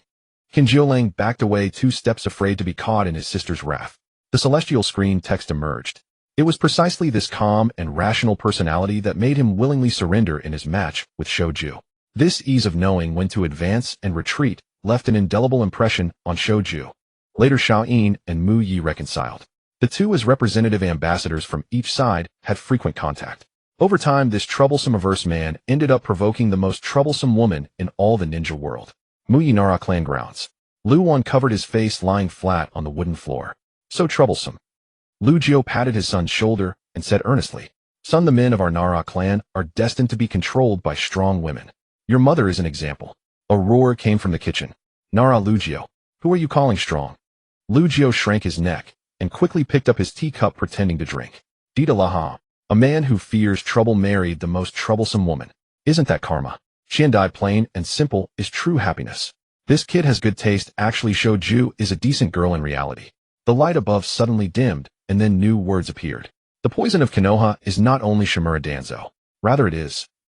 The scene brightened. Inside the Hokage's office, Uchiha Koharu and Midokado Hamura sat upright on chairs. They wore traditional kimonos, eyes half closed, exuding an air of superiority. Danzo at least took the blame himself. These two did nothing from start to finish, yet they ensured every darkest decision of Konoha passed smoothly. They are the Konoha advisors, Uchiha Koharu and Midokado Hamura. A sound of gasps echoed across the entire ninja world. Are there no end to the people Konoha has to count? Konoha has produced so many extraordinary individuals, yet this village still survives to this day. Its resilience is truly absurd. Ōnoki of the 2 scales, I've long disliked these 2 old fellows. It turns out they are the most venomous. Terumī, Mei doing nothing. This is the classic case of occupying a position without doing any work. In the Konoha high-level meeting room, Uchiha Koharu and Midokado Hamura sat upright on chairs. They exchanged glances, and the muscles on their faces twitched simultaneously. Koharu slammed her palm on the table. Nonsense. We have devoted our entire lives to strategizing for Konoha's stability. This celestial screen is slander. We only offer suggestions. The final decisions are always made by Hiruzen. Why blame us as the poison? The celestial screen continued its relentless output. These two were present almost every time a major incident occurred in Konoha. They were classmates of Sarutobi Hiruzen and Shimura Danzo, and also members of the second Hokage Tobirama's guard squad. However, because these two had mediocre combat abilities, in the end, they didn't become those who charge into battle, but instead turned into those who sit in meeting rooms. The problem lies here. Sometimes what truly influences a village is not the strong warriors on the battlefield, but those in the meeting room who merely nod their heads. Ōnoki of the 2 scales, fighting and deciding how to fight are completely different matters. When amateurs guide professionals, who else but Konoha would be rotten? Fourth Reikage, having 2 useless people who haven't been on the front lines for years sit in the meeting room and dictate. Konoha's ninjas died such unjust deaths. Konoha village streets. The villagers looked up, murmurs rising. The Uchiha massacre, Orochimaru's human experiments, leaving the 3rd Hokage to die. Did they nod to all of that? The celestial screen text switched. When Tsunade first became Hokage, the Council of Advisors made their first formal appearance. At that time, the Akatsuki organization had begun operations, and Naruto could be targeted at any moment. Koharu and Hamura opposed Tsunade, continuing to send Naruto on missions. In the scene, Koharu spoke first. Naruto is the Nine-Tails Jinchuriki, the village's highest secret and ultimate weapon. He must never leave the village, even a step. Hamura continued. Exactly. If he were captured by the Akatsuki, the village's balance would be broken. He must be confined within the village under strict Umbu surveillance. Tsunade slammed the table and retorted. Is it safe to lock him in the village? Gaara was in the safest place in Sunagakure, yet that didn't stop the Akatsuki from capturing him. Therefore, keeping Naruto on the move is not only better for his personal safety, but also a better choice for the village. Raza what? Gaara was captured in Sunagakure. Fourth Raikage, the Akatsuki actually infiltrated Sunagakure directly and took away the one-tailed Jinchuriki. As soon as defense made of paper. Kankuro, is that organization called Akatsuki really that strong? The scene continued to unfold. Koharu and Hamura exchanged a glance, then, as if following a coded signal. Since you insist on sending him out, fine. But Team 7 must gain a new member. Danzo recommended someone. He will replace Sasuke's position. The celestial screen text appeared. What Danzo really wanted to do was to take the opportunity to eliminate Sasuke. Fourth Raikage, after all this, these two old fellows are pretending to act for the village, but are actually making it convenient for Danzo. Konoha's upper echelons are rotten to the core. Ōnoki of the two scales, isn't this just collusion? Tsunade bears the pressure at the front while they stab her in the back. Konoha training ground. Sasuke clenched his fists, killing intent within him almost materializing. Shimura Danzo. You detained Koharu. Mito Kado Hamura. You all deserve to die. Kakashi looked at Sasuke, his heart filled with complexity. The high-level power games had completely disregarded the lives of the ninjas below. Danzo wanted to kill Sasuke, and the Council of Advisors actually gave the green light. In the Konoha high-level meeting room, Uchiha Koharu and Mito Kado Hamura were drenched in cold sweat on their backs. What a joke. Although this hasn't happened yet, didn't the celestial screen say earlier that the Uchiha clan they did this for Konoha too? The Council of Advisors rarely initiates anything actively, but whenever Danzo speaks they seem to agree. A more evident instance later was when Pain attacked Konoha. After Pain's invasion, Tsunade organized defense immediately. To protect the villagers, she dispersed her chakra across the entire village, eventually exhausting her power and falling into a coma. Ridiculously, after Naruto defeated Pain, Tsunade lay on a sickbed, and the whole village had just crawled out of the ruins. And the first thing these two advisors did was not to reflect or provide disaster relief. Instead, they shifted blame onto Tsunade, declaring she should be responsible for the devastating destruction of Konoha. Then they quickly recommended Danzo to become the acting Hokage. Fourth Raikage, the upper echelons of Konoha are truly an eye-opener. Those fighting on the front line lie on sickbeds while those slacking off in the back start stealing credit and shifting blame, truly. Ōnoki of the two scales power, truly intoxicating. These few high-ranking officials of Konoha for their own benefit trampled the village's interests underfoot. This old man has learned a lesson. Terumi may wanting power, but doing nothing. What a calculation. I could hear it, even from the water country. Truly feel sorry for the frontline ninjas of Konoha. Border of the Lightning Nation. Tobirama Senju panted like a bull, then turned his bloodshot eyes to the few people behind him. The young Koharu and Hamura shrank in the corner, trembling, not daring to breathe. The young Hiruzen Sarutobi stood aside, head lowered, not daring to invite trouble. The celestial screen flickered again. Iron Country, the samurai bridge amid snow and wind. Danzo gradually transformed into a large tree, his face still wearing an expression of unwillingness. Later, after the 5 Kage summit concluded, Danzo was killed. All his dirty deeds were completely exposed. He had secretly collected a full arm's worth of Sharingan eyes, and even attempted to use Kodoame Tsukumi to manipulate the 5 Kage summit. The comment section froze for a moment, then exploded with activity. Mei Terumī, what? He dares to manipulate the 5 Kage summit. Fourth Raikage, that old dog is tired of living. Daring to pull tricks right under my nose. I should have struck him down with a lightning lariat. Ōnoki, wait, the main point is Danzo was killed. By whom? Kuratsuchi, isn't this eliminating a scourge for the people? Konoha should send a banner of praise to his killer. Konoha training ground. Sasuke stared at Danzo's corpse on the screen, his not-so-bright mind whirring rapidly. Who could it be? His future self. It must be. The scene cut back to the Konoha high-level meeting hall. Koharu and Hamura sat upright in their chairs, listening to the ANBU's report on Danzo's death and crimes.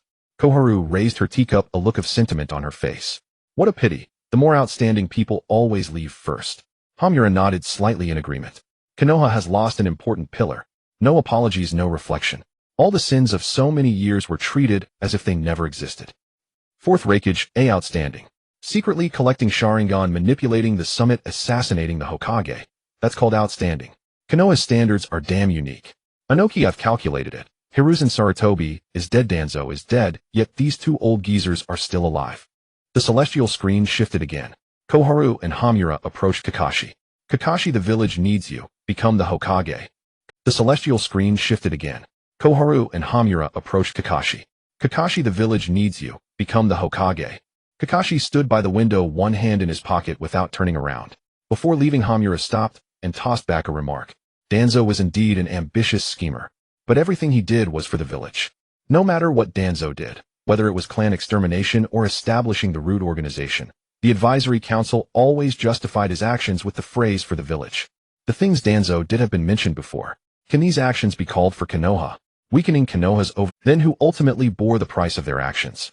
The entire Konoha. Seeing this, the people of Konoha couldn't hold back. Ninja A for the village. Draining the village's combat strength. This is called for the village. Tobirama Senju, my face has been completely disgraced by these three fools. Jiraiya, one phrase for the village can erase all sins. Then what about all those who died? Tsunade, these two old geezers. The first thing he'll do when I go back is remove them from their positions. Hiruzen Sarutobi, Koharu Hamura. You have greatly disappointed me. In the center of the light screen, text switched. What if Konoha had no internal conflict? If Konoha had no internal conflict, then the other four ninja villages combined wouldn't be enough for Konoha to fight. Rock Village. Ōnoki was furious, his beard trembling, arrogant. Konoha indeed has deep resources, but do they really think the other four villages are made of clay? Without the god of shinobi and Uchiha Madara, how could Konoha suppress the alliance of four great nations? The losses Konoha has suffered over the years are obvious to all. White Fan committed suicide, the fourth died in battle. Going solo against the four great nations is pure nonsense. Raza Konoha's prosperity is merely built on exploiting neighboring small countries. If it really comes to a fight, Tsunade will never back down. Chio, anyone can talk big. I'd like to see what Konoha relies on to live up to its words. The celestial text scrolled. This is no empty boast. The reason Konoha has the confidence to take them on alone is entirely thanks to the following people. First, isn't Dual Kimui already overpowered? If Obito had chosen to return to the village after Rin's death, if Kakashi had returned the Mangekyo to Obito, then with both Mangekyo assembled, Obito would have become invincible. 1 Kimui for intangibility, 1 Kimui for offense. With such cheats, how could he lose? Ōnoki Dual Kimui. A single-masked man already turned the ninja world upside down, fought the 4th Hokage, controlled the Nine Tails, and destroyed Konoha. If he had both eyes, intangibility for survival plus long-range killing, who could harm him at all? 4th Raikage, my lightning release armor is fast, but it's useless if I can't hit a real body. If this Uchiha Obito had stayed in Konoha, the four great nations would have no way to fight back. Mei Terumī, with one eye he could control the mist village like a toy. With both eyes, Obito plus Kakashi with his talent fully unleashed. Those two working together are a meat grinder on the battlefield. Inside the Kimui dimension, Obito read these words, his mind beginning to stir. Currently the Moon Eye plan showed no hope of realization. If both Mangekyo were assembled, his mind flashed to the face of that silver-haired comrade. Then he shook his head. Back then he himself had given the Sharingan to Kakashi. There was no reason to take back a gift once given. If both Mangekyo were assembled, his mind flashed to the face of that silver-haired comrade. Then he shook his head. Back then he himself had given the Sharingan to Kakashi. If Kakashi had seen that Obito was alive, resolved his inner conflict, and no longer burdened by the Sharingan, then his strength would not have stagnated for so long.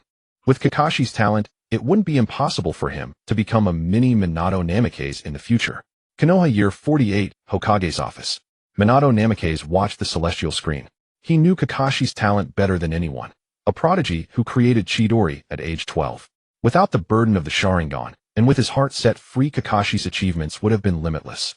The other villages in the ninja world were already sweating at this point. Just the first one, Obito, and they couldn't figure out how to fight him. You never know when he'll pop up behind you. Other so-called phantom gods are just talk, but Minato can genuinely hit you with a Rasengan while you're eating. In terms of attack power, he's indeed not the best, but in terms of mobility, no one can compare to him. He can appear at any position on the battlefield, provide support anytime, and leave immediately after fighting. You never know when he'll pop up behind you. Other so-called phantom gods are just talk, but Minato can genuinely hit you with a Rasengan while you're eating or sleeping. Cloud Village. As face turned pale with fear, the memories of being toyed with by Minato Namikaze on the battlefield flooded back. If he had left a mark on him back, then wouldn't he be able to kill him at any time? Deidara, this is too dirty. If you can't win, run out, and after running you can come back to ambush anytime. This is too cheap. Suigetsu Hozuki, with this mobility, one person is an entire army. With such a monster in Konoha, the four great nations are indeed not enough to fight. Konoha Year 48. Minato looked at the evaluation on the celestial screen, scratched his hair, and gave a dry laugh. A Rasengan during meals and sleep. Isn't that evaluation a bit too exaggerated? But I don't think I've ever used that trick too. If the Uchiha clan had not experienced that tragic massacre, 3 shadow-level powerhouses would still be alive. The heavenly screen provides a projection. If Uchiha Fugaku had been a bit more assertive back then relying on the intimidation of the Mangekyo Sharingan, he could have suppressed the radicals within the Uchiha clan. As long as the Uchiha did not rebel, Shisui would not have to think about any plans of the otherworldly gods, nor would he be forced by Danzo to jump off a cliff to commit suicide. If Shisui did not commit suicide, Itachi would not have to walk down the path of slaughtering his own clan. If these three appeared together, Konoha's battlefield dominance would reach an unprecedented height. The scene lights up. On the battlefield filled with smoke and fire, tens of thousands of enemy ninja coalition surged forward. In front of the Konoha camp, three figures stood side by side. Uchiha Fugaku, Uchiha Shisui, Uchiha Itachi. The three's Mangekyo Sharingan spun wildly. Boom. Three colossal complete body Susanoo rose from the ground. One dark, one emerald green, and one crimson red. The three enormous beings advanced side by side, their massive chakra weapons swinging, severing mountains in half and splitting the earth open. The enemy's ninjutsu struck against the armor of Susanoo, leaving not even a scratch. With three Susanoo standing tall, they were a force of nature on the battlefield. Anyone who encountered them would meet their doom. Two scales of the great ninja. What? How do we fight this? Rojo, let's just surrender if we encounter them. There's no way to fight them at all. Kuratsuchi, those three mountains are like bulldozers on the battlefield. We probably can't even escape. In Konoha village, Uchiha clan grounds. All Uchiha clan members stared at the three invincible Susanoo on the heavenly screen, their eyes filled with fervor, clearly yearning for this scene. The heavenly screen changes. The foundation of Konoha is far beyond this. Besides the Uchiha three heroes, Konoha also has the legendary Iron Triangle. The legendary three of Konoha: Jiraiya, Tsunade, Orochimaru. Fourth Raikage. These three guys are indeed tough to deal with, but they should be a bit easier to handle compared to those three Susanoo. Tsunade, the fame of the three ninjas has spread throughout the ninja world for so many years, and now it's time to calculate their worth. First, let's talk about Jiraiya. He is the direct disciple of the sage of Mount Myaboku. When he fights, his sage techniques come one after another, and every move is a hard-hitting blow. During this period of vacuum before the prophecy child has grown, his strength can be said to be the most powerful visible force in Konoha. In the scene, Jiraiya sits on the shoulders of two old frogs and frog patterns appear on his face. Sage Art 5 Right Gate. A raging sea of flames mixed with boiling hot oil instantly engulfs everything ahead. Daidara, this old man looks perverted, but when he gets serious, he's so fierce. The heavenly screen text switches. Next, let's talk about Tsunade. She is the #1 healer in the ninja. As long as her chakra reserves are sufficient, she can heal the entire village by herself. Creation Rebirth 100 Heal Technique. I can't guarantee victory. I can only ensure that you won't lose. The scene lights up. Tsunade's diamond mark on her forehead unlocks, and black lines crawl all over. A giant long sword cleaves her in half, but with the acceleration of the scene, Tsunade's body quickly the other two are still within the realm of human understanding. But Orochimaru is even more outrageous. Orochimaru, master of core technology. Jiraiya who? Snake Ant. Orochimaru turned into a woman. In the underground base of the Sound Village, Orochimaru froze in the act of licking his lips. What exactly is Jiraiya getting excited about? Orochimaru can't even die himself, yet he can hire someone to fight for him. The reincarnated through Impure World Reincarnation are all legendary figures. Moreover, the Impure World Reincarnation can be continuously optimized. The more optimized it is, the more complete the reincarnated possesses the strength they had in life. The most perverse part is that the Impure World Reincarnation body can't be killed at all, and the chakra is unlimited. Orochimaru alone can completely match the battle power of an entire village. The scene shifts. Orochimaru stands in an open area. He forms hand seals and slams his hands on the ground. Rumble. Dozens of coffins engraved with 1, 2, 3, 4, and even the names of past Kage from various villages rise from the ground. The coffin lids fall open. Hashirama Senju, Tobirama Senju, 3rd Raikage, 2nd Tsuchikage, 2nd Mizukage. A row of legendary figures stand neatly with their eyes closed. 4th Raikage, the 3rd Raikage. My father is in there. 2 scales of the great ninja. No way. That bastard Orochimaru even dug up the grave of our 2nd Tsunade. The 2nd Mizukage has also been dug up. How many ancestral graves did this Orochimaru? Apart from these, the civilian ninjas of Konoha are just as extraordinary. For instance, this one, the notorious Eternal Genin of Konoha, Mei Dai. Konoha Village Street. The villagers exchanged glances and whispers rose. Mei Dai? That bushy-browed guy who always talks about youth and only runs around the village upside down. He can't even dispel a simple illusion. Head just be cannon fodder on the front lines. The celestial screen lit up. A forest shrouded in thick mist. Young Mei Kai, Bizuo, Xuanjian, and Huibishu stood back to back, panting heavily. Around them, 7 tall figures wielding oddly shaped greatswords encircled them. the proudest elite force of the Hidden Mist Village, the 7 ninja swordsmen. When Kai's team was in dire straits, Dai appeared. In the scene, Mei Dai stood in front of the 3 children, giving a thumbs up, his teeth flashing a bright light. Then he crossed his hands and suddenly exerted force. 8 gates escape formation open. Mei Dai turned into a ferocious beast and charged into the formation of the 7-man group. After the battle, the 7 ninja swordsmen who had shaken the entire ninja world were kicked into 3 funny survivors by a single genin. Liang Tianxing Demu, a single genin from Konoha, can kill 4 elite jonin in one burst. Zhao Mei Ming, 7 elite jonin foregone. The Hidden Mist's foundation has been halved by a single Konoha Chin. Mizukagesima, from now on, when we encounter Konoha genin, we should take a detour. If we can kill them, killing them is useless. If we can't kill them, they'll just kill us back. Guading Manua. So the predecessors were taken down by a single genin. The celestial text changed again. As the saying goes, a father and son fight side by side in battle. Dai's son Mei Kai took the 8 gates escape to its peak. Kai's strength is universally acknowledged as reliable, fast speed, high burst. Left hand deals high damage, right hand deals high damage. After opening the 7th gate, Kai's strength solidly ranks among the top cage level, and his short-term burst directly reaches super cage level. The bullet comment section paused for a moment. Gonshir Guijiao, left hand deals high damage, right hand deals high damage. What kind of evaluation is that? Pure violent crushing. Luo Sha, 7th gate, already super cage level. What are we, the 5 Kage? And when Kai opens the 8th gate of death, his power becomes infinitely close to 6 paths. Night Guy possesses the power to kill a 6 paths level strong being.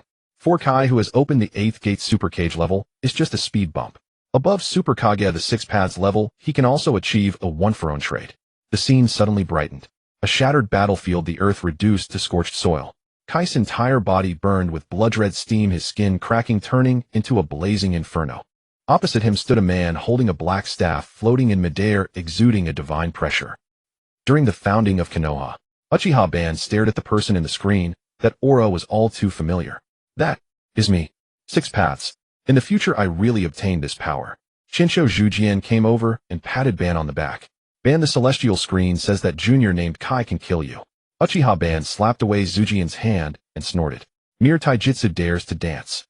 Kai assumed his starting stance. The space around him began to twist violently, and even the ground crumbled inch by inch under the immense pressure. Red chakra transformed into a roaring dragon. Night Guy. Kai instantly crossed 100 meters and kicked toward Uchiha Ban's chest. The space shattered under this kick, emitting a piercing sonic boom. Uchiha Ban's half-body was directly kicked to pieces, and the whole person flew backward. Dead silence. The entire ninja world stopped, even the wind. 4th Reikage, AI space. Distorted. Liang Tianxing Demu, a kick shattered a 6 paths level body. Is this even human taijutsu? Zhao Mei Ming's Super Kage was just a speed bump. The celestial screen didn't exaggerate. With this speed and power, we don't even qualify to defend. Does Konoha usually let such monsters roam around the village? Dai, Konoha's taijutsu has evolved to the point of god-killing. Konoha training ground. Kai stared blankly at the self on the celestial screen who was burning his life, then looked at his own hands. So this is the peak of youth. Kakashi swallowed. He had always regarded Kai as his eternal rival. The two had sparred hundreds of times. Now it seems if Kai actually used this move, one kick could send me to the end of the story. The Konoha villagers were collectively speechless. That Kai who always shouts about youth is actually this badass. We used to laugh at him for having a screw loose. He wouldn't kick us, would he? Xuanhua Mingren, bushy eyebrow sensei is so cool. I want to learn this move too. Yuzibo's Waju, this power. No need for bloodline limits, purely relying on the physical body. The celestial screen froze on Kai's charred and fallen body, then shattered into pieces. New text appeared. Having seen the peak of taijutsu, let's look at the peak of Konoha's blade arts. Konoha White Fang Chimu Shuomao. White Fang's reputation resounded across all nations. With merely a short sword emitting white light, he tore through the Second Great Ninja War. His sword technique followed the extreme path of one-hit kill. If he were to attack from the flank and ambush 1/ per elite jonin, would be no problem. The bullet comment area was strangely quiet for a few seconds. Liang Tianxing Daimu. After seeing those two monsters earlier, I suddenly feel that White Fang's achievements are quite normal. Zhao Mei Ming. Yeah, at least they're still within human understanding. After reviewing the foundations of Konoha, let us change the topic. Two-ton Yao Mu, this is indeed a strange matter. Upon careful reflection, aside from the two treacherous scoundrels Jin Jiao and Yin Jiao, Konoha truly hasn't produced any notable rogue ninjas. Luo Sha, it does seem that way. Konoha has plenty of rogue ninjas, while the people of Yunin can actually keep their own. Yunin Village Reikage Tower. AI crossed his arms and raised his chin high. Nonsense. In Yunin Village we are all united. Who would become a rogue ninja? The text on the sky rolled. Yunyin's reputation in the ninja world isn't that great. They are the ones who plundered the Uzumaki clan and the Hyuga clan. Terumi Mei haha rogue. That term sums it up perfectly. Haito, isn't that just the act of a bandit, taking whatever they desire? The large characters on the sky continued to shift. But if viewed from the perspective of the Yunin villagers, it's a different story. By seizing the Uzumaki and Hyuga clans they can breed descendants and indirectly enhance their village's overall combat power. The territories and resources they have taken allow the people of their village to live better lives. Compared to Konoha, which forces top-tier powers to become rogue ninjas while its higher-ups engage in internal strife, the villagers of Yunin indeed live quite well. To rob others for the benefit of their own villagers. Although their methods are despicable, they are genuinely working for the welfare of their own people. The screen lit up. Now let's take a look at the leadership style of Yunin Village. From the first Raikage to the fourth Raikage, they have all followed the same approach. In the footage on a desolate Gobi, the yellow sand swirled. The third Raikage stood bare-chested, enveloped in violent blue lightning. Behind him was the retreating Yunin army. In front of him stood countless Awagakure ninjas. To protect his subordinates during their retreat, the third Raikage chose to hold the rear alone, enduring for 3 days and nights against tens of thousands of ninjas. Ultimately, he died from exhaustion. Yunin Village. AI stared intently at the image of his father collapsing on the screen, tears streaming down his rugged cheeks. Dad. Karabi stood beside him, unusually silent and not singing. Fourth Raikage, AI Dad. You are Yunin's eternal pride. Kakashi to face 10,000 alone for the sake of his subordinates. Such courage. Is this the caliber of a Raikage? The text on the sky continued to roll. Now let's talk about the fourth Raikage AI. He perfectly inherited his father's style, being tough towards outsiders while genuinely caring for his own people. The villagers of Konoha were left speechless. Yunin actually treats its people like people. Does Yunin Village still lack people? I want to go to Yunin Village. Thus, Yunin Village fundamentally does not produce rogue ninjas. With benefits, a sense of belonging and deterrence, everything is in place. The motives, willingness, and feasibility for defection are completely blocked off. Old Z, this point is indeed valid, good treatment, and a leader who values loyalty. Who would be foolish enough to become a rogue ninja? A Konoha villager, Sarutobi Hiruzen. Look at how Raikage treats his people. Sarutobi Hiruzen. The situation in Konoha is complex, it cannot be generalized. The screen suddenly shifted. Of course, if you really want to run, it isn't impossible. But you'll find 2 muscular athletes blocking your way at the village entrance. In the image at the towering gates of Yunin Village, AI and Karabi stood on either side. Behind them was a steep cliff that reached for the clouds. A narrow passage was the only exit. The entire ninja world fell silent for a moment. Daidaraha. Muscular athletes. This description is perfect. I'm laughing so hard it hurts. So the reason there are so few rogue ninjas is that they get beaten up before they can even leave the village. Terumi Mei, this mechanism to prevent defection is truly simple, crude, and effective. Yunin Village. Ace's face turned red as he pointed at the screen and shouted, "What the hell is a muscular?" Karabi leaned over and struck a strange pose. "Big brother, this title is pretty cool." "Yay." AI retaliated with a punch to Kiraba's head. The text on the celestial screen changed again. Moreover, Yunin Village placed particular emphasis on nurturing the Jinchuriki. The scene lit up. On the opposite side of Kalabi stood the Bai Nyogue. Not only did Kalabi not lose control before the Nyogue, but he raised his fist and fist bumped the Bai. The scene shifted. Urwei Yumurin was engulfed in blue flames, instantly transforming into a massive blue feline creature. Luo Sha, perfect Jinchuriki. Xuanhua Mingren. That uncle also has a monster inside him, but he can actually be friends with it. In Shine Village, Luo Sha watched Kalabi, who could perfectly merge with the tailed beast, and a flicker of envy passed through his eyes. Xuanhua Mingren. That uncle also has a monster inside him, but he can actually be friends with it. In Shine Village, Luo Sha watched Kalabi, who could perfectly merge with the tailed beast, and a flicker of envy passed through his eyes. Previously he knew that Yunin had perfect Jinchuriki, so he was so strict with Gaara, trying to replicate the success. Unfortunately, that brat Gaara couldn't withstand the pressure, and actually lost control, and killed people. Innately evil Gaara. The celestial screen continued outputting. Besides focusing on the development of Jinchuriki, Yunin Village also possesses 5 treasures left by the 6 Paths Sage. Among them, the Amber Purifying Vessel has the power to seal tailed beasts. The other treasures have different uses and functions, but all are artifacts of the same level. Among them, the Amber Purifying Vessel has the power to seal tailed beasts. The other treasures have different uses and functions, but all are artifacts of the same level. Tiantian, the 6 Paths Sage's treasures. 5 artifacts of the same level. Any one of them could sweep the battlefield. Jiahao maiming even-tailed beasts can be sealed directly. This foundation Yunin village has hidden it too deeply. Yuan Fei Risen 5-6 Paths Tools. My village has been founded for so many years, yet has never possessed such divine artifacts. The strength of Yunin village is probably above my fourth Reikage AI. At this moment AI just wanted to curse. After pretending for so long he had planned to surprise the other villages in the next war, but unexpectedly the celestial screen had revealed all his secrets. The celestial screen closed, and new text appeared. Yunyin's inheritance system, only the strongest person in the village has absolute dominance. They address the Kageo as boss and the rest are underlings. Outstanding underlings in the village are given tattoos. The advantage of this system is that ninjas in the village strive to improve their hard strength and prove themselves through tattoos in order to gain respect. Under such circumstances they are extremely loyal and will not easily betray. In the scene. In the Reikage's office a group of burly Yunin ninjas knelt on one knee and shouted in unison, "Boss." The entire village from top to bottom had no scheming or complex political calculations, only pure strength worship and brotherly loyalty. Dadara, what kind of ninja village is this? This is clearly a gang. The boss leads the collection of underlings, and they even have tattoos. Liangtianxing Daimu, a bunch of brainless brutes. However, this pure superior-subordinate relationship can indeed prevent internal friction. Qianshou Feijian Mui's system is for long-term stability. This gangster style of Yunin will inevitably collapse if the Reikage strength is insufficient. Fourth Reikage, AI Qianshou Feijian, stop being so sour. The Reikage of our Yunin has been the strongest for generations. We will never have a weak Hokage like your my village Hokage building. Yuan Fei Risen's face twitched at these words, but he did not refute in the bullet comments.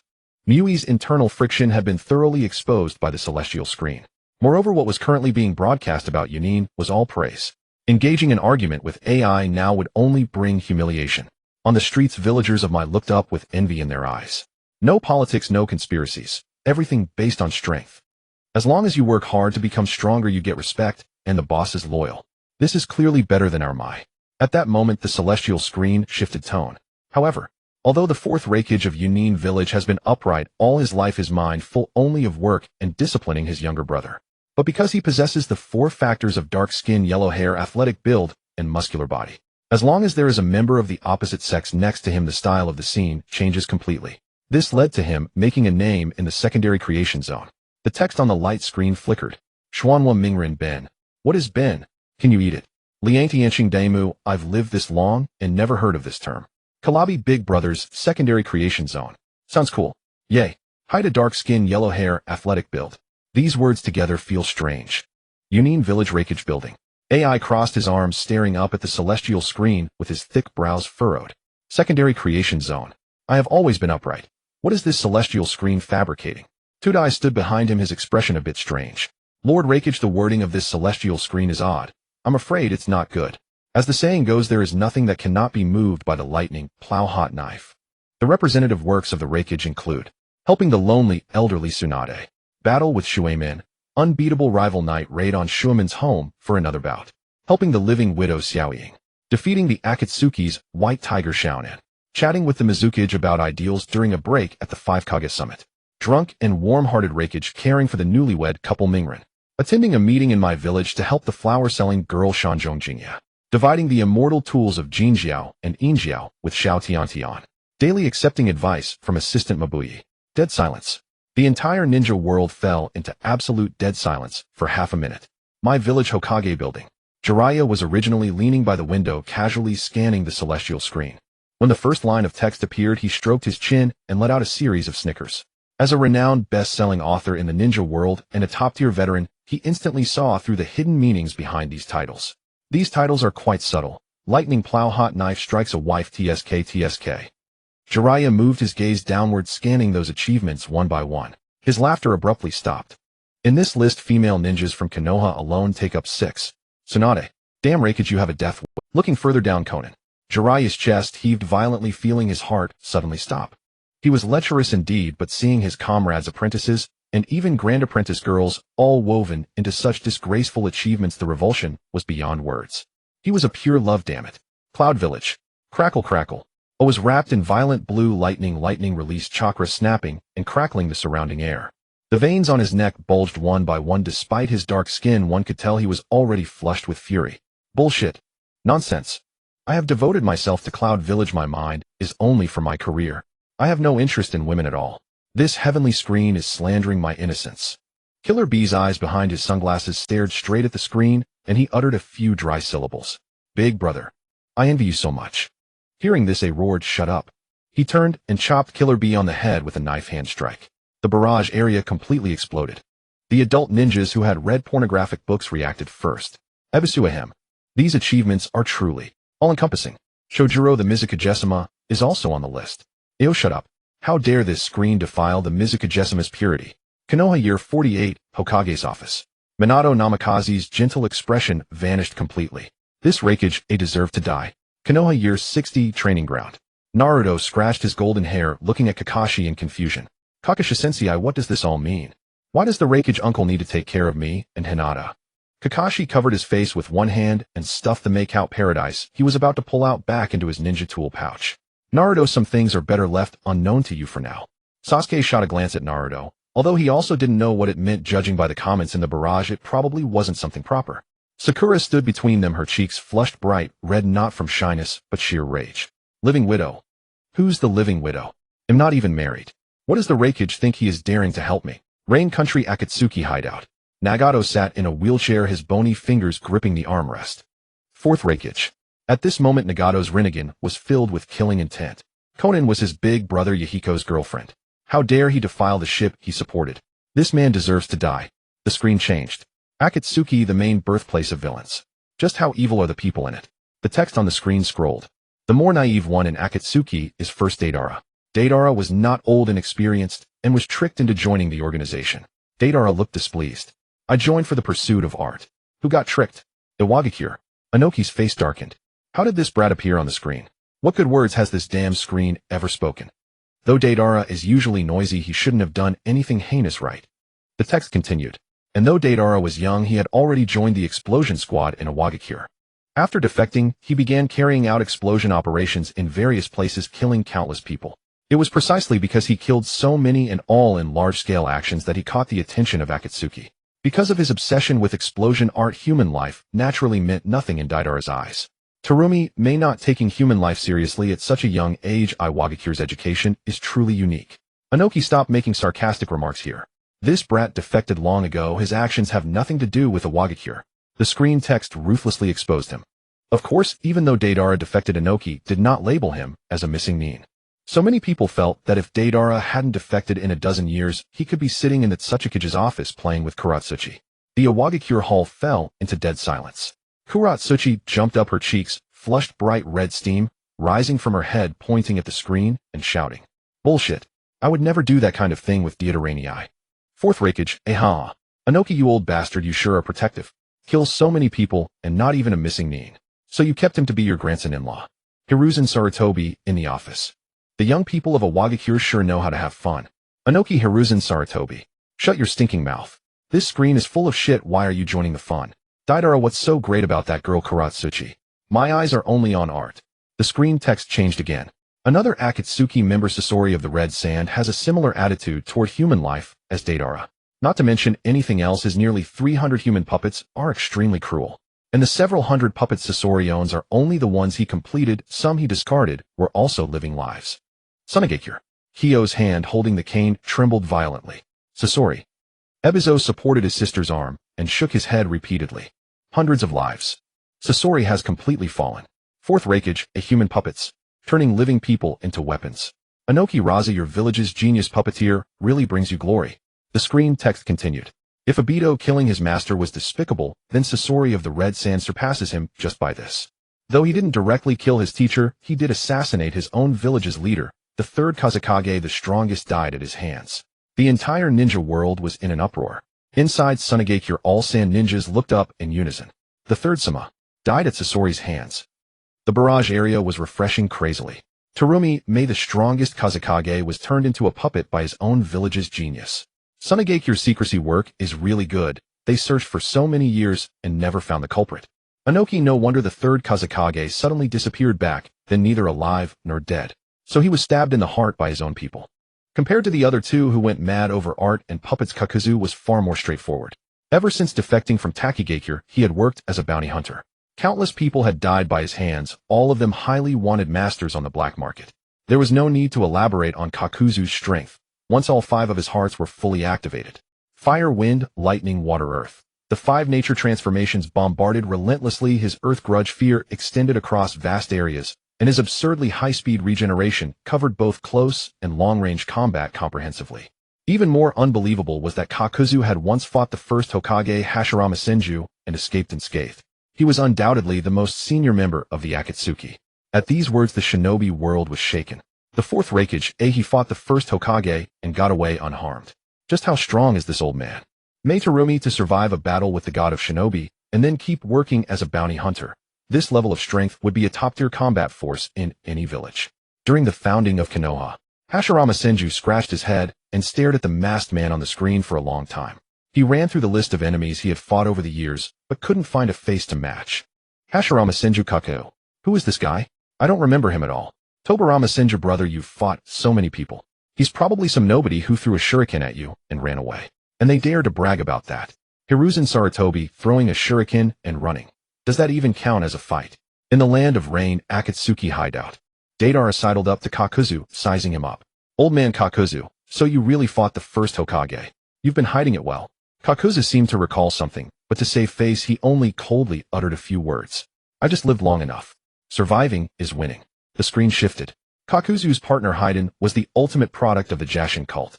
Haiden's ability required him to get close and draw blood, but once he succeeded, even a cage-level opponent would be taken down in a single exchange. What made him most terrifying was that he wasn't an offensive-type shinobi, he was a rule-based one.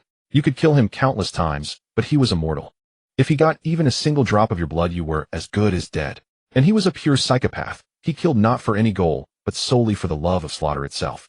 In the scene, Haiden, having taken a drop of the opponent's blood, stood in a blood-red circular array, his skin turning into a black and white skeletal pattern. He raised a black spear and drove it straight into his own heart. In the distance, a Jonin's chest burst open with blood, and he died instantly. Haiden threw his head back and laughed wildly, his face filled with ecstasy. The 4th Raikage, a immortal body. Draw blood and certain death. What kind of ability is that? Is this still the shinobi world? Ōnoki, just a scratch that draws a drop of blood, and you're dead. That's way too broken. Mei Terumī running into a psychopath like that makes even close combat a death sentence. What kind of monsters has the Akatsuki gathered? Narashikaku. Everyone against this guy, you absolutely cannot engage in close combat. You must use long-range ninjutsu to wear him down, or trap him completely. As long as you cut off his method of drawing blood, his threat drops drastically. At the Akatsuki hideout, Haiden read Shikaku's comment and flew into a rage. Shikaku, right. I've got my eye on you. When I come to Konoha, I'll take your blood first. Kakuzu shot him a cold glare. Shut up. You're too loud. All your abilities are exposed now. Drawing blood is going to be twice as hard from now on. The screen continued to scroll. Now, after the psychopaths, let's look at the honest one in the Akatsuki. Hoshigaki Kisame, the shinobi most worthy of the name in the organization. He put the mission first, and even at the end of his life he was thinking about his comrades and intelligence. Before joining the Akatsuki, Kisame had killed many comrades, but that was the cruel policy of the Mist Village. Deep down, Kisame loathed this mutual slaughter. He joined the Akatsuki not for personal gain or under coercion. He simply wanted to create a real peaceful world without deceit or betrayal. In the scene, Kisame, trapped in a huge water prison, formed hand signs and summoned several giant sharks to prevent Konoha from obtaining information. The sharks opened their jaws wide and devoured him completely. Mei Terumī, Kisame. The Mist Village truly wronged him. The Blood Mist policy drove too many excellent shinobi mad. This is the village's sin. Ōnoki choosing to die to protect intelligence. That's true shinobi. In the 4th Raikage, he's an enemy, but his dedication to the mission earns my respect. Far better than those cowards who run when danger comes. The screen text shifted. Uchiha Itachi, Kishimoto's daddy. What makes Itachi terrifying isn't his stats, but his absurdly broken abilities. Tsukuyami instantly kills the opponent in a mental space. Amaterasu burns continuously at the focus point of his gaze, never ceasing until the target is gone. When Susanoo is activated, his left hand holds the Tatsuka blade, which seals the soul on contact. His right hand holds the Yata mirror, which deflects all physical and ninjutsu attacks, granting absolute defense. Offense-defense genjutsu, all maxed out, all top-tier configurations. What's even more insane is his combat IQ. Many times before you even make a move, he's already figured out how you'll die 3 steps later. Against Itachi, you never know what new trick he'll pull out to counter you. The comments paused for a moment, then someone's Mei Terumī. What does Kishimoto's daddy mean? When did Uchiha Itachi get a son named Kishimoto? At the Akatsuki hideout, Deidara leaped back 2 steps and pointed at Itachi. Itachi, you were hiding 2 divine weapons. You didn't go all out when you fought me. Are you looking down on me? Itachi gave Deidara a cold look and did not reply. Finally, the leader of the Akatsuki, Nagato, he sought to intimidate the entire shinobi world with the absolute power of the 10 tails, thereby achieving the peace he envisioned. This philosophy was somewhat similar to that of the first Hokage Hashirama Senju. Back then, Hashirama was absolutely invincible in the shinobi world, so he dared to distribute the tailed beasts to other nations, maintaining peace through a balance of power. What Nagato wanted was to take that very position that Hashirama once held. Everything Nagato did revolved around the core concept of forging peace through military force. And his strength was undeniably formidable. The scene cut to Pain hovering above Konoha, arms spread. Let the world know Pain. With all 6 abilities unleashed, Shinra Tensei destroys Konoha in a single blow. Chibaku Tensei creates a small celestial body to seal powerful enemies. Rinne Tensei reverses death, resurrecting the dead. And that's just the 6 paths of Pain. The real terror was Nagato himself. Absorbing all ninjutsu, manipulating gravity and repulsion, infinitely summoning various giant beasts, and summoning the Gedo statue to drain souls. He alone was a war. The comments exploded. Mei Terumī, all the Akatsuki's intelligence, is out now. Immortal Body 5 Hearts Totsuka Blade Rinnegan. This intel would normally cost hundreds of AMBU operatives their lives. Ōnoki, the intel is a goldmine, but the problem is, how do you fight these monsters? This isn't power that ordinary shinobi can stand against. In the Land of Rain, at the highest tower of the Akatsuki hideout, Nagato sat in his wheelchair, gazing down at the endless curtain of rain. Konan stood behind him, her expression extremely grim. The exposure of the other members' information didn't matter, but the most critical intel, Nagato's, had been leaked, making their plans extremely difficult. Nagato, however, was not greatly disturbed. To be honest, ever since the screen revealed that Obito had manipulated him, he had been constantly wondering whether every move he made now was just being used as a pawn by Obito. The scene in the sky gradually faded away. Just as everyone thought this round of review was over, the text in the sky suddenly changed. Soon various factions collectively fell into confusion. In Konoha village, Naruto widened his eyes and scratched his head. What the heck is this? People can die just from taking off their clothes. Kakashi rolled his eyes slowly and said, if this law is true, does that mean ninjas just need to strip their opponents to win fights? In the Hokage building, Jiraiya perked up at these words. Oh, this direction of research is quite valuable. I should gather some materials. The atmosphere became somewhat subtle. Deidara was the first to jump up, the clay in his hands cracking loudly. Huh, stripped to die. What kind of ridiculous law is that? Haiden scoffed and laughed out loud. Ha ha ha. Stripped to die. I want die no matter what. Even if I take everything off, it won't matter. Text in the sky rolled. Within the Akatsuki there exists an ironclad rule. As long as you take off that fire cloud coat during combat, congratulations, you can basically start choosing your burial site. This is not coincidence, this is metaphysics.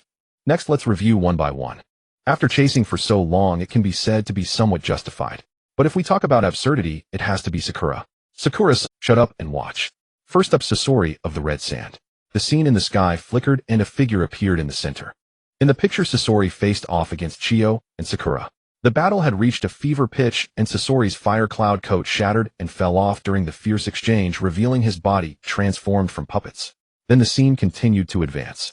Chiyo controlled the parent and mother puppets, closing in from both sides, their blades piercing through Sasori's core. The scene froze. Sasori of the Red Sand, after taking off his fire cloud coat and revealing his true form, was pierced through the heart by his own grandmother. Rather than saying he was unable to win, it's more accurate to say he chose that outcome himself. Silence. Inside the Akatsuki base, an unusual stillness. Sasori remained silent for a long time, his eyes fixed on the scene of himself being pierced, revealing no emotional fluctuations.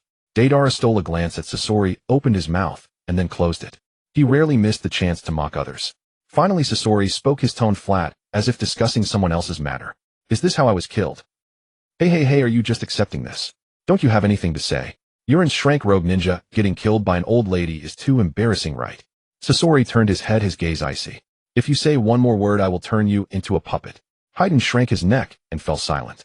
In Sunagakure, Chiyo sat in a recliner at her doorstep. She watched the scene in the sky of herself, tears in her eyes, controlling the puppets to pierce her grandson. Her old eyes slightly reddened. Sasori, you foolish child. The text in the sky switched. Next up, Deidara. The scene in the sky unfolded. Deidara faced off against Sasuke. In the picture, Deidara suddenly tore off his fire cloud coat, revealing a black vest underneath. His mouth curled into an exaggerated arc. Artis. He pressed his palm to his chest where a huge mouth was sewn. Explosion. A giant Patrick star stood tall in the woods. Boom. In the scene, a mushroom cloud surged into the sky and the ground was blasted into a bottomless pit. As the dust settled, Sasuke avoided it by using Manda, while Deidara was left with not even a trace of ash. Inside the Akatsuki base, Deidara stood frozen. 3 seconds later, he exploded. What does it mean to be blown into air? How could that Sasuke be fine? A single snake blocked it. What does that make my art? This is unfair. This is so unfair. Kisame casually chimed in. From the results, your art indeed exploded, but you exploded along with it. In a sense, you and your art became one. Deidara turned to Kisame, his mouth twitching. Are you comforting me or mocking me? Kisame displayed a hearty smile. Both. The text in the sky switched. Zombie duo Haiden and Kaku. Inside the Akatsuki base. Haiden was displeased upon hearing this title. Zombie duo. Who the hell is a zombie? I'm a devout believer of the Jashin cult. Immortal. Do you understand? The scene in the sky played. In the picture, Haiden was trapped by Shikamaru's shadow binding technique, yet even so, he was still shouting. You think you can kill me? I am. Boom. The explosive tags detonated in sequence. Haiden's body was blown to bits scattered across the forest floor. Then Shikamaru buried the bits and pieces along with the head in the Nara forest, ensuring he could never escape. The scene shifted to Shikamaru standing high up holding a cigarette left by Asuma. Asuma sensei, I have avenged you. Inside the Akatsuki, Haiden unusually did not shout. Though he wasn't afraid of death, being buried deep underground was worse than dying. The screen continued. Kakuzu, a rogue ninja from Takigakure.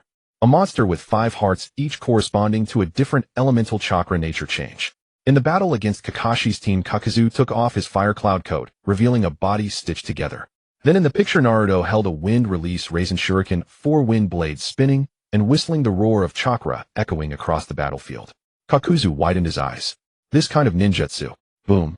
The wind release Raisin Shuriken unfolded, and Kakuzu's body was sliced by the wind blade's cellular level destruction, making it impossible for him to even attempt to heal.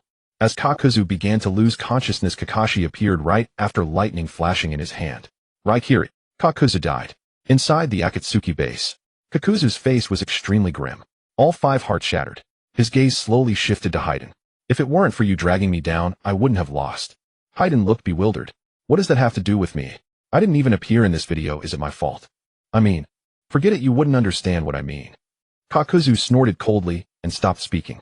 In Konoha, Naruto stared at the image of himself holding a Raisin Shuriken, nearly jumping with excitement. Did you see that? Did you see that? In the future, I actually developed such a powerful jutsu. Sasuke remained expressionless. It's just alright. Naruto was indignant. Just alright. If you're so good, show me one. The text on the heavenly screen shifted. The heavenly screen changed again. The 4th is Hoshigaki Kisame. During his battle with the 8-Tails Jinchuriki Killer Bee, he confidently took off his coat. Afterward, he used Samehada to escape, but unfortunately ran into Might Guy. To avoid exposing the Akatsuki's intelligence, Kisame had no choice but to commit suicide, summoning sharks to devour himself. At the Akatsuki hideout, Kisame leaned against the wall, stroking his chin. At least my death was decent. At least I wasn't blown into thin air. Deidara instantly became enraged. What do you mean by that? Kisame smiled and ignored him. Itachi opened his eyes and glanced at Kisame. The two were the longest-serving partners in the Akatsuki. Itachi said nothing and closed his eyes again. But a flicker passed through those usually calm eyes. According to this order, the next should be him. The 5th Uchiha Itachi inside the Akatsuki hideout. Deidara perked up upon seeing these words. Itachi, finally it's your turn. Let me see how you die. The heavenly screen displayed the scene. The final battle between Itachi and Sasuke. The fight was undeniably fierce. Itachi's Sharingan shifted constantly. Tsukuyami Amaterasu Susanoo. Every move seemed lethal, but each was pulled back at the last moment. Tsukuyami did not completely shatter Sasuke's spirit. Amaterasu could have burned Sasuke alive, yet he escaped by removing his coat. Susanoo's Totsuka sword and Yata mirror. Itachi never used them against Sasuke. During the battle, Itachi shed his red cloud coat. His body was already riddled with wounds, but he fought on. Not to kill Sasuke, but to let Sasuke kill him. In the scene, Itachi extended 2 fingers and tapped Sasuke's forehead. Sasuke. This is the last time. At the Akatsuki hideout, Itachi still leaned against the wall, expression as if the heavenly screen was showing someone else's story, not his death. Deidara exploded. Holding back. What the hell? Are you overestimating me or underestimating your brother? Itachi closed his eyes and said calmly, you are strong. I don't need to go all out. Deidara laughed loudly. Haha, I'll take that as a compliment. In Konohagakure, Sasuke stood on the training ground staring intently at the heavenly screen. The future him had really killed Itachi. But Itachi had held back the entire time. What the hell? Sasuke gritted his teeth, his voice squeezed through clenched teeth. I don't need him to hold back. I'll kill him with my own power. The text on the heavenly screen shifted. The sixth Nagato Uzumaki, the heavenly screen, displayed the scene. The six paths of pain invaded Konoha. The Deva path hovered above the village, arms spread wide like a descending god. Let the world know pain. Shinra Tensei. The entire Konohagakure was flattened in an instant. Then Naruto appeared. In the scene, Naruto engaged in a fierce duel with the Deva path. Rasengan Shadow Clone Frog Kata, Naruto momentarily gained the upper hand. But the power of the Deva path was too terrifying, and Naruto was pinned to the ground by black receivers, nearly captured. Until Pain stepped on Hinata Hyuga. As everyone knows, those who hit Hinata end up dead.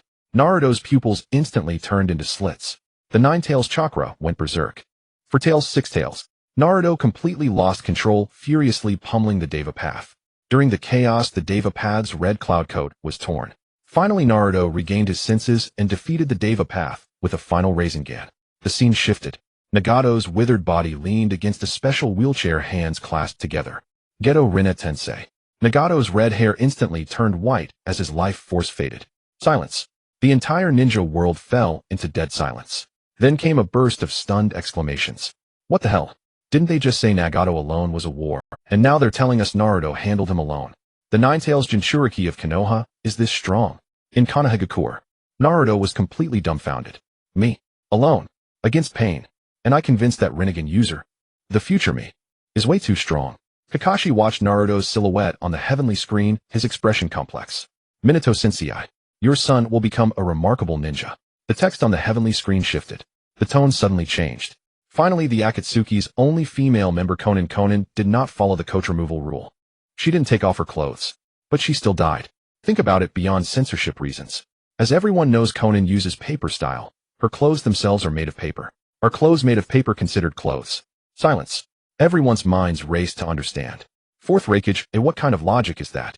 Mei Terumī, doesn't that mean Konan was actually wearing nothing? Ōnoki, ahem, I saw nothing. Some honest person know the logic is flawed. Something created by paper style should be considered solid, right? So clothes are clothes. At the Akatsuki hideout, Konan's face darkened. Clothes made of paper aren't considered clothes. Her voice was calm, but that calm was more terrifying than rage. Deidara swallowed and edged away. The heavenly screen is talking nonsense. Don't take it seriously. Haiden muttered nearby. Seriously, are paper clothes considered clothes? Itachi did not participate in the farce. He leaned against the wall, his gaze calm as he watched the heavenly screen. This so-called law of certain death upon removing one's coat. In the end, it was merely a group of people in red cloud coats, each walking toward their chosen end. Some died valiantly, some died with relief, some died absurdly. But every one of them died on their own path. The scene shifts in the heavenly realm. Words gradually emerge in the sky, and this time, just the title is enough to cause an explosion. Is Sasuke the biological father of Orochimaru? The entire ninja world is stunned for a second. Fourth Raikage, what the hell? Biological father. Orochimaru's father. How old is that kid? Kurenai Yui. Isn't this title a bit too outrageous? Ōnoki of the Two Tails, I've been watching the heavenly realm for so long, and it's the first time I feel my presbyopia might be serious. Looking again. I didn't misread, it really says biological father. Leaf Village. Naruto nearly spewed his drink. Sasuke is Orochimaru's father. Orochimaru is several generations older than Sasuke. How does that work out? Kakashi seems to ponder. Don't rush, since the heavenly realm said, so there must be a reason for it. Although I can't think of any reason that could explain this. The words in the heavenly realm begin to scroll. The reason Sasuke defected from Konoha to join Orochimaru is very simple. He seeks power and aims to kill Itachi. He is even willing to sacrifice his own life. Fundamentally, this is a deal. Sasuke sells his body in exchange for Orochimaru helping him become stronger, ultimately to kill Itachi. Orochimaru needs Sasuke's body to complete his reincarnation, while Sasuke needs Orochimaru's power for revenge. A fair trade, a mutual benefit. However, due to some unforeseen circumstances, Orochimaru's possession was delayed for 3 years. During these 3 years, Orochimaru began teaching Sasuke skills. The scene unfolds. In the training ground of Sound Village, images flash by of Orochimaru personally guiding Sasuke. Control of the curse marks swordsmanship transformation of ninjutsu. The derivative techniques of Chidori Sharp Spear and Chidori Stream all developed under Orochimaru's guidance. Orochimaru's substitution technique, even including summoning snakes. Sasuke learned each one, fully absorbing them. Some viewers in the comment section began to catch on. Kurenai Yuhi, wait. Did Orochimaru just teach all his secret techniques? Curse marks, swordsmanship substitution techniques, summoning, all without exception. Jiraiya, Orochimaru really taught everything for Sasuke to learn it all in 3 years. This kid's talent is truly terrifying. Nara Shikaku, Orochimaru intends to possess Sasuke's body, so of course, he has to teach him everything. After all, this body will belong to him in the future. Teaching his disciple is not a loss. In Sound Village, Orochimaru watches the scenes of him teaching Sasuke on the heavenly realm, a deeper smile forming at the corners of his mouth. Indeed, I have imparted everything. Sasukekin's learning ability truly astonishes me. 3 years' time, and he mastered all I have researched for most of my life. Truly perfect, the body of Uchiha. The heavenly realm text continues then. The 3-year term arrived. The scene shifts. Sasuke stands in the corridor of Sound Village. Compared to 3 years ago, he has completely transformed. The impulsive, angry youth filled with hatred from 3 years ago is nowhere to be found. Now standing here is a man exuding an aura of cold detachment. Dressed in white with the Kusanagi sword and a 3-tomo Sharingan. His gaze is indifferent, his presence powerful. The heavenly realm even provides a slow-motion close-up of Sasuke, his white attire billowing in the wind, hair lightly brushing his shoulders, his gaze devoid of warmth, radiating an aloofness. The comment section undergoes a sudden change. Kuratsuchi. Kuratsuchi, this Sasuke is indeed somewhat handsome. Kurenai Yuhi, as expected, a man relies on his appearance. Orochimaru not only taught ninjutsu, but also fashion. In Leaf Village, Sakura gazes at the image of the white-clad Sasuke on the heavenly realm, her face turning red instantly. Sasuke-kin. So handsome. Naruto rolls his eyes beside her. TCH, what's so handsome about wearing white? Ino pops up from nowhere, wrapping her arms around Sakura. Sakura, look. Sasuke is really handsome. The white outfit suits him perfectly. Sakura's face reddens even more. Ino, stop. Sasuke remains expressionless. He doesn't care about fashion. At this moment, he is very curious about what level his strength has reached. The heavenly realm continues. 3 years later, Sasuke has undergone a qualitative transformation in strength. He alone can completely overpower the 7th squad at that time. The scene cuts in. Sasuke faces 4 opponents without any pressure. The 3-tomo Sharingan spins as he directly invades Naruto's spiritual world. The scene shifts. Sasuke stands before a massive iron cage. The 9 tails is wrapped in foam, its enormous vertical pupils staring intensely at him. Little brat. Sasuke remains expressionless, his Sharingan flashing as he forcefully invades the 9 tails consciousness. Then with a single hand gesture, the 9 tails body directly transforms into orange bubbles and dissipates. 4th Raikage AI, he can suppress the 9 tails with just a 3-tomo. He hasn't even activated his Mangekyo yet. Kurenai Yuhi, the Uchiha clan's restraint against tailed beasts is indeed absurd to the point of being unreasonable. Jiraiya, when Minato sealed the 9 tails back in the day, he fought desperately. Sasuke suppressed it with just his 3-tomo. The Sharingan is indeed the natural enemy of tailed beasts. 4th Raikage AI, so with Konoha possessing both Uchiha and the 9 tails, theoretically, they will never fear a tailed beast rampage. Hiruzen Sarutobi. The higher-ups of Konoha fall into collective silence. This topic is too painful to address. The Heavenly Realm text continues to verify the results of 3 years of training. Sasuke chooses to challenge Orochimaru. In the scene, Orochimaru sits weakly on the bed. The once spirited member of the legendary 3 is now unable to even stand. Standing before him, Sasuke, dressed in white, like snow, coldly gazes at him. Orochimaru, you have nothing left to teach me. In Sasuke's hand, Chidori Sharp Spear glows. Orochimaru struggles to form hand seals, attempting to counterattack in his white serpent form. But it is too slow. Chidori Sharp Spear pierces through Orochimaru's body. Uncle Snake didn't even have time to make a second move.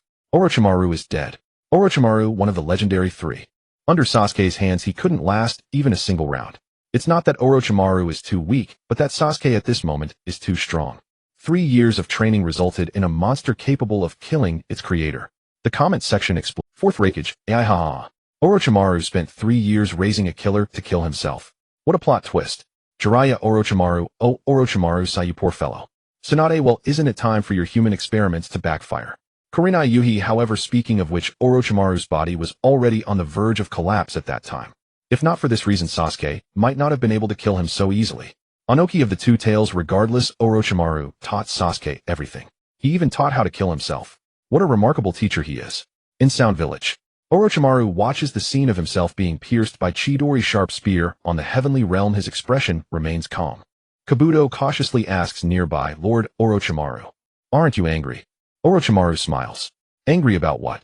If Sasuke can kill me, it means my education has been successful. A student who can't even kill his master would truly disappoint me. Kabuto falls silent for 2 seconds. Lord Orochimaru, doesn't your educational philosophy have some issues? The heavenly realm text suddenly switches.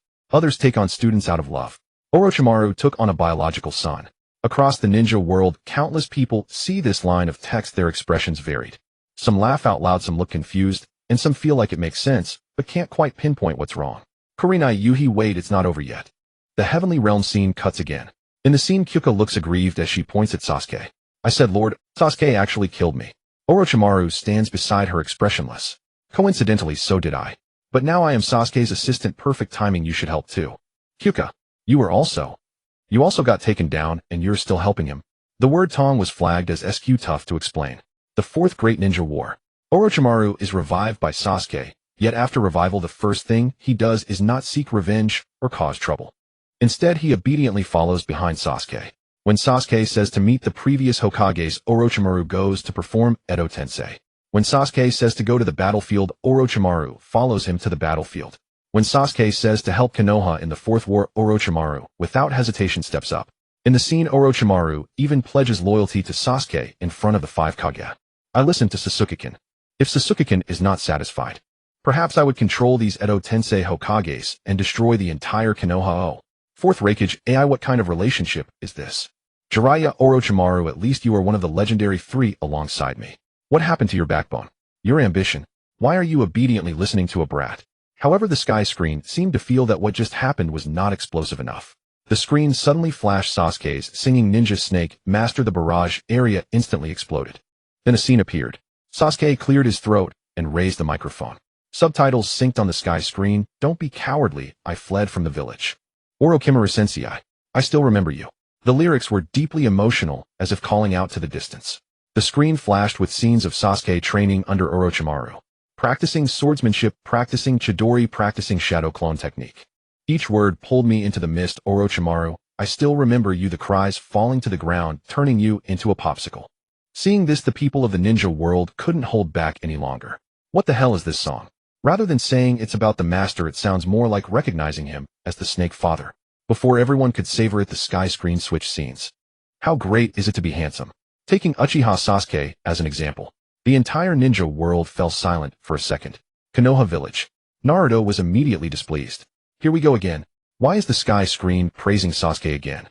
Last time it was Orochimaru's biological father. What will it say this time? Sasuke himself had no particular reaction. Being handsome was never something he cared about. The sky screen text began to scroll. Sasuke has been praised for his looks since childhood. Basically, every time a character appeared, they had to compliment him once. The screen cut in. Clips flashed rapidly. At the Ninja Academy, girls screamed around Sasuke. During the Chunin exams, other villages' kunoichis turned red upon seeing Sasuke. Kuratsuchi, this guy is indeed handsome, but isn't the sky screen a bit too obsessed with this topic? The sky screen text continued, but Sasuke's handsomeness can no longer be simply described as handsome. Anyone who has had deep contact with him will eventually fall into a kind of irrational impulse to give. This is no longer just handsomeness. This is handsomeness to the point of being a succubus. Jiraiya. I've written about paradise for so many years, it's the first time I've seen the term succubus applied to a man. The sky screen continued. Let's talk about Naruto. Naruto has chased after Sasuke for over a decade, from Konoha to the Sound Village, from the Sound Village to the 5 Kage Summit, and from the 5 Kage Summit to the Valley of the End. This is no longer just handsomeness. This is handsomeness to the point of being a succubus. Jiraiya. I've written about paradise for so many years. After chasing for so long, it can be said to be somewhat justified. But if we talk about absurdity, it has to be Sakura. Sakura suddenly had a bad premonition. The sky screen continued. Sakura's feelings for Sasuke can no longer be called love. That is called obsession. The scene cut in. Clips flashed by. On the night that Sasuke left Konoha, Sakura confessed while crying and was rejected. During the 5 Kage Summit, Sasuke nearly killed her. Sasuke left the village for over a decade, and she alone raised a child, stubbornly maintaining her feelings for him for all those years. The sky screen text switched. Confession rejected. Nearly killed. He wasn't even in the village. She managed to maintain her feelings for over a decade, even to the air. The barrage area went completely crazy. Fourth Raikage, wait, still liking him after nearly getting killed. What kind of logic is that? Konoha village. Sakura's face was already flushed to her ears. Sky screen. What are you saying? The sky screen text continued digging deeper. Orochimaru, that old fox, has tricked countless people in his life. But when he saw Sasuke, he directly lost intelligence. Gifting houses, teaching ninjutsu. In the end, he was counterkilled, but still smiling with satisfaction. This is not taking on a disciple. This is finding a father. The barrage area laughed uncontrollably. Tsunade, if Orochimaru hears these barges, I wonder if he will crawl out of the coffin to beat someone up. Tsunade, Orochimaru is not dead yet. He is watching the sky screen in the Sound Village. Tsunade. Then his expression must be quite wonderful now. Sound Village. Orochimaru looked at the sky screen, the corners of his mouth slightly raised. Losing intelligence. He licked his lips. Maybe. But Sasuke-kun is indeed worth it. Do beside him adjusted his glasses with a complex expression. The sky screen text continued, let's talk about Suigetsu Jugo and Karen. These three are always fighting for love. Competing over who would be the first to give Sasuke blood. Competing over who would be the first meet Shield. Competing over who would be the first to have their head rubbed. Konoha village. Naruto looked at the scene of Team Hawk completely at a loss. Sasuke, you actually rub other people's heads. Have you rubbed my head? Sasuke coldly glanced at him. No. There won't be in the future. Naruto. Sakura murmured beside them. What kind of expression did Sasuke-kun have while rubbing Karen's head? Ino patted Sakura's shoulder. Sakura, don't ask anymore. Asking is heartache, damn it, I envy you, and that Karen. The sky screen text switched. The most extraordinary is his father Fugaku. Itachi was on the battlefield at the age of 4, and after the Third Shinobi World War, he directly entered the Umbu as a double agent. And Sasuke, he was only sent to the Ninja Academy at the age of 6. He was learning basic techniques like the transformation technique. The screen switched. Sasuke was in the Ninja Academy learning transformation technique, shadow clone technique, and body replacement technique with other children. The sky screen text continued, same father, same mother, but completely different upbringing. Not to mention Itachi. He would kill the whole clan just to ensure his brother's safety. And before dying, he had to smile and poke his forehead. In the scene, Itachi fell before Sasuke, extending 2 fingers and pointing at Sasuke's forehead. Sasuke, this is the last time. Itachi's lips curled into a faint smile as he closed his eyes. Uchiha Madara. Senju Tobirama. Looking at it this way, it's not just this Senju. Uchiha Itachi's actions also have a part of responsibility from this Uchiha brat, right? As Jiraiya finished speaking of Orochimaru, he turned to discuss himself. The bullet comment section fell silent. After several rounds of bombardment, everyone learned to wait and listen first. The text on the screen began to scroll. Jiraiya's teaching direction is completely different from that of Orochimaru. What he aims to do is to cultivate Naruto into an independent ninja. In addition to strength, he also emphasizes the cultivation of will and provides spiritual companionship. The screen transitions. In the woods, Jiraiya leans against a tree reading while Naruto practices the Rasengan beside him. When they got tired, Jiraiya took out his lunch and shared it with Naruto. In the evening, they sat side by side in a hot spring, where Jiraiya shared stories from his youth with Naruto. As he spoke, Jiraiya slowly moved closer to the women's bath area. He understood, well, that Naruto, who carried the 9 tails within him, suffered greatly in his childhood. Therefore, he did not wish for Naruto to bear too much pressure. Their interactions were very relaxed, practicing while also writing novels. Sometimes Jiraiya would even take Naruto to gather material. Someone in the comments section couldn't help but this gathering of material. Wouldn't it be that kind of gathering? Fourth Raikage, he took a child to peek. Jiraiya, you don't understand, that's called appreciating art. The text on the screen continued. Jiraiya and Naruto's relationship, rather than just teacher and student, resembled that of family. Over 3 years of guidance, Jiraiya made up for the foundational skills Naruto had missed. This led to Naruto's overall development. The most apparent was his shortcoming in illusion techniques. On the training ground, Jiraiya explained to Naruto how to break illusions. Listen well, Naruto, the essence of illusion techniques is to disrupt the opponent's chakra flow. There are 2 ways to break it. One is to forcibly burst through with your own chakra, and the second is to have a companion disrupt the chakra flow for you. The text on the screen switched. Jiraiya knew very well that if Naruto wanted to bring Sasuke back, he would inevitably have to fight against Sasuke or even Itachi, who were masters of the Sharingan. Thus, breaking illusions became of utmost importance. The comments section became active. Fourth Raikage, Jiraiya may seem unserious, but he truly cares when it comes to teaching his students. Illusions, taijutsu, ninjutsu, not a single shortcoming was overlooked. Jiraiya, of course. How could a student I taught be unbalanced? Tsunade, your level of illusion techniques is just mediocre, barely the basics. Jiraiya, Tsunade, why don't you teach if you're so good? I just learned from the old man that Naruto's control over chakra is poor and illusions are not his strong suit. It's already quite good that I could help him reach a passing level. The text on the screen continued. Secondly, is the control of the Nine-Tails chakra. Jiraiya considered that as a Jinchuriki, Naruto would eventually need to learn to control the power of the Nine-Tails within him. The scene cuts in.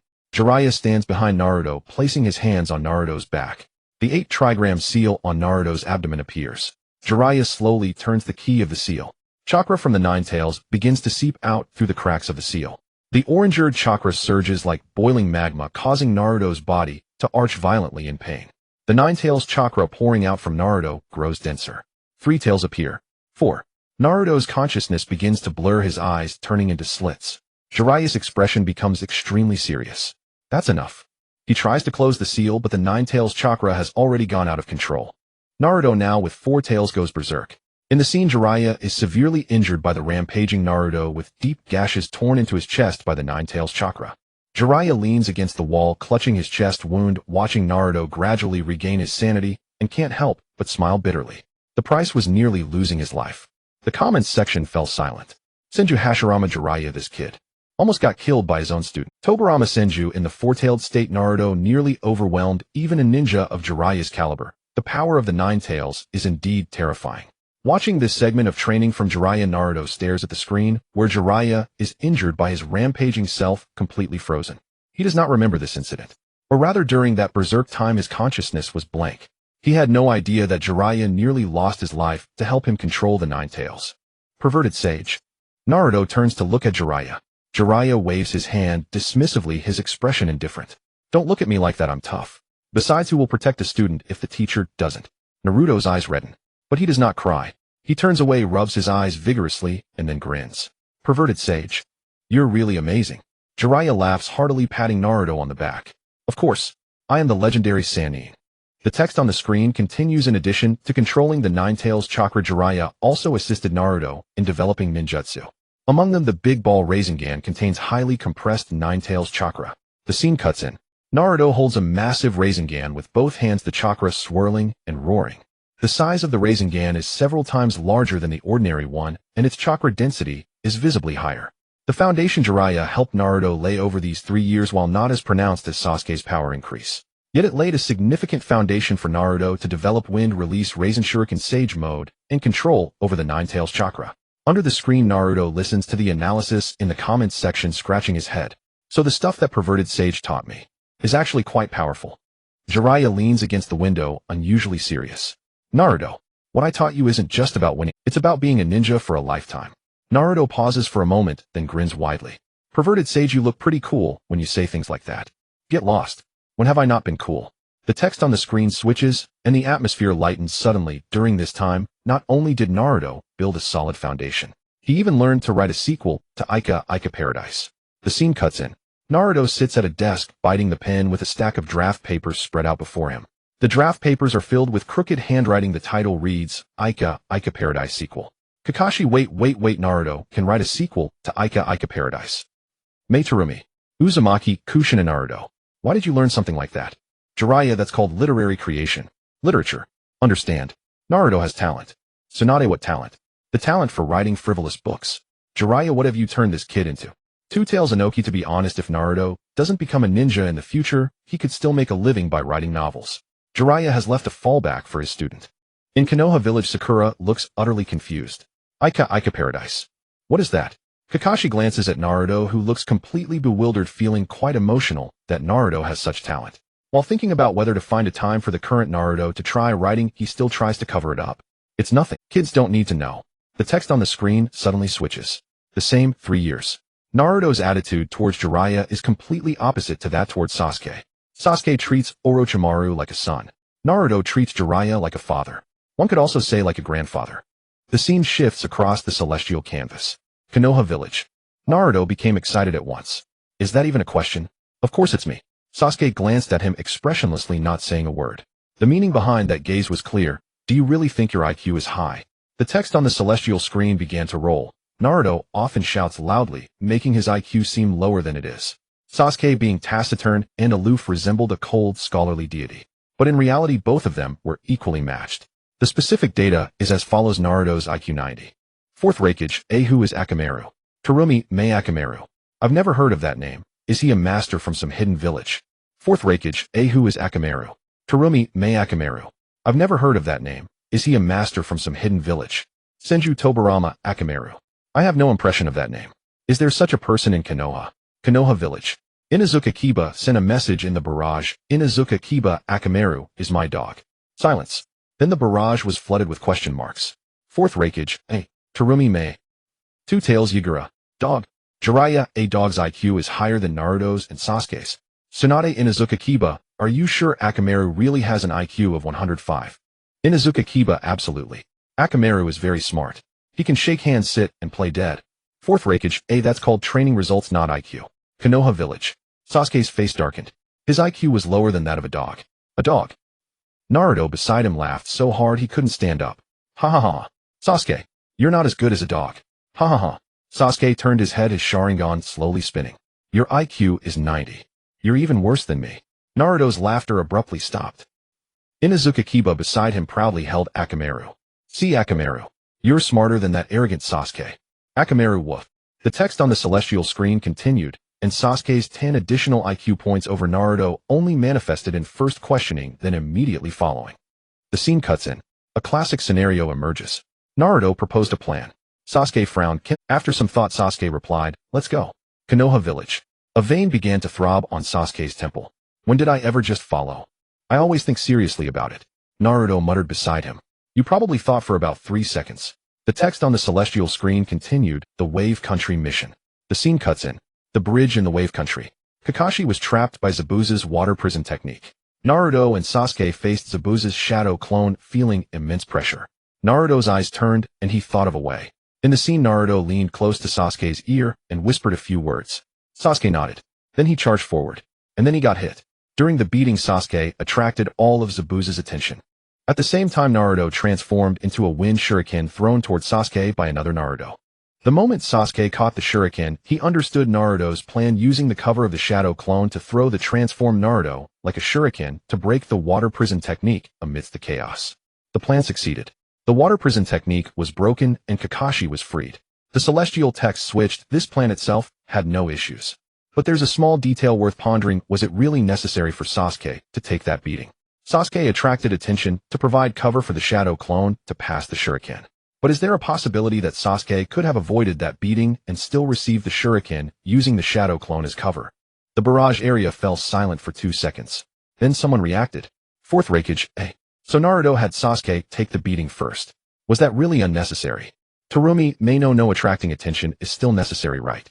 Senju Tobirama, there are many ways to attract attention. It doesn't necessarily require personally taking a hit. Shadow clones can also attract attention. Naruto's own shadow clones can too. Jiraiya so. Naruto had Sasuke take a beating purely because. Tsunade, he wanted to see Sasuke get hit. Konoha village, where the people of that era were present. Naruto's expression suddenly became very subtle. Sasuke turned his head, looking at Naruto expressionlessly. Naruto. Were you doing that on purpose? No, absolutely not. The celestial text continued, let's talk about another matter. During one mission, due to an enemy ninja technique, Naruto and Sasuke's hands got stuck together. Naruto and Sasuke's right and left hands were glued together by a strange ninja technique. The two pulled hard, but couldn't break free. They tried cutting with kunai, but it wouldn't cut. They tried banging against the wall, but couldn't break free. After struggling for half a day, they were still stuck tightly. After half a day of struggling, Naruto simply decided to be bold. In the scene, Naruto turned to Sasuke and exchanged a look. The meaning behind that look was clear: jump. Sasuke glanced at Naruto and instantly understood. Jump. Then the two of them jumped off the cliff together. Fourth Raikage, Terumī Mei. Jump off the cliff. Jiraiya, what kind of logic is this? What's the relationship between being stuck together and jumping off a cliff? Konoha village. Naruto scratched his head. Well, at that time there really weren't any other options. Sasuke remained expressionless. You said jump, so I jumped. Why didn't you stop me back then?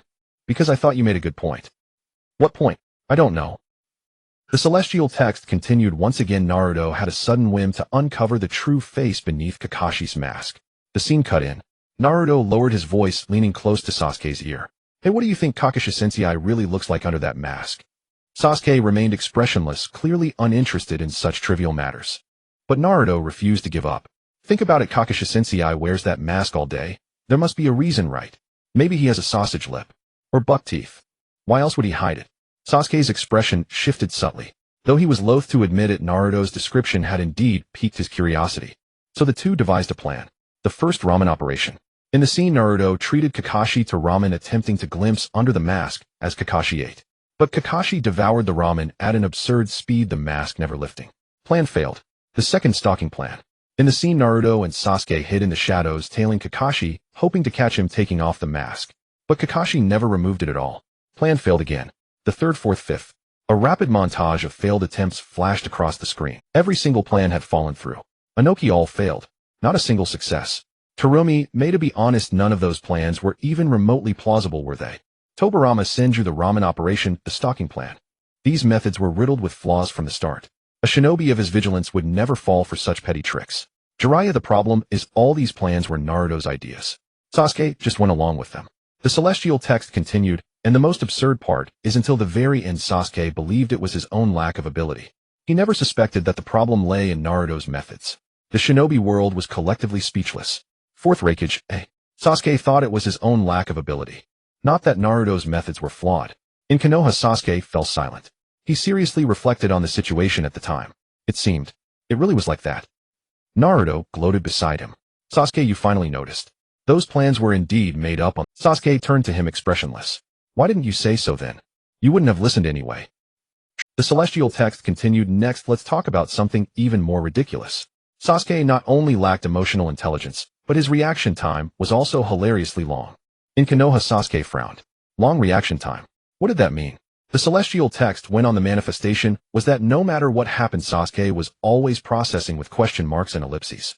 A montage of classic scenes flashed by. Naruto said something absurd. Sasuke. An enemy uttered something inexplicable. Sasuke. Someone did something baffling. Sasuke. People remembered Sasuke as aloof and tacit, but that wasn't it. He genuinely hadn't processed it yet. Terumī, Mei, so those silences and ellipses weren't coldness. His mind was still buffering. The celestial text continued. This trait became most apparent in Sasuke's later battle with Deidara. The scene, an unfamiliar wilderness. Sasuke stood alone on an open field facing Deidara. Deidara, seeing his own image on the celestial screen, perked up. Oh, my turn. In the scene, the battle between the two had already concluded. Sasuke activated his Sharingan, glaring coldly at Deidara. Deidara's expression soured instantly at the sight of those crimson eyes. That expression pisses me off. Both of you brothers have that look. Deidara pointed at Sasuke's Sharingan, growing angrier with every word. Why act cool? It's that gaze. I hate that gaze. In the scene, Sasuke froze for a moment. Then he deactivated his Sharingan. Terumī, Mei, he said he hates that gaze, so you just turned it off. Ōnoki, wait, what kind of move is that? Someone says your gaze is annoying, so you just shut your eyes. Is that obedience? At the Akatsuki hideout, Deidara's lips twitched. This Sasuke. What does he mean? I said I hate his gaze and he turns off his eyes. Is he mocking me? Kisame commented offhandedly. Maybe he was genuinely accommodating your request. Deidara grew even angrier. Accommodating my ass. We're in a fight. Turning off the Sharingan. Is that nonsense? Is it respect or an insult? The celestial scene continued. Deidara, seeing Sasuke deactivate his Sharingan, became even more incensed. You won't even use the Sharingan now. You really look down on me. In the scene, a giant question mark seemed to hover above Sasuke's head. What is this guy talking about? Ōnoki, these two are having a cross-channel conversation. Deidara is venting emotions while Sasuke is trying to parse logic. They don't align at all. Tsunade, that confused expression on Sasuke's face. It really doesn't look fake. He genuinely doesn't understand why Deidara is angry. Itachi Uchiha. At the Akatsuki hideout, Deidara was hopping mad on the ground. What is that, Sasuke? I said I hate his gaze, so he turns it off. Then he doesn't say a word, just stares at me with that question mark face. Is he looking down on me, or does he genuinely not understand? Itachi leaned against the wall, speaking calmly.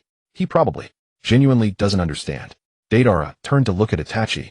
Is your brother really that dense, or is he faking it? Itachi closed his eyes, recalling Sasuke's past.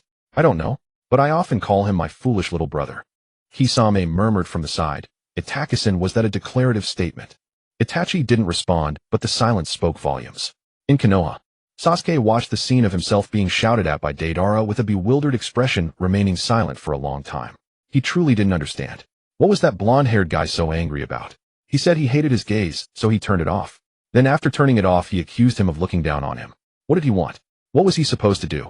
Jiraiya leaned by the window, a faint smile curling at the corner of his mouth. The strongest. Is there even a need to ask? Tsunade, who had arrived at some point, snorted coldly. Jiraiya leaned by the window, a faint smile curling at the corner of his mouth. The strongest. Is there even a need to ask? Tsunade, who had arrived at some point, snorted coldly. Don't get too cocky. The celestial screen hasn't spoken yet. The text on the screen began to scroll. First, let's look at each Sannin setup. Orochimaru, his strength lies in immortality. He has mastered the forbidden technique Impure World Reincarnation, which is absurdly overpowered, and the Living Corpse Reincarnation grants him infinite stamina. Theoretically, as long as he wants to lie low, no one can truly kill him. But his weakness is also quite obvious. Because of using Living Corpse Reincarnation, his soul is fragmented. His resistance to Jinjutsu is extremely low. A scene flashed of Itachi's Sharingan meeting Orochimaru's gaze. With just one look, Orochimaru was immobilized by Jinjutsu. Moreover, many of his techniques lean more toward research and survival. He lacks those devastating, game-ending moves. If it's a war of attrition or scheming, Orochimaru is invincible. But in a direct confrontation, his explosive power ranks last among the Sannin. The comment section fell silent for a second. Fourth Raikage, a last. Orochimaru's direct combat ability is the weakest of the three Sannin. Terumi Mei, that does make sense. Orochimaru's forte isn't heating clashes, it's attrition and trick. At the Odogakure village, Orochimaru watched the analysis of himself on the celestial screen, his smile fading slightly. The screen had directly revealed his fragmented soul. Intelligence has been exposed. The celestial text continued. Tsunade has the highest explosive power among the three Sannin. Her monstrous strength punch can even shatter the Susanoo. A scene flashed of Tsunade's fist smashing into a blue Susanoo. That so-called absolute defense was cracked by a single punch. The comment section gasped collectively. Fourth Raikage, she actually shattered that so-called absolute defense, the Susanoo, with one punch. Terumi Mei, Tsunade's monstrous strength has reached this level. The celestial screen continued. Moreover, her summon, the slug, can not only split infinitely, but also spew strong acid. It's a true weapon of mass destruction. A scene showed the slug splitting into countless tiny clones covering the entire battlefield. Each tiny clone sprayed acid, corroding even rocks to nothingness wherever they went. Tsunade's disadvantage lies in her limited attack methods. If she encounters a mobile or ranged attrition opponent, she will struggle. Comment section. Jiraiya Tsunade's style is indeed straightforward. Back in the day, I merely. Tsunade, Jiraiya, do you want to taste my fist? Jiraiya, he'll shut up. In Konoha village, Tsunade watched the analysis of herself on the celestial screen. She acknowledged being the highest in explosive power. But the comment, limited attack methods, irked her a bit. So what if it's limited? Why use two punches when... Shizune murmured beside her, Lady Tsunade, but what about enemies you can't reach? If I can't reach them, I'll chase and punch them. The celestial text continued. Jiraiya the all-rounder. If Orochimaru is cunning and Tsunade is brute force, then Jiraiya embodies versatility. He is the only one among the Sannin who has truly mastered the Sage Mode. Though the preparation time is long, once activated, his combat power undergoes a qualitative change. The scene showed Sage Mode Jiraiya launching an attack. Sage Art Gomen, a massive fire release combined with toad oil blanketing the entire battlefield. A sea of flame and scorching oil surged forth, turning dozens of meters into a blazing inferno. Toad Confrontation Chant, the most powerful auditory Jinjutsu. The two Toad sages emitted high-frequency sound waves that directly invaded the opponent's mind. Inside the illusion space, the enemy was trapped immobile in a water prison. Coupled with various sealing techniques, summoning jutsu, ninjutsu, taijutsu, Jiraiya has almost no weaknesses. The comment section erupted. Terumi Mei, Sage Art Gomen. That range, that power, it's beyond normal ninjutsu levels. Ōnoki, that pervert who writes dirty novels, is actually this strong. In Konoha village, Naruto watched Jiraiya in Sage Mode on the screen, his eyes shining like light bulbs. Pervert Sage, you actually know Sage Mode. That flame technique is amazing. And that Jinjutsu too. How come you never taught me? Jiraiya laughed heartily, his smugness barely concealed. What's the rush? He'll teach you when it's time. Your old master knows plenty. You'll learn gradually. The celestial text continued. Next, let's discuss the three Sannin summons. Summons also have their own hierarchy. The scene cut to three summons appearing simultaneously on the celestial screen. Manda, Gamabunta, Katsuyu. Manda is ferocious and brutal. Each summon requires 100 live sacrifices. His loyalty is extremely low, and at critical moments he might even bite his master. Terumi Mei, extremely low loyalty, and might even turn on its master. That's not a summon. It's a ticking time bomb. The celestial screen continued. Gamabunta, though formidable and skilled in blade techniques, is still flesh and blood with limited defenses. Bitten by Manda, he bleeds. Sprayed by Katsuyu's acid, he corrodes. The screen continued, but the most terrifying is actually the slug from Shikatsu Forest. It is virtually invincible by design. Physical attacks are ineffective. Its body is too soft to cut or shatter. It can split into countless tiny clones, each acting independently. Its acid spray has a wide range and high lethality. Overall, the relationship among the three Sannin forms a closed loop. Three names appeared on screen with arrows connecting into a triangle. Orochimaru counters Tsunade, Tsunade counters Jiraiya, and Jiraiya completely counters Orochimaru. But if we have to choose the strongest, then without a doubt Jiraiya is the strongest among the three Sannin. Fourth Raikage, the all-round sage mode with no weaknesses plus Genjutsu that naturally counters Orochimaru. That does make sense. In Konoha village, Jiraiya's grin was uncontrollable. Huh. See that. The strongest of the three Sannin. It's me. Tsunade, do you admit it? Tsunade rolled her eyes. Admit my head. The screen said comprehensively strongest. In a real fight it's not certain. Besides, your sage mode prep time is so long. I could just punch you once in. Hearing this, Jiraiya for once didn't joke around. His eyes turned serious for a moment. Alright, let's fight another day. At Otogakure, Orochimaru stared at the screen's conclusion of Jiraiya's strongest, silent for a long while. Then he smiled. Not a sinister grin but a relieved one. From this perspective, Jiraiya's overall strength indeed surpassed his. Yet deep down he remained unconvinced, for he knew Jiraiya had a fatal flaw. Orochimaru licked his lips, recalling events from decades ago. He is too kind. In a shinobi's world, kindness is a luxury. The screen transitions. In Konoha, the Hyuga clan is renowned as the strongest clan. However, the irony is that while the Hyuga clan has a high lower limit, their upper limit is absurdly low. Within the Hyuga clan's territory, Hyuga Hizashi set down his teacup, his brow slightly furrowed. Is it time to start discussing the Hyuga clan? This introduction does not sound like something good. Text on the screen begins to scroll. The reasons for this outcome are manifold. First and foremost is the caged bird curse seal. This is undoubtedly the biggest blunder of the Hyuga clan. In the Hyuga clan's territory, the heads of the main family all frowned in unison, their hearts filled with dissatisfaction. The caged bird has been a clan rule for several hundred years. How did it become a blunder? The screen continues to protect the Byakugan from being stolen by outsiders. The main family inscribed the caged bird seal on all branch family members. Once a branch family member dies or defects, the main family can directly destroy the Byakugan through the curse seal. In Otogakure, Orochimaru watched the image of the caged bird on the screen, his expression unchanged. The Hyuga's Byakugan. To be honest, I have no interest in it. But if I really wanted it, even the caged bird seal would be useless. I could simply take the Hyuga's genes and cultivate a synthetic human. The caged bird protects the eyes, but does not protect the genes. In Sunagakure, Maki pondered as he watched the analysis of the caged bird on the screen. Back when Sunagakure signed a peace treaty with Konoha, it caused a stir due to their attempt to steal the Byakugan. If it weren't for the caged bird. To be honest, the Byakugan is indeed very useful. Which ninja village wouldn't want a pair? The text on the screen continues. However, the rule of the caged bird is quite absurd. If it were truly to protect the Byakugan from being taken by outsiders, then why aren't all but the clan leader why are there still other main family members who are not inscribed with the curse seal? Tsunade, wait. It does seem to be this way. If the purpose is to protect the Byakugan, then apart from the clan leader, everyone else should be inscribed. That would be the safest approach. Shikaku, to put it bluntly, this is not about protecting the Byakugan at all. This is a means for the main family to control the branch family. Protecting the Byakugan is merely an excuse. In the Hyuga clan's territory, the faces of the main family turned collectively dark. With the words on the screen, they could not refute. If it were solely to protect the Byakugan, all members except the clan leader should be inscribed, making it nearly impossible for the Byakugan to leak. But if the clan leader were to die unexpectedly, the clan's ocular techniques would still be exposed.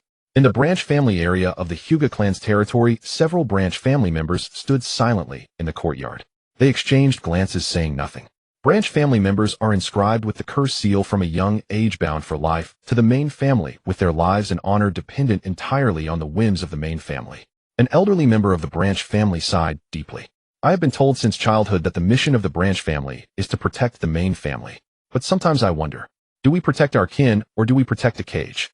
The text on the screen continues. The caged bird not only restricts the personal freedom of branch family members, but also physically seals part of the Byakugan's abilities. This leads to a problem. The scene cuts in. Niji's figure appears on the screen. He activates the Byakugan, and the caged bird curse seal on his forehead is clearly visible. Even if a prodigy like Niji emerges from the branch family, his potential is forcibly capped at the level of. How can a genius who cannot unlock complete vision compete with those who possess unique, powerful abilities? In Konoha, Niji stands in the training ground looking at his image on the screen, bitterly tugging at the corners of his mouth. The caged bird. From the moment he was inscribed, he knew he could never escape this shackle. No matter how hard he trains or how outstanding his talent, a branch family member will always be a branch family member. The main family only needs a single thought to make him suffer immensely. In times of crisis, the branch family must always stand in front of the main family, sacrificing their lives to protect them. Before the bloodline of the main family is severed, the branch family members are destined to die first. Fate. The text on the screen continues this clan rule, which sacrifices overall combat power to control the bloodline, directly stifles 90% of the family's potential. No matter how talented the branch family members are, they will ultimately be restricted by the main family. Over time, everyone will gradually lose the motivation to strive. The descendants of the branch family are born as branch family members, which means that when their children reach a certain age, they too will have to endure the pain of the caged bird seal. They will spend a lifetime trapped under the control of the main family. Over time, the branch family members become unwilling to bear children. Having already suffered such restraints, why would they want the next generation to repeat this life of slavery? The atmosphere in the bullet comment section grew heavy. Shizun. The children born from the branch family still belong to the branch family. No matter who it is unbearable to let a child suffer such pain. Kuratsuchi, to put it bluntly, this is a system of enslavement passed down through generations. Under such rules, it is entirely normal for the branch family to be unwilling to reproduce. Ebisu, the Hyuga clan, has seen a continuous decline in population over the past few decades. I used to find it incomprehensible, but now the screen has made everything clear. In the Hyuga clan's territory, the branch family area fell into silence. A young branch family woman instinctively placed her hand on her rounded belly. She was already pregnant. In a few months, the child will be born. According to clan rules, when the child turns 3, they will have to endure the pain of the caged bird seal. She used to think this was a tradition passed down through generations, something to be taken for granted. But after listening to the screen's analysis, she looked down at her unborn child, her eyes slightly reddening. My child, must you also follow the same path as I did? Her husband gently held her hand beside her. The two looked at each other in silence, their eyes filled with inexpressible despair. The text on the screen continues. Secondly, the limitations of the gentle fist system. The scene cuts in. The screen displays various techniques of the Hyuga clan's gentle fist, showcasing techniques like the 8 trigrams palm and the chakra point sealing. The gentle fist of the Hyuga clan is indeed a unique martial art. Sealing chakra points disregards conventional defenses, giving ordinary ninjas an advantage in combat. However, once it reaches the battlefield of Kage and beyond, the shortcomings of the gentle fist become glaringly obvious. The scene cuts to a comparison shot. The Hyuga gentle fist against Uchiha Susanoo, striking the solid armor with no effect. The heavenly spin and the 8 trigrams 64 palms primarily serve only close-range defense and single-point control. Against high-flying enemies or those clad in Susanoo, the Hyuga clan has almost no means of response. Furthermore, there is a significant gap in the evolution path of ocular techniques. Each upgrade of the Sharingan results in a comprehensive qualitative change. The ordinary Uchiha clan member can reach the eternal level.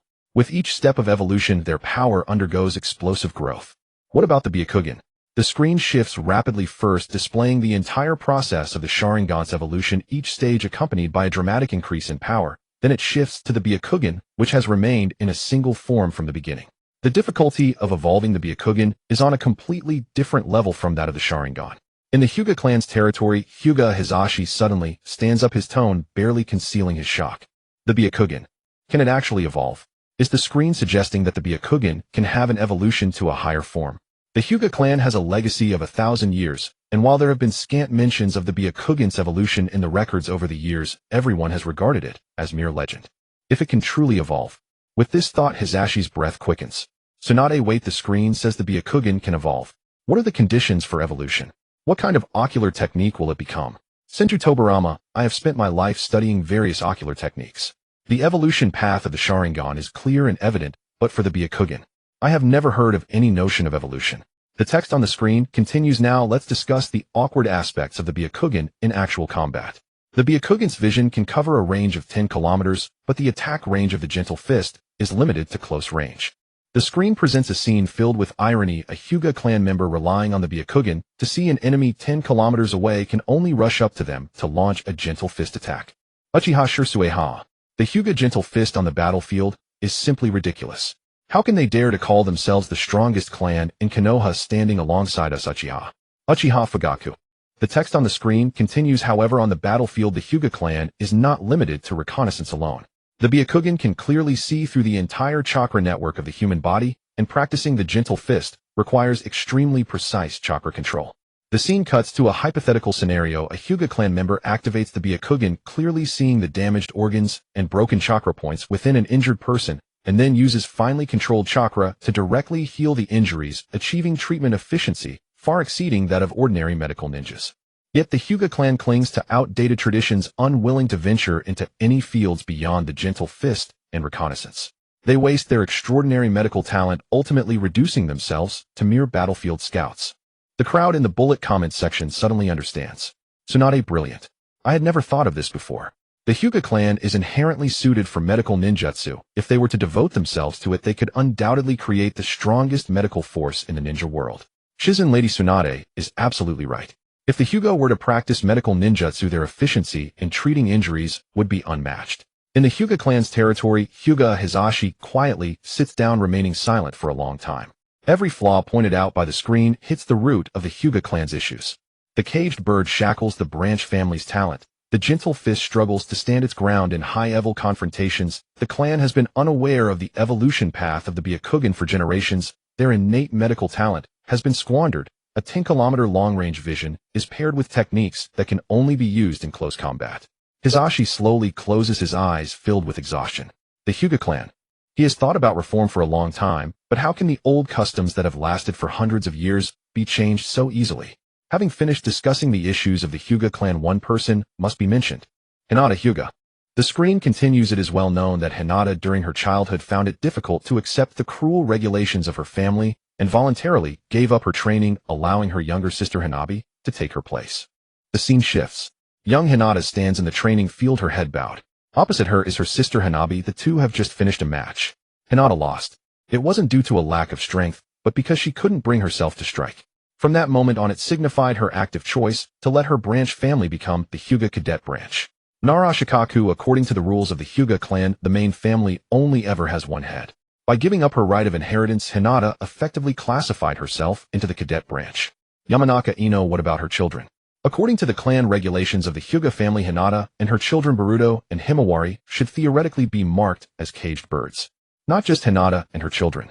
Because of Hinata's status as a member of the main family, to prevent family secrets from leaking, Naruto must also be marked as a caged bird. Silence. The entire ninja world fell silent for 3 seconds. Fourth Reikage. Earlier the screen said this guy is the 7th Hokage. Or does the Hyuga clan dare to mark the Hokage as a caged bird? What? Tsunade marking the Hokage with a curse seal. Does the Hyuga clan want to rebel against the village or annihilate their own clan? Hyuga clan estate. The members of the main family were collectively stunned. Mark the Hokage as a caged bird. What a joke. Do they dare? Not to mention marking the Hokage, though anyone who even thinks of this is considered to be betraying the village. The screen text changes, however the reality is quite the opposite. Hinata, her children, and Naruto were not marked as caged birds. There are many factors that led to this situation. Firstly, Hyuga Hayashi intended to change the old customs of the Hyuga clan. Secondly, with the war over the ninja world has found peace. The risk of losing the Byakugan has significantly decreased. Thirdly, and most importantly, Naruto once promised Neji during the Chunin exams that if he ever became Hokage, he would definitely change their fates and resolve the issues between the main and cadet branches of the Hyuga clan. And what is Naruto's ninja way? To keep his promises. If the Hyuga clan wishes to go against Naruto's, well then Uncle Naruto must demonstrate what it means to be the strongest of the current era. The screen text shifts and the tone suddenly becomes subtle. In other words, if the Hyuga main family genuinely has the intention to mark them as caged birds, then Uncle Naruto would directly summon the 9-tailed beasts to bombard the Hyuga clan one after another. Fourth Reikage. The 9-tailed beasts. What? Naruto can summon the 9-tailed beasts. Tsunade, wait a minute, does the screen mean that Naruto can command all the tailed beasts? The screen text continues, the tone starting to become outrageous. Naruto, I consulted with Sage of Six Paths.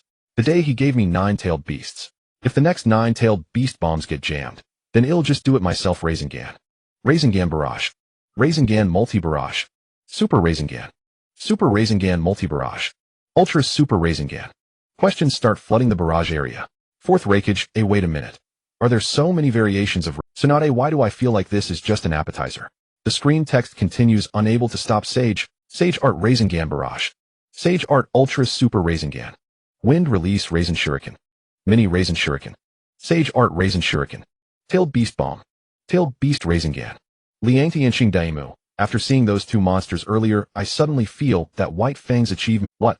Caged birds. Are they going to carve that for them? The screen begins to roll text. As a noble clan of Konoha, the Hyuga feel that without control, chaos will ensue. However, controlling the Uchiha clan itself is the greatest chaos. The emotions of the Uchiha clan fluctuate greatly, and any external coercive control methods could lead to uncontrollable consequences. The Hyuga use caged birds to control the branch family because the branch family being controlled won't go berserk. But for the Uchiha, this is different. The screen continues.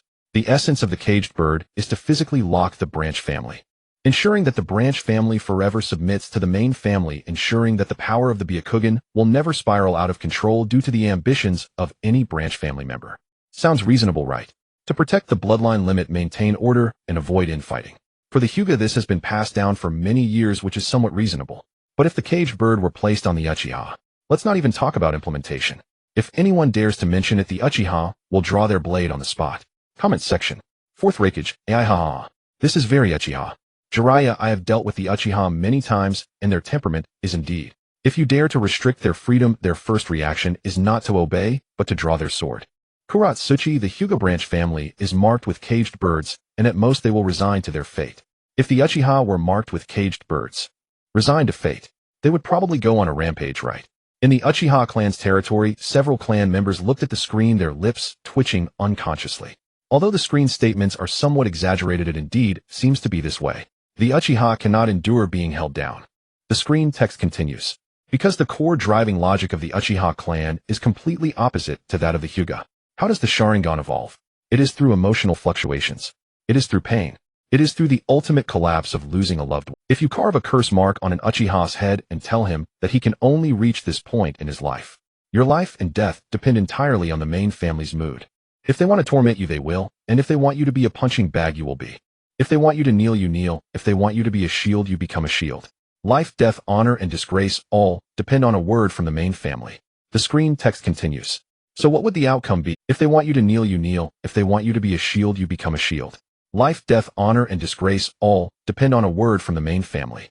The screen text continues. So what would the outcome be if one dared to carve the mark? The scene shifts. An Uchiha clan member is pressed to the ground by the main family with a caged bird engraved on his forehead. As the Uchiha realizes the meaning of this, and that his future descendants can only be slaves for life, his eyes shift from ordinary black pupils to a tomo, 2 tomo, 3 tomo. Some more sensitive ones might directly awaken the Mangekyo. The screen continues. For the Uchiha, the caged bird is not a means of control. It is a production line for mass-producing Mangekyo. The comment section could no longer hold it together. Senju Tobirama, I studied the Uchiha's eye-opening methods back in the day. The activation of the Mangekyo Sharingan requires extreme mental stimulation. The pain of the caged bird could indeed trigger this condition. Saratobi Hiruzen, so the caged bird can't control the Uchiha, but might instead cause them all to awaken the Mangekyo. Senju Tobirama, theoretically yes.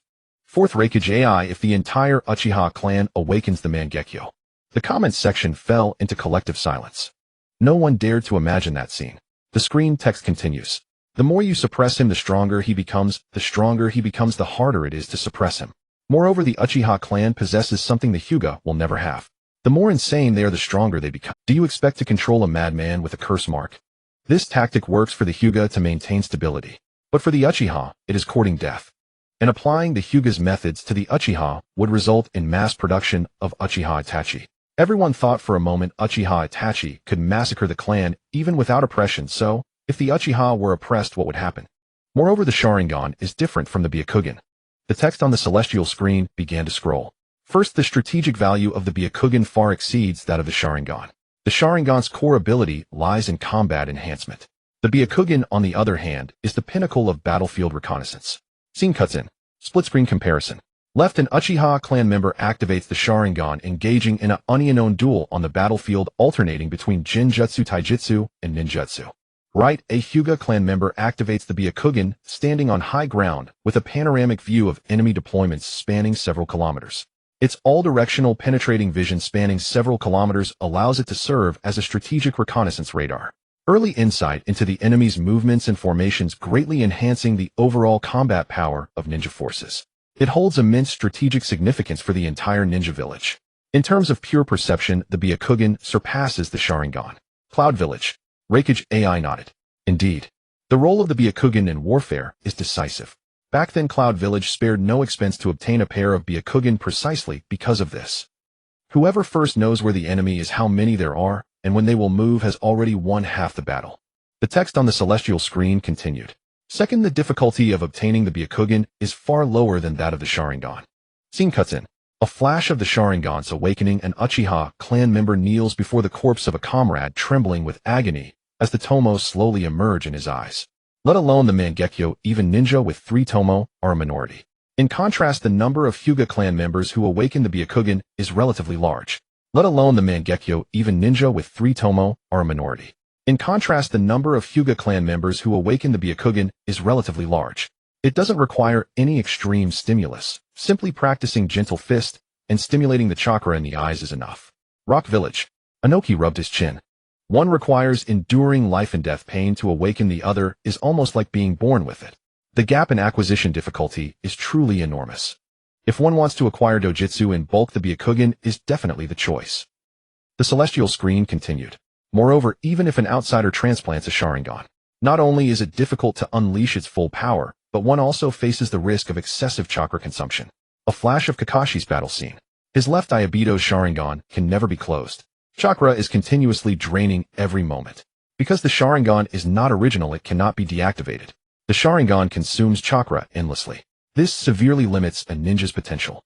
Leaf Village. Guy suddenly understood. No wonder Kakashi always looks so drained. It's the Sharingan constantly draining his chakra. Asuma took a drag of his cigarette nearby. I always thought it was because Kakashi stayed up too late reading. So it turns out it wasn't due to manual labor that he's so worn out. Nearby, Kakashi subconsciously touched his left eye. Indeed, this eye cannot close and chakra is leaking away constantly. This is also why he is always tired, always running low on chakra. If Ibito were willing to come back, if he would stop being a rogue ninja. Kakashi remained silent for a moment. He must return this eye to Ibito. The text on the celestial screen continued. But the Byakugan is different. Transplantation is relatively simple. It doesn't require the complex development process of the Sharingan. Moreover, the Byakugan has no issue of excessive consumption. Low acquisition difficulty, low transplantation risk, high strategic value. This is why other ninja villages covet the Byakugan rather than the Sharingan. The text on the screen flickered twice abruptly, ending the discussion of dojutsu, and a new line of text appeared. Fun fact, even before Killer Bee became a Jinchuriki, the villagers had already started ostracizing him. The entire shinobi world fell silent for a second. Deidara, huh? There's another one. Hiding, did I see that right? The villagers of Cloud are even better at bullying than the Leaf villagers. Mei Terumī, isn't Cloud Village supposed to be tightly knit? Why are they also playing the isolation game? The text on the celestial screen continued scrolling. But to be fair, Killer Bee's mental fortitude is truly strong. Naruto couldn't stand loneliness, wreaking havoc in the village every day just to get some attention and establish connections with others. If not for Iruka passing on the will of fire to him and helping him set the goal of becoming Hokage, Naruto would have long become the #1 demon brat of the ninja world. Leaf Village. Naruto scratched his head and turned to look toward the ninja academy. What the heck is a demon brat? Can you say something I can understand? Kakashi, with one hand in his pocket, swept his gaze over Naruto's puzzled face. That kid was indeed rowdy back then, painting graffiti on the Hokage rock every day purely to make people notice him. And Gaara, lacking someone to guide him, was bullied to the point of only wanting to kill. Kankuro, that's a bit too blunt of a statement from the celestial screen. The text on the celestial screen abruptly changed. But Killer Bee is completely on a different path from them. Also ostracized by the villagers, also isolated by the whole village, he simply turned a blind eye and didn't care, stubbornly isolating everyone else by himself. The comment section instantly erupted. Ōnoki isolating the whole village by himself. How is that kid's brain wired? Baki Arsan's Jinchuriki was driven crazy, but Cloud's Jinchuriki drives the whole village crazy. Naruto Uzumaki, that's possible. Why didn't I think of that back then? Uchiha Sasuke, idiot, you can't learn that. The celestial screen lit up. The reason why Killer Bee was bullied is also very simple. Next, let me tell you a story about a cabinet minister who loves rapping. You are a villager of Cloud Village. You don't know about tailed beasts, and you don't know that this cabinet member, who often sings rap, is the current Jinchuriki. In the scene, the night was deep and the streets of Yunin village were empty. The villagers, after a long day of labor, had just gone to bed and the lights in their homes were extinguished. Suddenly a strange and penetrating voice echoed through the streets. Fools. Idiots. I am Karabi. Yay. Karabi, wearing sunglasses, danced under the streetlight. But after working hard all day and coming home exhausted, you have that cabinet howling on the street. In the scene, windows of the houses on both sides opened one after another. A villager with dark circles under his eyes leaned out halfway, cursing fiercely at the commotion below. "What are you singing at this hour? Can't you let people sleep? You crazy person." Another villager was banging a broom on the windowsill. "Get lost with your singing. We have to get up early for work tomorrow." Karabi stopped his movements and looked up at the surrounding windows. Instead of retreating, he cleared his throat. "You fools don't understand my romance. Sleeping is not as good as dancing. Come feel the rhythm of the celebration. Idiots. Fools. Yay." Karabi twisted his body while rapidly spitting out rhyming words at the villagers. The villagers upstairs pointed at Karabi, opening their mouths, but unable to utter a word. "Jiahao. Can't argue back." The villager's face turned green with anger. Haida, who wouldn't go crazy at this hour. The villagers of Yunin have such good tempers, they haven't even gone down to beat him. Kaido beat him. He's a Jinchuriki. Can the villagers overpower him? Shio, in my many years, this is the first time I've seen villagers humbled in front of a Jinchuriki. Rasha, this Karabi is indeed a weirdo. The screen above rolled again. If that were all, it would be fine, but at your friend's funeral, that damn cabinet is still rapping. The entire ninja world went silent for 2 seconds. Hashirama rapping at a funeral. Is this kid crazy? Sarutobi, this is truly against common sense. The screen shifted. It was raining continuously. In front of a graveyard, dozens of Yunin villagers were dressed in mourning clothes, heads bowed, and the atmosphere was solemn. At this moment of deep sorrow, an unsightly note forcefully tore through the silence. Yo, yo. Karabi, wearing sunglasses, swaggered out from behind the crowd. He held a bouquet of white flowers, stepping to a strange rhythm. The villagers turned their heads in unison, glaring at this uninvited guest. Karabi completely ignored the murderous glares around him, walked straight to the tombstone, tossed the flowers, and struck an exaggerated pose. "Supreme honor, the title of the Eight Tails, so I offer you incense, oh yeah." As the last word fell, Karabi even spun around in place, pointing one hand to the sky. The villagers in the scene were all frozen. The villager kneeling on the ground even forgot to cry, staring blankly at Karabi, twisting his body in front of the tombstone. "Heidendam. Awesome. Daidara, this is purely seeking death. Dancing on a grave? Kurinai, this is simply rubbing the villager's bottom line in the dirt. Kakuzu, if this kid were in the black market, the bounty would definitely double. He has too many enemies." The screen suddenly flashed, shifting to a peculiar perspective. In a dim mental space, the giant Eight Tails lay on the surface of the water, its 8 octopus tentacles drooping weakly, its 2 bull eyes fixed intensely ahead. Ahead, Kiraba's consciousness was twisting wildly. "Yo, Yuki, shake along with my rhythm." Yuki closed its eyes, its massive body trembling slightly. "Can you shut up? My vocabulary flows endlessly, just like this chakra vast." "Yay." Yuki raised a tentacle and heavily slapped the water's surface, splashing water everywhere. Karabi completely ignored Yuki's protests and continued rapping to himself. Yuki was bewildered. Who knows why this kid is so bizarre? In Konoha village, Naruto looked at the screen showing the 8 Tails breakdown, glancing down at his own belly. In the ceiling space, the giant 9 Tails lay in its cage, laughing hysterically at Yuki's plight. Compared to that black guy who raps every day, this yellow-haired kid who only yells doesn't seem so annoying anymore. The screen gradually dimmed and then switched, revealing a line of new characters. Is Uncle Ikaraku's real name Otsutsuki Ichiraku? In Konoha village, the villagers on the street looked at each other, their expressions shifting from confusion to bewilderment. "It sounds impressive, but what does it have to do with the ramen cellar?" In the Hokage building, Sarutobi's pipe nearly fell to the ground. "It sounds impressive, but what does it have to do with the ramen cellar?" In the Hokage building, Sarutobi's pipe nearly fell to the ground. "Otsutsuki Ichiraku." Sarutobi muttered the name, his brow furrowing. He had never seen that surname in any texts or documents, but his intuition told him that anyone connected to this mysterious surname was far from simple. Jiraiya put away his playful demeanor and became unusually serious. "Old man, did you notice? The screen used the term real name. This means that Ichiraku might not be his real." Sarutobi took a deep puff of smoke, and as the smoke swirled, his gaze became profound. "Ichiraku has been running a ramen shop in Konoha for decades. He was there since Kakashi was a child. Thinking back, I realize I know nothing about his past." In the land of rain, Nagato sat in a wheelchair, his rinnegan slightly constricted. Otsutsuki. This surname gave him an inexplicable sense of familiarity, but he couldn't articulate where that feeling came from. The screen began to roll text. First, in the unique environment of Konoha village, Uncle Ichiraku stands in stark contrast to others. The attention of the entire ninja world was instantly drawn back. The screen brightened. The streets of Konoha were bustling with crowds. Vegetable vendors were haggling, ninjas zipped past on rooftops, and children chased and played in the streets. What seemed like a peaceful scene slowly pushed the camera towards a few dark corners. In the bullying culture prevalent in Konoha village, everyone would pick on each other's little flaws to mock. In the scene, several villagers passed by a plainly dressed old man, whispering derisively, "Look at that old man, he killed his teammates when he was young, and he's still just a genin now." On the other side, several students from the ninja school pointed at a chubby classmate. The Akimichi clan members just know how to eat. What else can they do besides eating?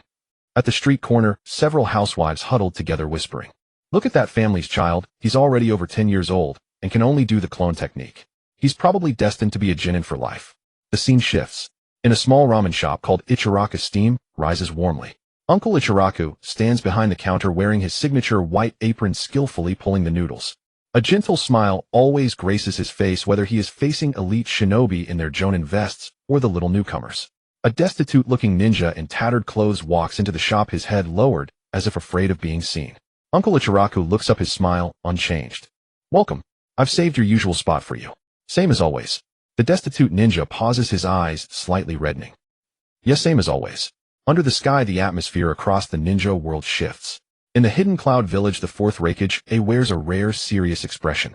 A ramen seller managing to stand apart in an environment where bullies reign supreme. Such a strong character. In the rock village, Ōnoki rubs his chin deep in thought.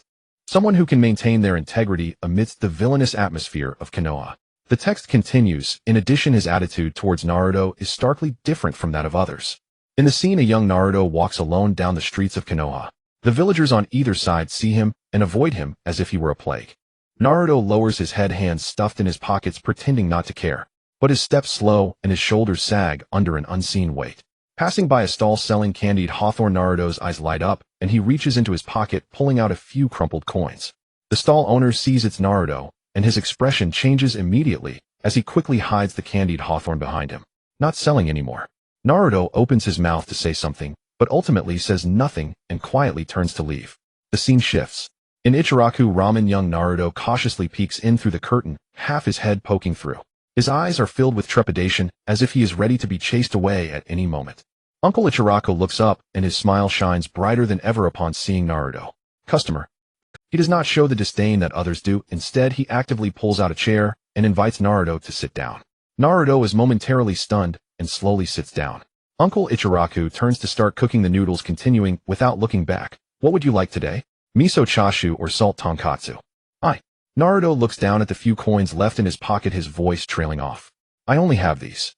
Uncle Ichiraku turns back, glancing at the change in Naruto's hand, and bursts into laughter. "Today is a special event. Trying out new dishes for free. Just taste it for me." Naruto's eyes brighten instantly. "Really? Uncle Ichiraku, you're the best." A steaming bowl of ramen is placed on the table. Then Naruto digs in eagerly while Uncle Ichiraku stands behind the counter watching Naruto devour the food, his smile deepening. A villager from another village running a free tasting event. That's quite a gentle reason. A Konoha villager, wait. I don't remember Ichiraku ramen ever doing any new dish tasting events. Akatsuchi, this uncle really knows how to treat people, helping Naruto without hurting his pride.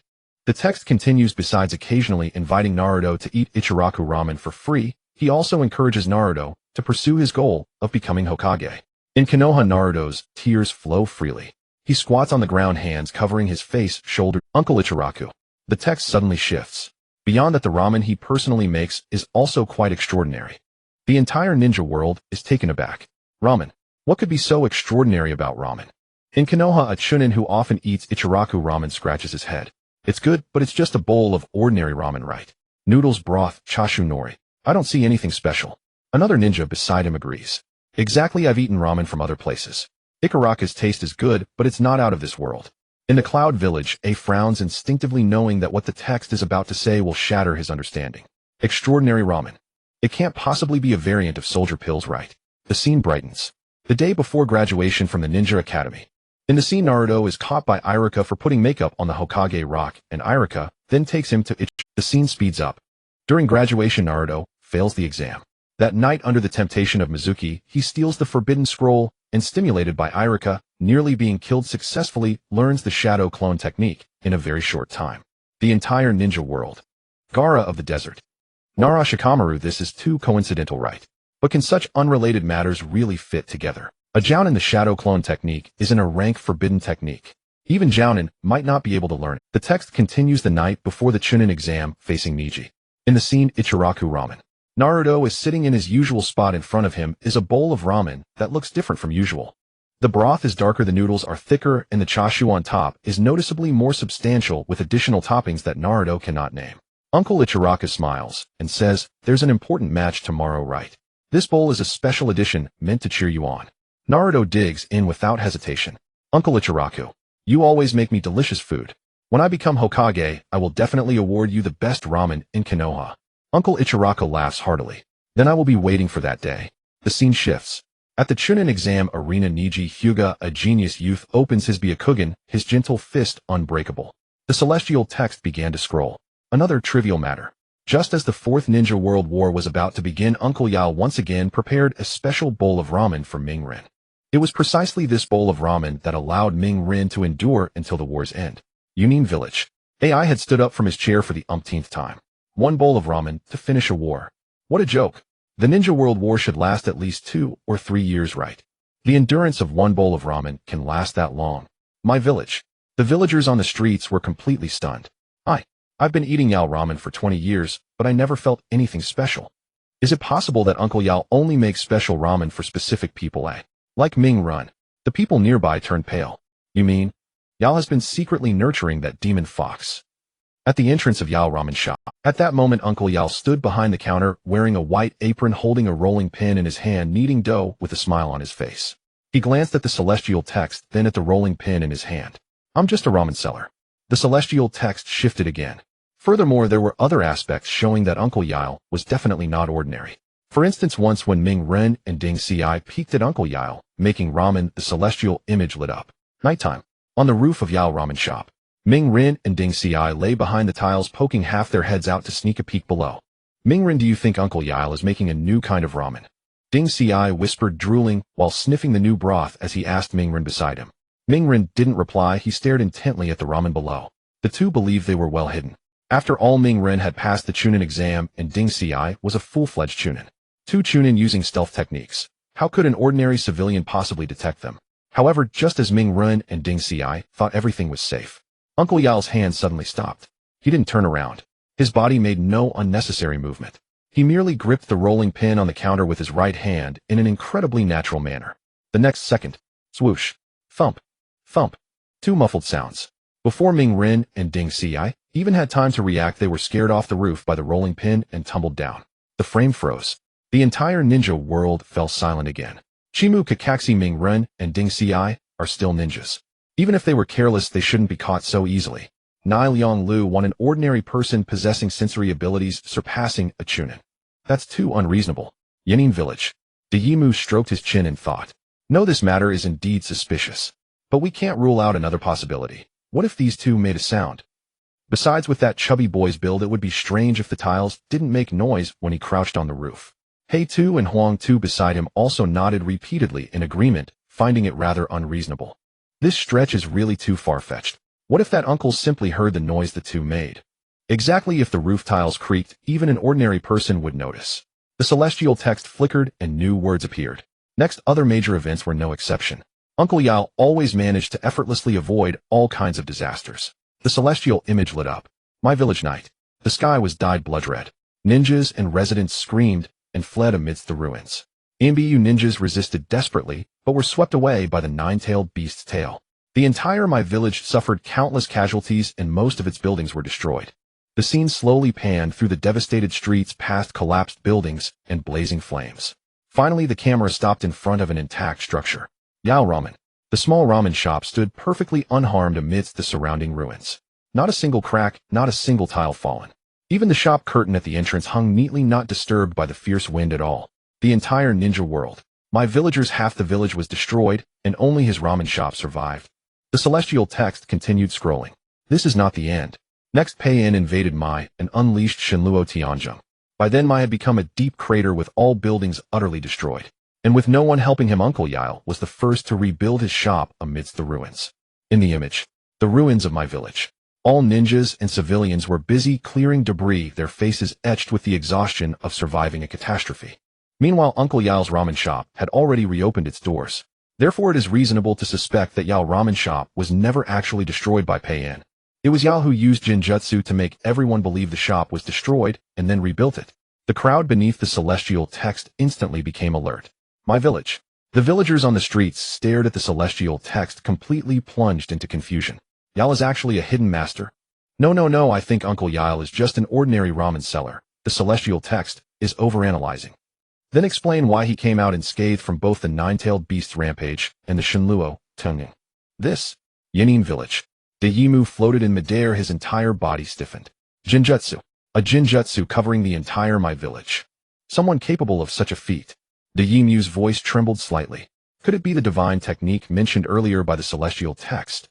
If he truly possesses jinjutsu of this level, then what was his purpose for running a ramen shop in Mai for decades? The sky suddenly darkened, and then a new title slowly emerged. Let's discuss why the Uchiha clan was exterminated.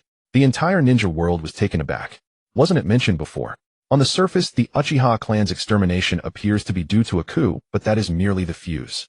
The real reason can be traced back to the second Hokage Senju Tobirama.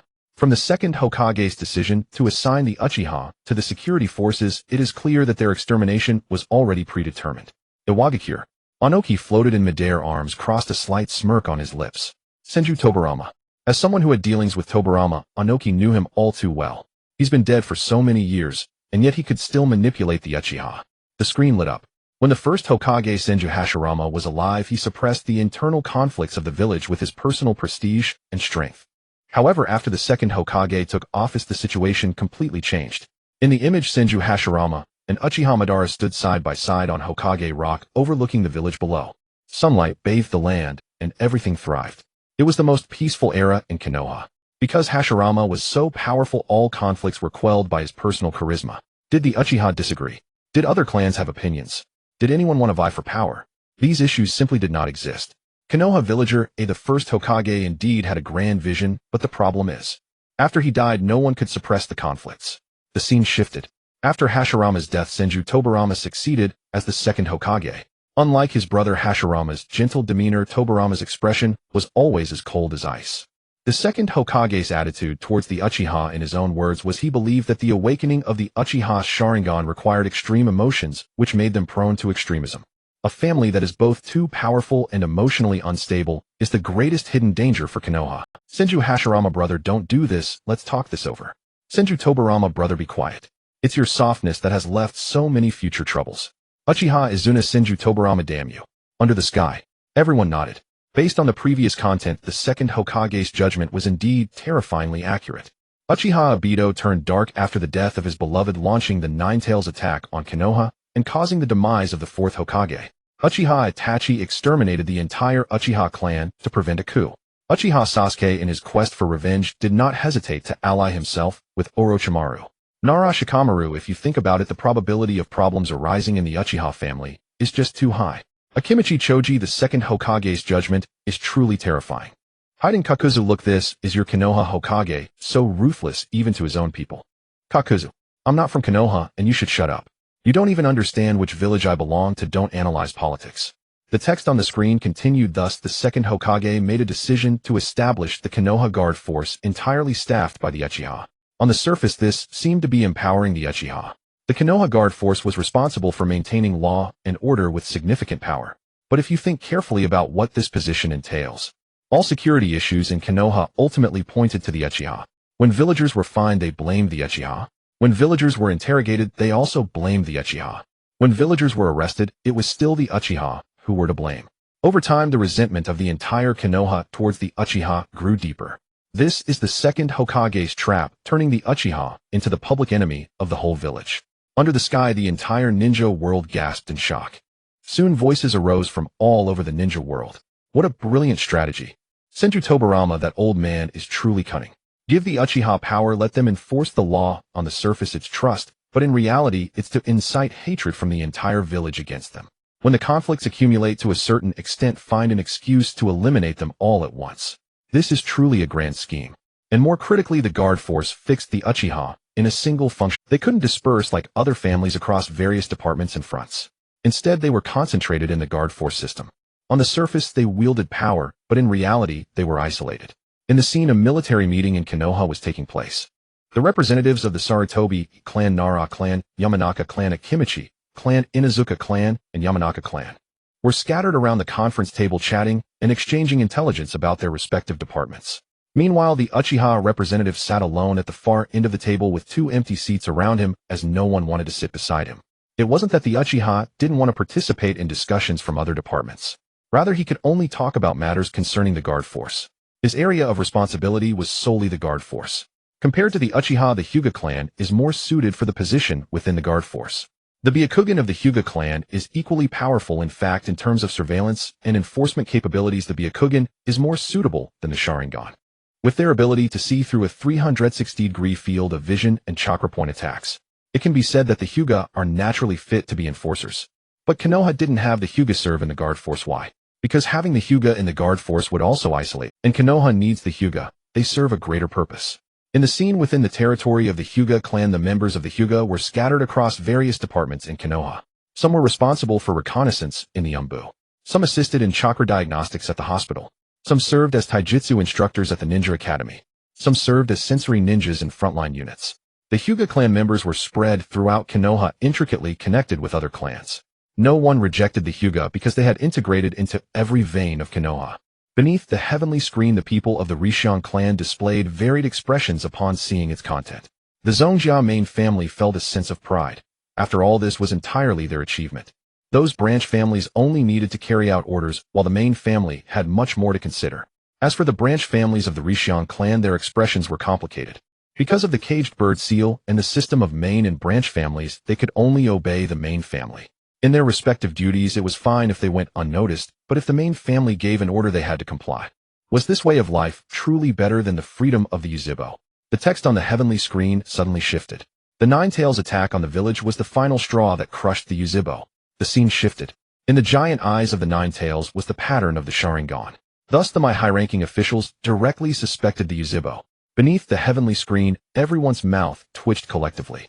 So it really was the Yuzhibo's doing. Some Jonin. So the second Hokage was too merciful back, then not directly annihilating the Yuzhibo, and later that bastard Yuzhibo Daitu appeared. Yuzhibo Setsuna, Pup Chinsho Feijian, is not worthy. Can he even defeat our Yuzhibo clan, and thinks he can annihilate us? Chinsho Feijian. The text continued. Afterward, the high-ranking officials made a decision. Move the Yuzhibo residential area from the center of the village to the farthest corner. The text continued. Afterward, the high-ranking officials made a decision. Move the Yuzhibo residential area from the center of the village to the farthest corner. In the scene, the Yuzhibo clan grounds daytime. Clan members were packing their luggage. The children didn't understand why they had to move, only knowing that the adults said they were moving to a new place. The view pulled back. The original Yuzhibo clan grounds were situated in the core area of my less than 10 minutes walk from the Hokage Tower. The new Yuzhibo clan grounds were at the farthest edge of my backed by a desolate forest. There were no shops, no schools, no hospitals around. Only a ring of tall walls and a few covert sentries. The Yuzhibo went from being founding elders of the village to objects of surveillance. They were kicked from the core circle of the village to the very edge. Then the Yuzhibo embarked on that path of no return. Beneath the heavenly screen, there was silence. In my village, those within the Yuzhibo clan grounds who had experienced this silently activated their Sharingan. They would forever remember. They remembered the day the Yuzhibo moved the entire street emptied. They remembered the Yuzhibo children clutching their toys filing out of the village center. But no one stepped forward to speak for them. After all, the Nine-Tails' eyes had the Sharingan. After all, they were in charge of law enforcement and had offended many people in normal times. After all, this was the Hokage's decision. Beneath the heavenly screen, the crowd sighed. To be honest, if the Yuzhibo had been willing to bow their heads, they wouldn't have ended up like that. But from this perspective, the Yuzhibo seem quite innocent. Innocent. Next door lives a bunch of lunatics who could awaken the Mangekyo at any moment, who wouldn't be afraid. In my village, Yuzhibo's Waju stood at the back of the crowd, watching the heavenly screen with a calm expression. Yet in his heart, he was already deeply displeased with Chinsho Feijian, that puppet master behind the scenes. Damn Chinsho Feijian. That inherently evil old Chinsho. If I ever meet you, I will personally. Realizing that Feijian was already dead, and that his strength was not something he could handle now, Zuozu's mind instantly cleared. Damn it, I'm still not strong enough. Inventory of concept level phantom gods of the ninja world. The entire ninja world was stunned. Phantom god. This was the first time they had heard this term. It sounded like some kind of existence beyond common sense. The text on the heavenly screen flickered, and the first title appeared. Early love Mingren. As of the latest Boruto information, Boruto's strength as a youth has already surpassed Mingren in his prime, reaching the 6 paths level. The entire ninja world shuddered. 6 paths level. The sage of 6 paths. Mingren's son could actually reach that level. The text on the heavenly screen continued scrolling. If Mingren had fathered Boruto with Hinata early on, then the ninja world would have welcomed the strongest phantom god.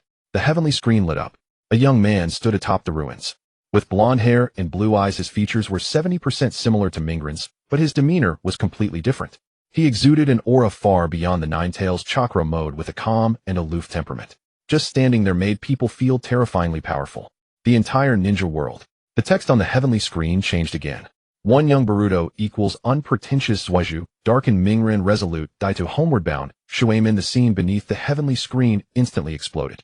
In my village, Uzibo Zuozu's brow furrowed slightly. What does that mean? When did I ever pretend?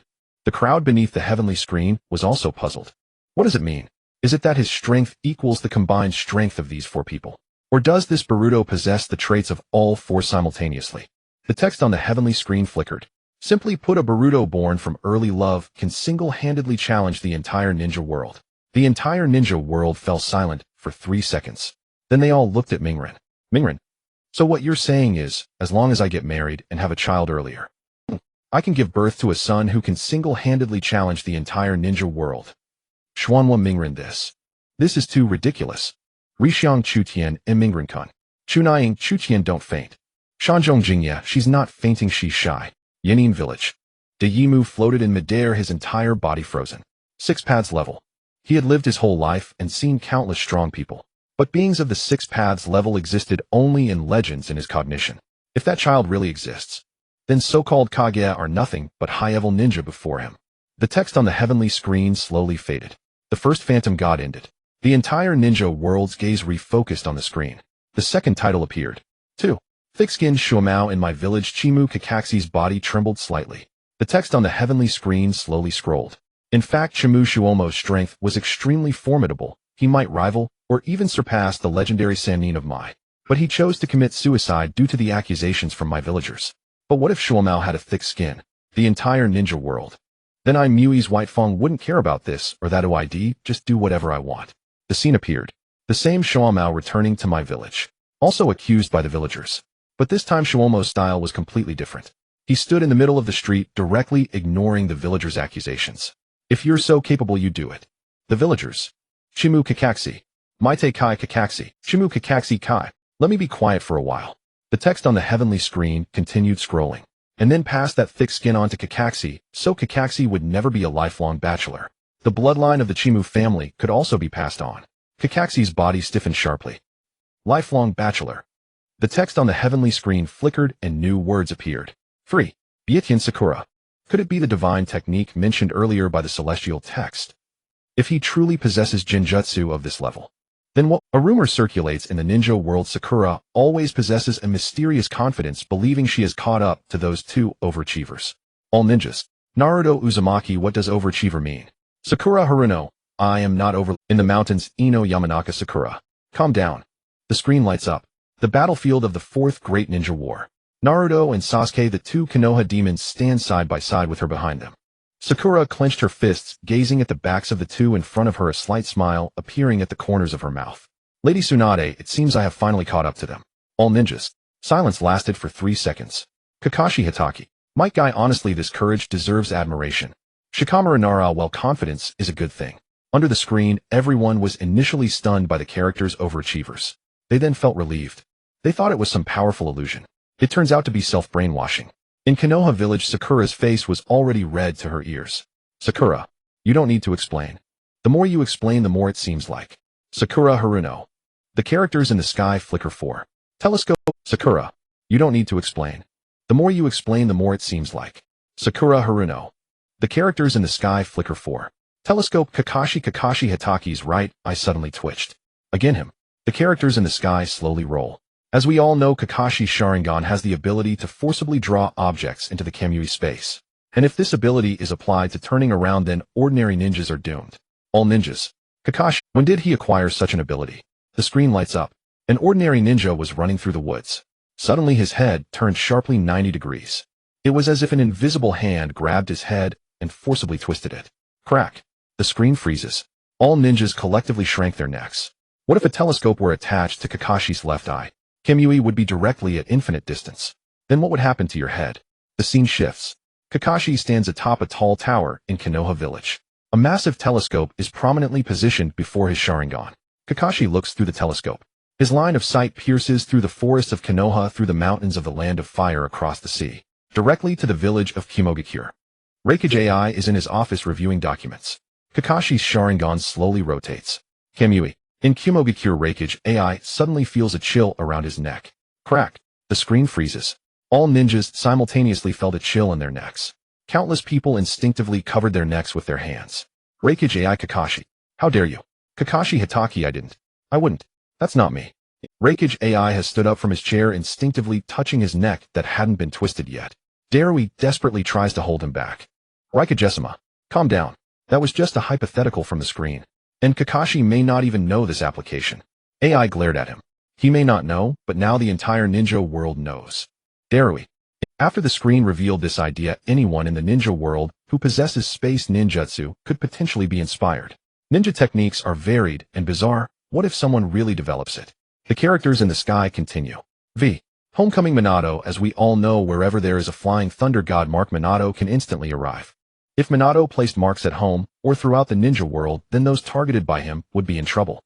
Because you never know when Minato will suddenly appear, throw a kunai at your face, and then casually return home. Ōnoki. Didn't this seem to be mentioned before? 6. Following the anime Sasuke in Konoha village. Sai paused slightly. He didn't expect his name to appear on this list. The characters in the sky slowly roll. Sei's Super Beast Imitation is a jutsu that turns drawings into reality. Those who know Sai nodded. Super Beast Imitation. Sei's unique ninjutsu. Using special ink and scrolls to paint, the creatures drawn can materialize and attack. Lions, snakes, birds, mice. Whatever he draws can be summoned. This ninjutsu is indeed absurd. The characters in the sky continue. What if Sai happens to follow the anime? All ninjas. Following the anime. What does that mean? If you start by drawing Saitama and Goku, how would you respond? The screen lights up. Sai stands in the center of the battlefield, unfurling his scroll. The tip of his brush dipped in ink, he draws with fluid strokes. In just a few strokes, two figures leap onto the paper. One is a bald man dressed in a yellow bodysuit, a white cape, and red gloves. Saitama. One Punch Man. Any enemy resolved in one punch. All ninjas. One punch. Any enemy. Isn't that a bit exaggerated? The screen continues.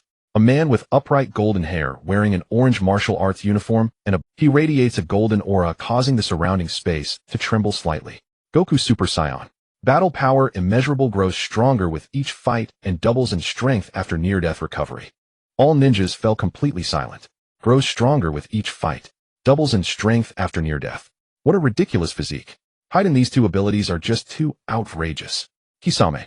That guy called Goku is even more outrageous. Is he even human? The characters in the sky flicker. 7. My Mother Gaara. As we all know, Gaara possesses the absolute defense of the Mother Sand technique. All ninjas were taken aback.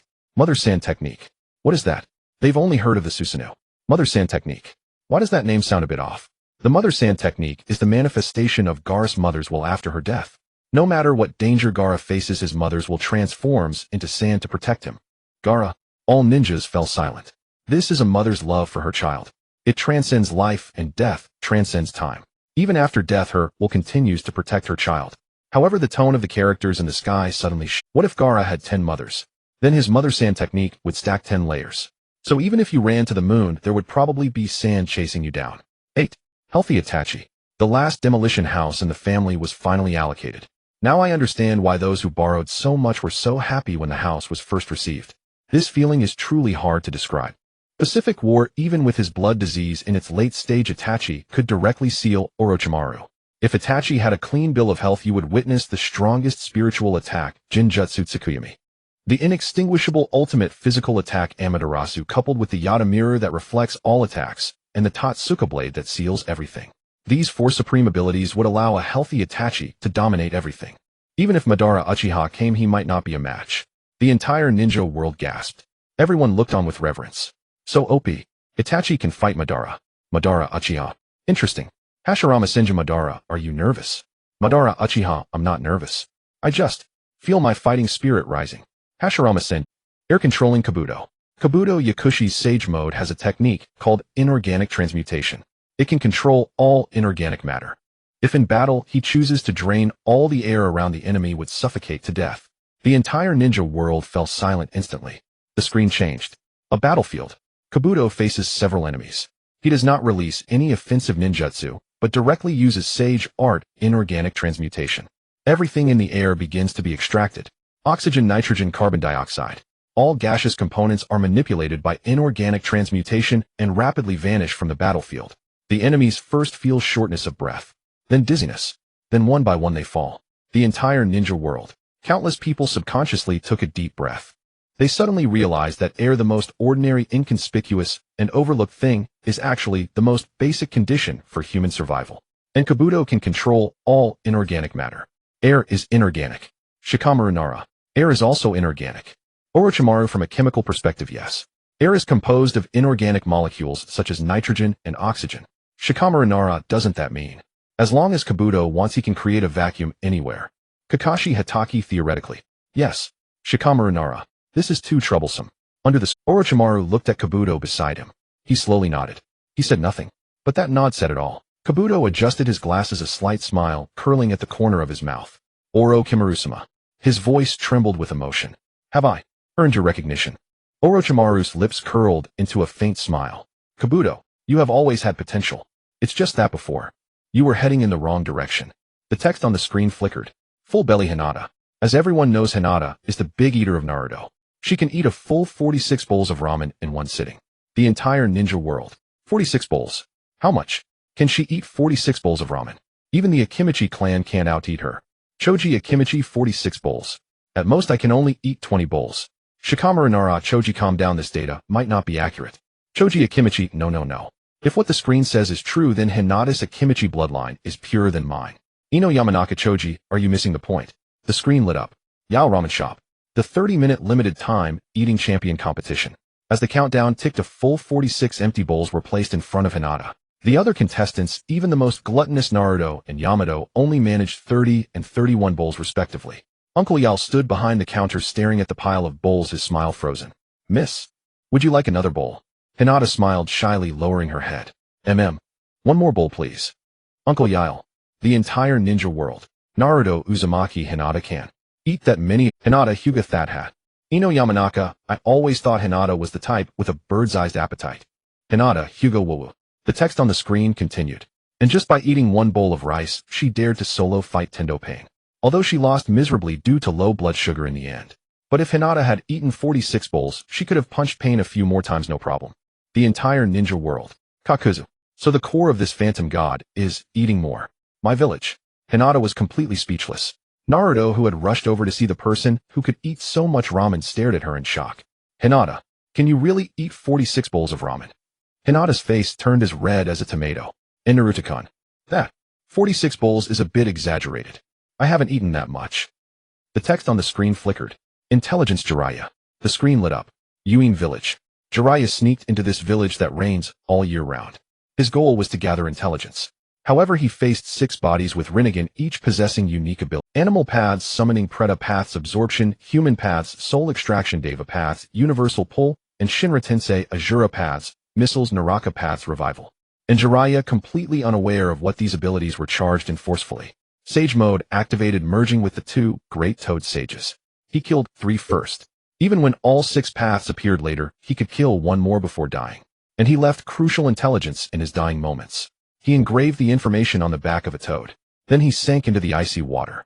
A dragon returns to the sea. If the sea does not welcome him, he is Jiraiya.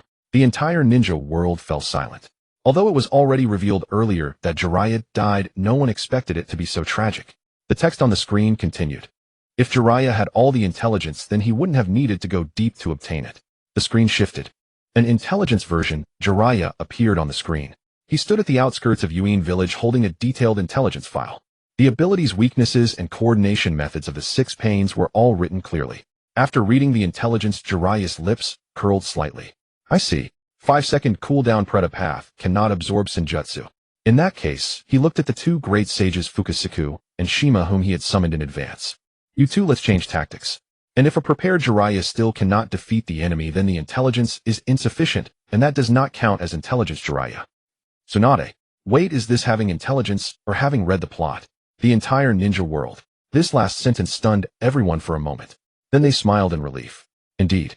If prepared and still can't win, then it's not Jiraiya's problem. It's insufficient intelligence. In other words, give Jiraiya enough intelligence, and he is invincible. Can't win. Add intelligence. Still can't win. Keep adding intelligence. Dojin Rai, the strongest conceptual god against female ninja. Because in his doujins no female ninja can gain the upper hand. Undoubtedly, the entire ninja world was silent for 3 seconds. Then everyone broke down. This Dojin Rai has been mentioned before, but every time you see it, it's still hard to hold it together. What if Danzo had stepped forward as bait before Sarutobi Hiruzen could? In Konoha village, Shimura Danzo trembled all over. He stared intently at the sky, his aged face betraying a deep, uncontrollable tremor. That decision from years ago was the greatest regret of his life. If only he had acted a moment sooner. If only he hadn't hesitated for that 1 second. Would the position of Hokage have been his? Meanwhile, at the border of the land of lightning Senju, Tobirama's expression was cold as he crossed his arms, gazing at the words appearing in the sky. What a joke. Not to mention Danzo's past actions revealed by the sky. Just based on the impression Danzo left in his mind, there was no way this man could ever become Hokage. The words in the sky flickered. In the scene above, the second Hokage Senju, Tobirama seriously patted Danzo on the shoulder before turning away and running off with Sarutobi Hiruzen, leaving Danzo alone to face over 20 elite ninjas from the Jin and In horns. Naruto Uzumaki ha Tobirama, this is way too hasty. Yukimaru Akatsuki, am dying of laughter. Tobirama didn't even look back. The entire ninja world. Then everyone reacted from this comical scene, realizing that Tobirama had likely already chosen Hiruzen. And while Hiruzen's performance had declined in his old age, he was someone who could overpower everyone in his youth. His strength, reputation, and connections were beyond what Danzo could compare to. As for Danzo's antics, to put it bluntly, they were merely petty tricks. Assassination, surveillance, suppression, manipulation. Such things might instill fear when done in the shadows. But to hold the position of Hokage, how could he aspire to be Hokage with just those tactics? The words in the sky continued. Of course, jokes aside, Tobirama might praise Danzo for his commendable courage. But in the end, he would still take Danzo with him to act as bait. Because no matter what Danzo did, Tobirama would never let him become Hokage.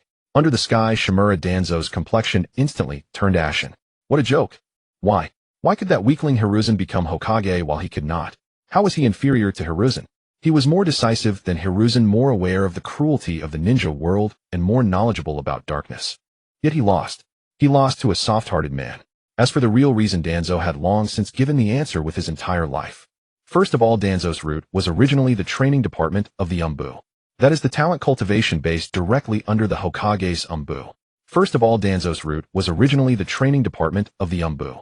That is the talent cultivation based directly under the Hokage's Umbu. In any country. The words in the sky continued. Root members have no names, not even humanity. They completely obeyed Danzo's orders. And what Danzo did was previously mentioned: interfering in the internal affairs of the Rain Village, instigating war, monitoring Jinchuriki and the Uchiha, suppressing dissent, and even assassinating the Hokage. He was so arrogant even without being Hokage. If he were truly made Hokage. The sky lit up with an alternate world. Under Danzo's rule, Konoha village became dark and oppressive. The Ninja Academy no longer taught ninjutsu or the will of fire. Instead, it taught how to obey, how to erase emotions, and how to become a perfect tool. In the eyes of the children, there was no light, only obedience. The entire ninja world gasped. My guy, this isn't Konoha. This is hell. Rock Lee, teacher guy? I can't stand this anymore. Whoa, Hinata, Hyuga. Everyone is so scary, they have no expression. Danzo sat in the Hokage's office.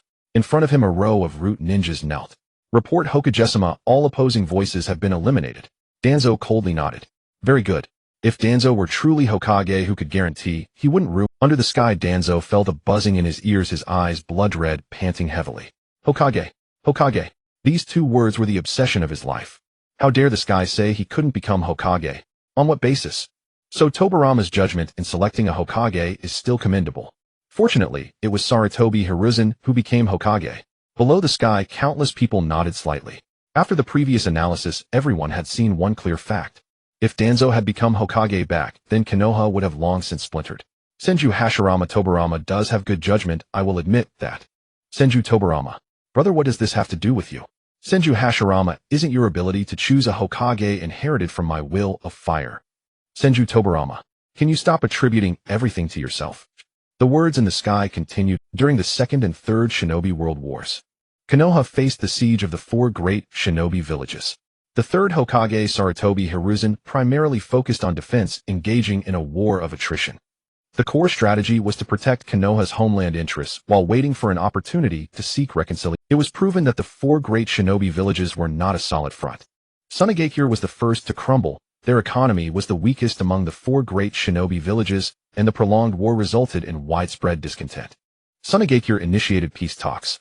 Following that, Kirigakure also withdrew as their supply line across the sea was too lengthy for them to sustain. Iwagakure and Kimogakure were still persisting, but with the loss of two allies their offensive had noticeably weakened. Sarutobi seized the opportunity to send diplomatic envoys signing armistice agreements with each village. Thus in both the Second and Third Wars Konoha achieved final victory. Under the sky the people of Konoha nodded quietly as they witnessed this scene. Although Hiruzen's actions after seemed very constrained, constantly retreating, and appeared cowardly, this also spared Konoha from further wars. Tsunade, that old man, was indeed formidable in his youth. Tsunade, unfortunately, after aging. Sarutobi Hiruzen sighed, realizing that living too long may not be a good thing. If he had died fighting for Konoha in his prime, the sky would likely be speaking well of him now. But if Danzo had become Hokage, with Danzo's extreme personality, he would never choose defense and attrition nor seek reconciliation. Instead, he would recklessly launch an offensive. In the scene above, Danzo stood on the command platform, directly ordering his subordinates to kill the enemy, still hoping for peace. You think you can withdraw without finishing off the enemy? He drew the kunai from behind and carved the words into the wall, "Go all out." Under the sky, the other ninja village representatives gasped in shock. Going all out means exerting every effort. All active ninjas must participate in the battle.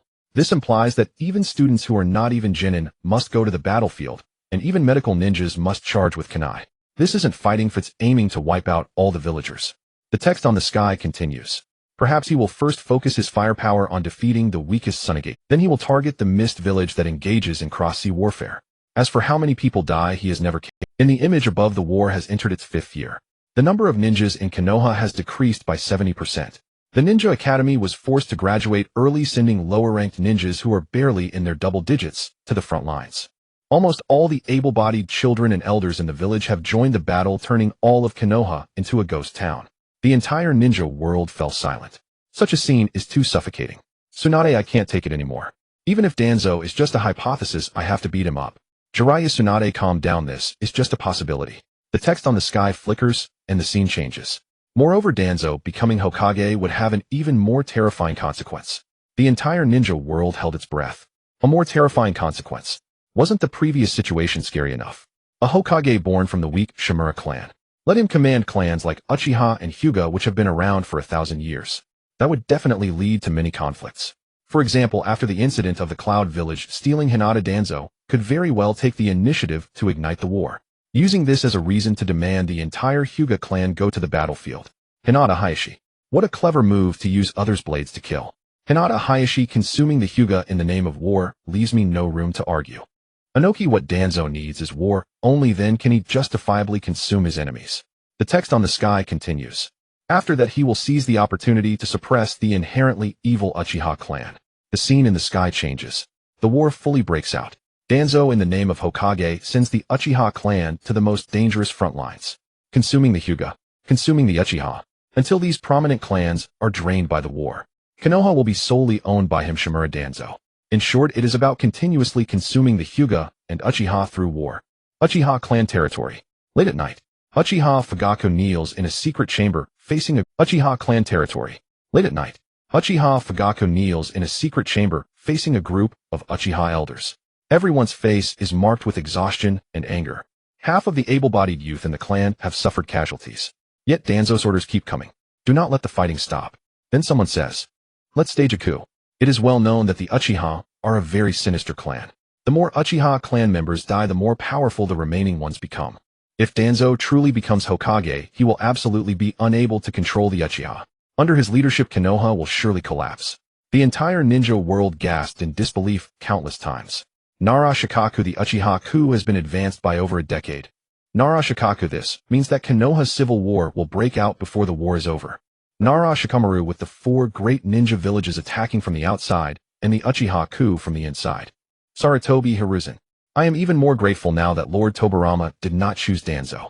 Shimura Danzo. Under the curtain, Shimura Danzo stands alone in the corner, no longer knowing what to say. It turns out that from the very beginning the position of Hokage did not belong to him. Then his eyes turned red, and he gasped for breath. After the silence came furious rage. The inherently evil Senju old ghost actually does not want me to become Hokage. If I were Hokage, I would definitely do better than that coward Hiruzen. This sky scene is completely fabricated. The scene shifts and new text appears.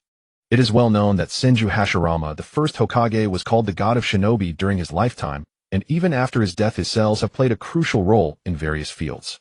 These cells possessing extremely powerful vitality can enhance combat abilities, create life, and even significantly aid in the evolution of the Sharingan. Fourth Reikage, what? Hashirama's cells can enhance the Sharingan. Tsunade, wait a minute. The evolution of the Sharingan requires strong emotional stimulation. How can Hashirama's cells bypass this process? On the scales Ōnoki, while Senju Hashirama was alive, he pressured the ninja world. After his death, can his cells still support the Uchiha? Is that reasonable? During the establishment of Konoha, Senju Hashirama was squatting by the Naka River, scratching his head upon hearing this, and turning his face to look at Uchiha Madara beside him. Madara, my cells can enhance the Sharingan. Uchiha Madara crossed his arms, frowning, staring at the sky for a long time without speaking. After a long time, he coldly replied, "The ability of your cells to resonate and evolve with the Sharingan already indicates many issues." Senju Hashirama chuckled a couple of times. "I didn't expect that after I died I could still help you." "That's great."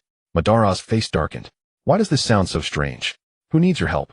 In Konoha, Tsunade gritted her teeth as she watched the scene on the sky. "Bastard, what do you take my grandfather for?" The text on the sky continued to roll. Firstly, the primary use of Hashirama's cells is to obtain the wood release bloodline limit, and Yamato is the only successful experiment.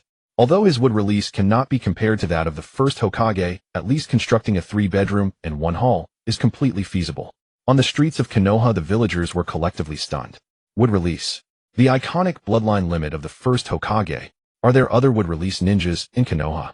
Wait, who is Yamato? I've never heard of that name.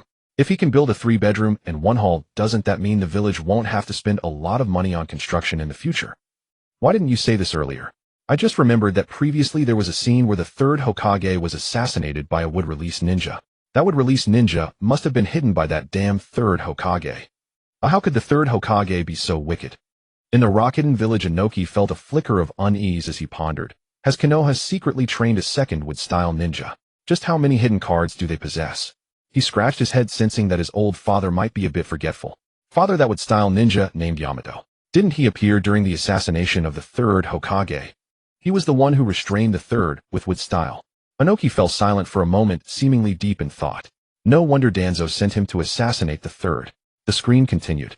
The 2nd application is to enhance one's recovery ability, and it can also increase the total amount of chakra.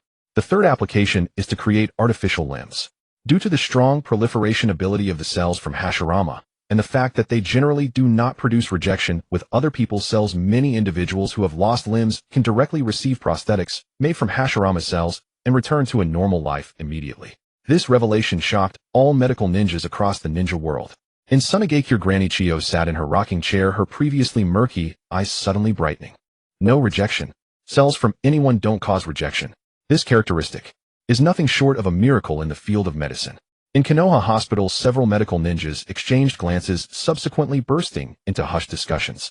If we could mass-produce Hashirama cell prosthetics, then in the future losing hands or feet wouldn't be a concern at all. But we probably can't get Hashirama cells at our level, can we? The screen has stated that Konoha has Yamato, right? We could secretly acquire them from him. In the Hokage building, Sarutobi Hiruzen's hand, holding the pipe, trembled slightly. Hashirama cells. I never knew they had this kind of use. If only we had discovered this sooner, those elite ninjas who retired due to injuries. Jiraiya leaned against the wall, letting out a sigh. Old man, there's no point in dwelling on the past. The key now is that the screen has revealed all this. Other villages are bound to get jealous, and that could spell trouble for us. In the underground base of Odogakure, Orochimaru observed the content above, without saying much, a deep smile appearing at the corner of his mouth. The screen continued. The 4th application is to create an army of white Zetsu. For instance, the ones in white Zetsu during the 4th Great Ninja War were life forms replicated by combining Hashirama's cells with the Outer Path's divine tree. The barrage area fell silent for a moment. Terumi, Mei white Zetsu. What is that? 4th Reikage, A1000. What kind of army has that many? The screen did not elaborate further and directly moved on to the 5th point. The 5th application is to enhance control over the Sharingan. For example, Danzo, with the aid of Hashirama cells, was able to control 11 Sharingan, and perform Izanagi 10 times without issue. And there was also Shizui's Mangekyo. Moreover, Obito, due to the vitality granted by Hashirama's cells, could frequently use Kimui without any side effects. The ninja world was thrown into chaos. On the streets of Konoha, the villagers were left dumbfounded. Danzo has 11 eyes? That's disgusting. Is that really the main point? That guy named Obito can use Kimui without side effects. Did you not hear how outrageous Kimui is as mentioned earlier? In the Hokage building, Jiraiya's expression changed dramatically. Where did Danzo get so many Sharingan? Sarutobi took a deep breath, seemingly trying to calm down. On the night of the Uchiha massacre, he must have obtained them afterward. The screen continued. The sixth application is to enhance the strength of White Zetsu. During the Fourth Great Ninja War, Yamato was utilized, and the Hashirama cells within him not only strengthened the White Zetsu, but also allowed the Vortex White Zetsu to use the wood-style techniques that even Yamato himself couldn't perform. This information was overwhelming, and the entire ninja world fell silent again. Vortex White Zetsu. What is that? He can actually use the first Hokage's wood style. What on earth happened during the Fourth Great Ninja War? Why does it feel like the entire ninja world was fighting in a team battle? In Konoha, Yamato stood in the corner of the Umbu training ground. His body stiffened as he gazed at the descriptions on the screen.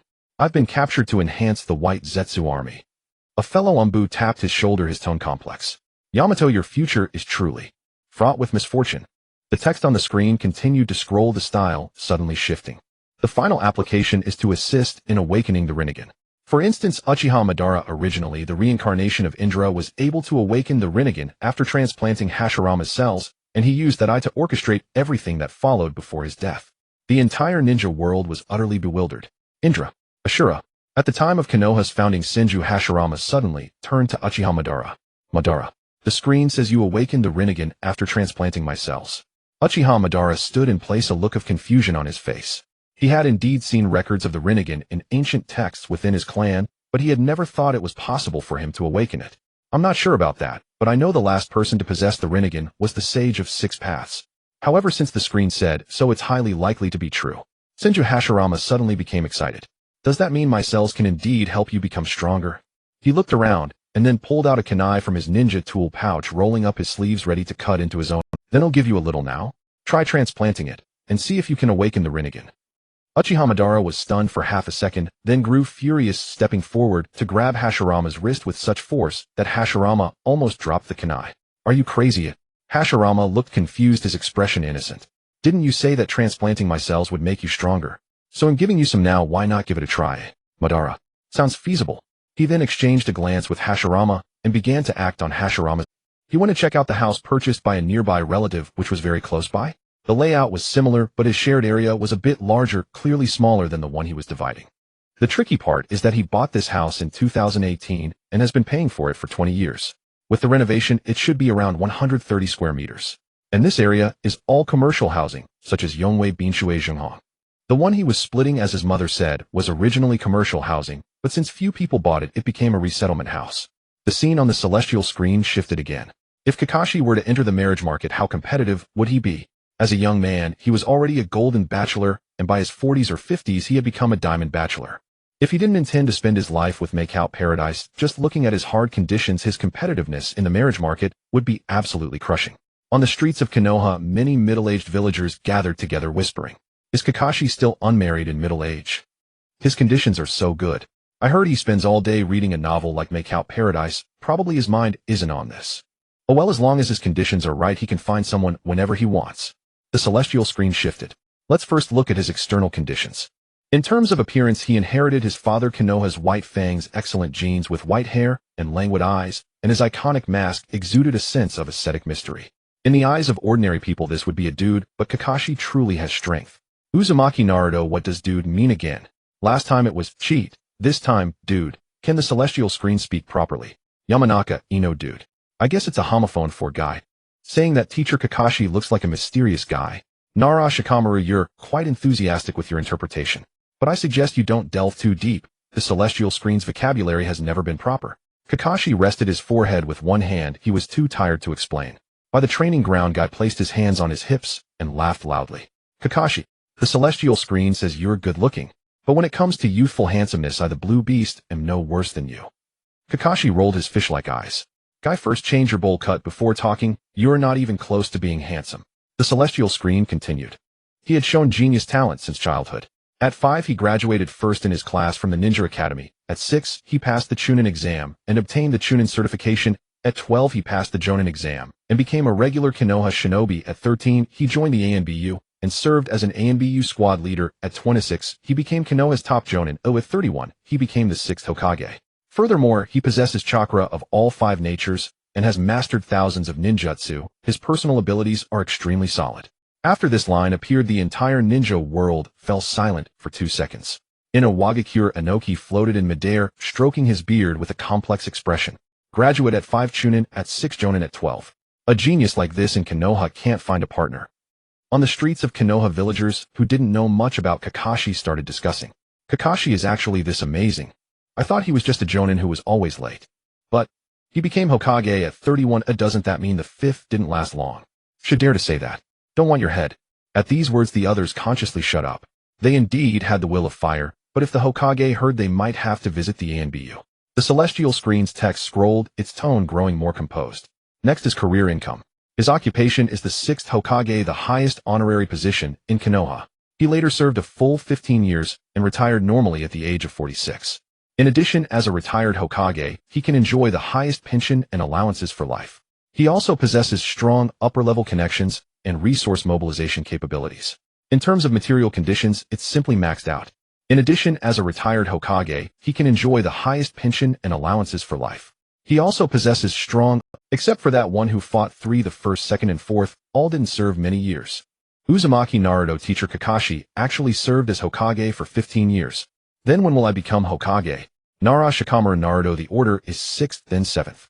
That means after Kakashi Sensei finishes 15 years, it's your turn. Naruto counted on his fingers for a long time, then let out a miserable howl. Then I won't become Hokage until I'm 40 or 50. Sasuke casually chimed in from the side. That's 31, you dummy. In the Hokage building, Sarutobi Hiruzen, holding his pipe, said thoughtfully. Retire after 15 years. Enviable. If only I could do the same. Konoha year 48, in the Hokage's office. Minato Namikaze looked at the description of Kakashi's future on the celestial screen, a gentle smile on his lips. Kakashi becomes Hokage at 30, retires after 15 years. He turned to Nara Shikaka beside him. Shikaka, how do you think Kakashi got through these years? Shikaku, with hands in his sleeves, looked unusually relaxed. This was truly in his comfort zone. Given his personality, probably very responsible, though otherwise he wouldn't have the achievements the celestial screen mentioned earlier. Minato chuckled. True. The celestial screen continued. His lifestyle and personal habits are also quite good. He lives alone in a clean and orderly apartment, does housework, likes cleanliness, and can cook well. Apart from his obsession with make-out paradise, he has no bad habits. But this also indirectly shows that his sexual orientation and abilities are not an issue. After this line, the comment section went wild with laughter. Jiraiya, isn't this indirectly advertising my make-out paradise? Tsunade Jiraiya, stop flattering yourself. The celestial screen was stating facts. Might Guy Kakashi, I've known him for years and never eaten his cooking. Hataki Kakashi, guy you never asked. On the streets of Konoha, a few middle-aged women covered their faces laughing together. Oh my lord, Kakashi can cook and is clean. Where can you find such a man these days? Exactly. My old man can't even wash dishes. It's that make-out paradise. I heard its content is a bit improper. Men having a small hobby is normal. As long as he doesn't fool around outside, it's fine. The celestial screen flickered, and the last line appeared. Overall, Kakashi can be considered the absolute top tier in the marriage market. With such conditions, as long as he's willing, he absolutely won't lack marriage candidates. The comments section boiled again. Terumi, May, this means Konoha's 6th Hokage still hasn't married. Kuratsuchi, am suddenly curious about what kind of girl Kakashi likes. 4th Reikage, Ahumph. No matter how good his conditions, he's still from Konoha. Our Kunoichi from Kumogakure won't marry into Konoha. Darui Raikage-sama. You say that as if he'd be interested in our Kunoichi. 4th Reikage, Darui, what do you mean? On the streets of Konoha, villagers were still discussing heatedly. Kakashi's conditions are so good, why is he still single in his 40s or 50s? Probably has high standards. After all, he was Hokage, he can't just find an ordinary person. At this moment, from Kakashi's fish-like eyes, one could see that the light had gone out. He silently took out Make-Out Paradise and started flipping through it, continuing to read, as if nothing had happened in front of everyone. Anyway, the whole ninja world already knew he didn't care anymore. The heavenly screen lit up again, and a somewhat unexpected title floated in the sky. As everyone knows, without the nine-tails whiskers, Ming Ren's appearance is still quite handsome. After all, his parents are not lacking in looks. The main reason Ming Ren's appearance declines is his personality and the Ninetales whiskers. On the training ground of my village, Ming Ren perked up upon seeing this. Huh, so without these whiskers I'm actually quite handsome. He touched his cheek. Those 6 whisker-like lines had been there since childhood, and he had never thought anything. Zhuozhu glanced at him and instinctively retorted, "You're not much now with or without the whiskers." Ming Ren immediately flared up. "Zhuozhu, what do you mean?" Xiaoling stood nearby, tilting her head to examine Ming Ren's face. The heavenly screen seems to have a point. If Ming Ren covers his whiskers and stays a bit quieter without talking. She paused as if deep in thought. He does seem more pleasing to the eye than now. In the Hokage building, Zilai Yi leaned against the window, stroking his chin, thoughtfully studying the words on the heavenly screen. Shui Min and Jiao Xingnai are indeed good-looking. If Ming Ren inherited his mother's features and his father's blue eyes, his foundation shouldn't be bad in theory. But his personality is indeed a flaw. Shouting all day long, even a good face can't withstand such wear and tear. Gang Shou snorted from the side. "You dare to talk about others? Take a look at yourself." Zilai Yi. "I think I still look pretty handsome, okay?" The text on the heavenly screen continued scrolling. And why didn't the former Ninetales Jinchuriki Xuanhua Shuehu and Jiao Xianai have them? First, Xuanhua Shuehu was not born a Jinchuriki. She and Jiao Xianai were both chosen to become Jinchuriki after a certain age. Moreover, both are from the Xuanhua clan, possessing powerful sealing techniques. The Ninetales chakra was sealed tightly, unable to erode their bodies, so naturally, they did not develop Ninetales whiskers on their faces. Year 48 of Mai. In the Hokage office, Xuanhua Jiao Xianai sat on a chair, covering her face with both hands, staring at the heavenly screen through her fingers. So, it's because the sealing technique was strong enough that there are no whiskers. I was wondering why my face is... She turned to Bofeng Shui Min. "Shui Min, if Ming Ren has whiskers on his face, will he not look good? Will he not be popular with the girls at school?" Shui Min walked over with a smile, ruffling her red hair. "No matter what the child you gave birth to will be good-looking. Besides, the heavenly screen has already said that he looks good without the whiskers." The heavenly screen switched scenes, and new text appeared. The reason Ming Ren has them is that when a female Jinchuriki is pregnant, the seal weakens during pregnancy, and the energy that suppresses the tailed beast is used to nurture the fetus. This caused Ming Ren to be marinated in Ninetales chakra, resulting in birthmarks on his face. This can be compared to Jin Jiao and Yin Jiao of Yunin village. They once ate the flesh and blood of the Ninetales, so after their bodies were eroded by Ninetales chakra, Ninetales whiskers also appeared on their faces. The entire ninja world fell silent for a moment. Then the comment section exploded. "Fourth Rakage, AI marinated. What kind of word is that?" Zhao Mei Ming, so the whiskers on Ming Ren's face are because he was soaked in Ninetales chakra for too long in the womb. Yuan Yin village Rakage building. Qila Bai touched his own face, looking at his elder brother with some worry. "Brother, will the Eight Tails chakra leave marks on my face?" AI turned to glare at him. "Shut up. Your sunglasses are already ugly enough." Qila Bai, "Brother, you've hurt my feelings." On the streets of my village, the villagers were buzzing. So the whiskers on that demon fox's face are because he was marinated in Ninetales chakra in the womb. I thought he was the demon fox itself. So, does that mean Ming Ren is the child of the nine-tailed demon fox? Then we haven't been bullying the wrong person after all. Wow, is that even a valid angle? The text on the heavenly screen continued scrolling. After Ming Ren reconciled with the Nine Tails, he naturally did not suppress the Nine Tails chakra deliberately. This caused his offspring Xiang Rikue and Bo Run to also inherit the Nine Tails whiskers, but since the Nine Tails chakra bloodline was a bit thinner, Bo Rin and Xiang Rikue only have 2 lines. So I reasonably suspect that when Ming Ren was, or the Nine Tails might have secretly added a bit too. The entire ninja world was silent for 3 seconds. Then the comment section went completely crazy. Gang Shou. Heavenly screen, what nonsense are you talking? Zhao Mei Ming. Added a bit. Is this what I think it means? Xuanhua Ming Ren. On the training ground of my village, Ming Ren looked blankly and turned to Kakashi. Kaka-zisensai, what did the Nine Tails add? Kakashi covered his forehead with his hand. His expression under the mask was unclear, but it could be seen that the corners of his mouth were twitching violently. But then he also pondered inwardly, does the Nine Tails really have that? Inside the Nine Tails seal space, the enormous Nine Tails lay in the cage, its expression unchanged. Mixed a bit of chakra, that's normal. The more you mix, the higher the person's acceptance of his chakra. The heavenly screen switched scenes, and its tone became serious. In addition, the Nine Tails whiskers have a hidden function. After the Nine Tails dies, it can be resurrected using the whiskers as a coordinate. Furthermore, the inheritance of the Nine Tails whiskers is very similar to a Kekkei Genkai genetic trait. In simple terms, it is a bloodline birthmark passed down by the Nine Tails Jinchuriki. In other words, Bo Run and Xiang Rikue are definitely Ming Ren's offspring. The entire ninja world fell silent again. Then the comment section was flooded. Zhao Mei Ming, so the whiskers on Ming Ren's face are coordinates. The Ninetales can use this to come back after death. Hey to that last sentence.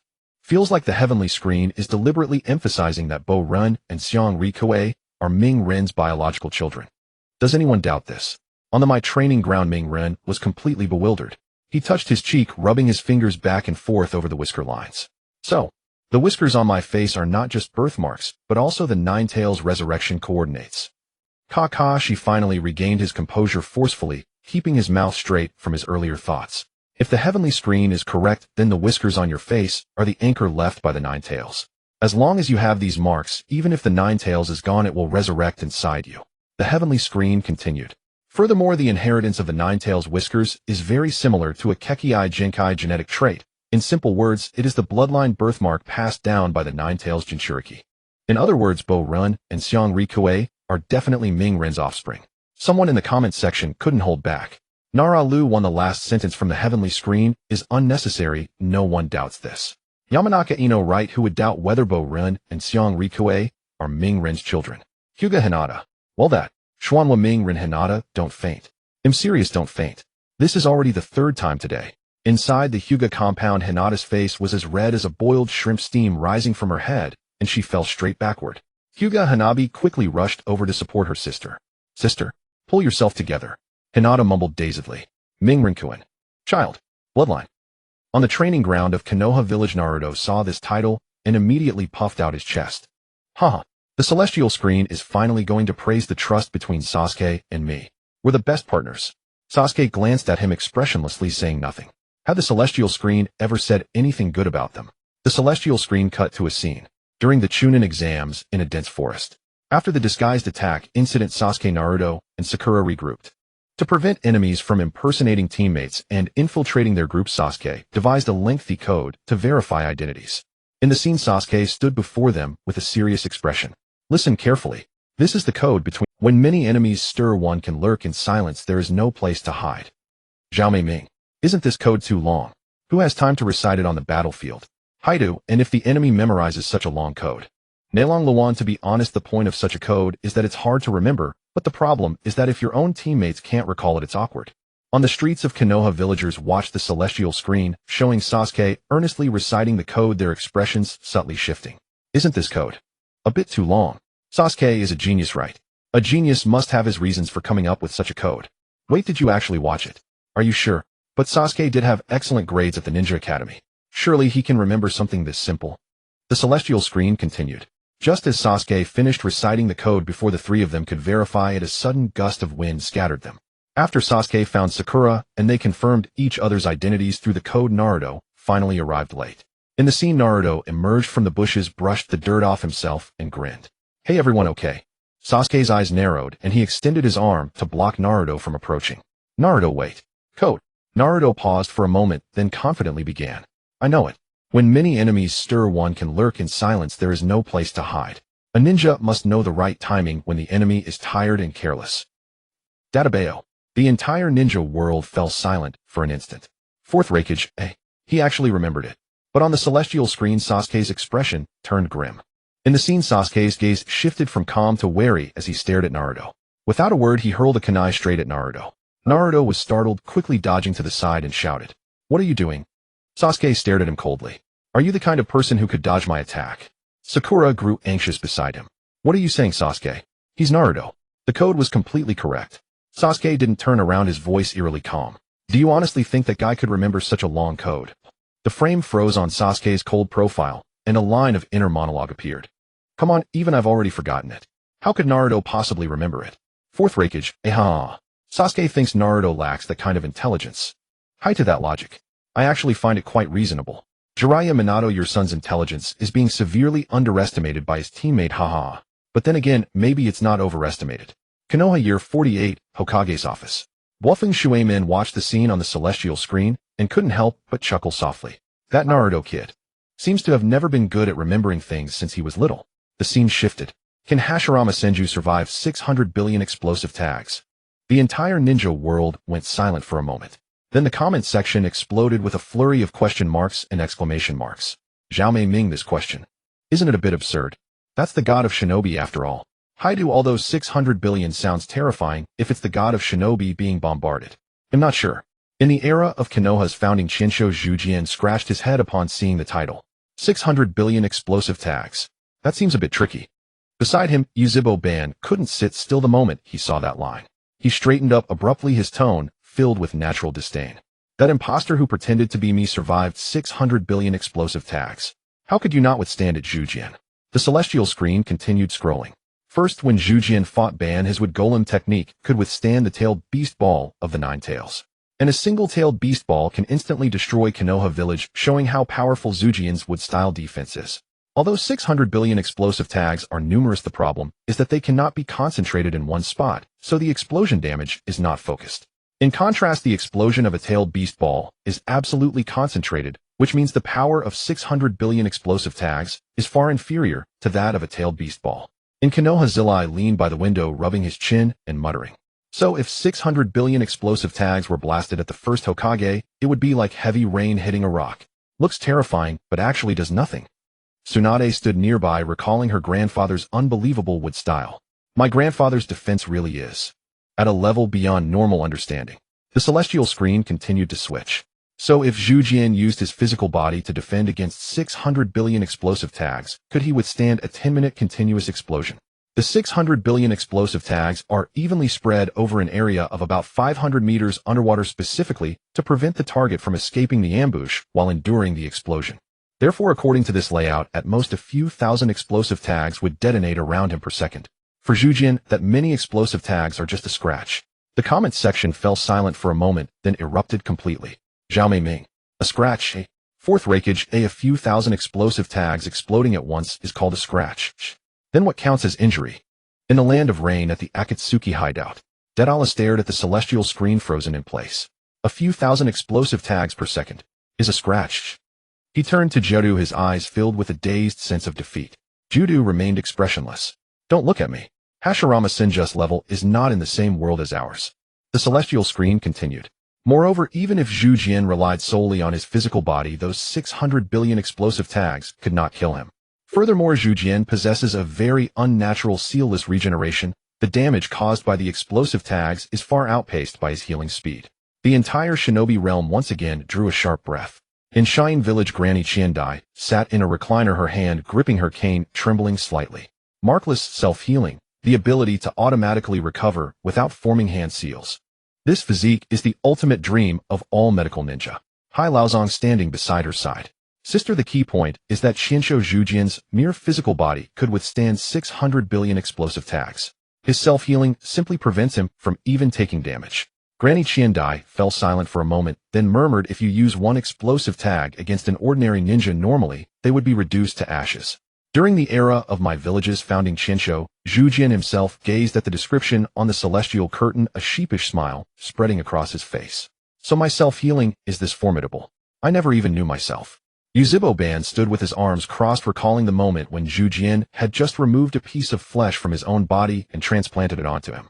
The moment that flesh left Zhujian's body, it healed itself instantly, yet the transplanted area on himself still throbbed with pain. This scene reminded him of something that had happened not long ago.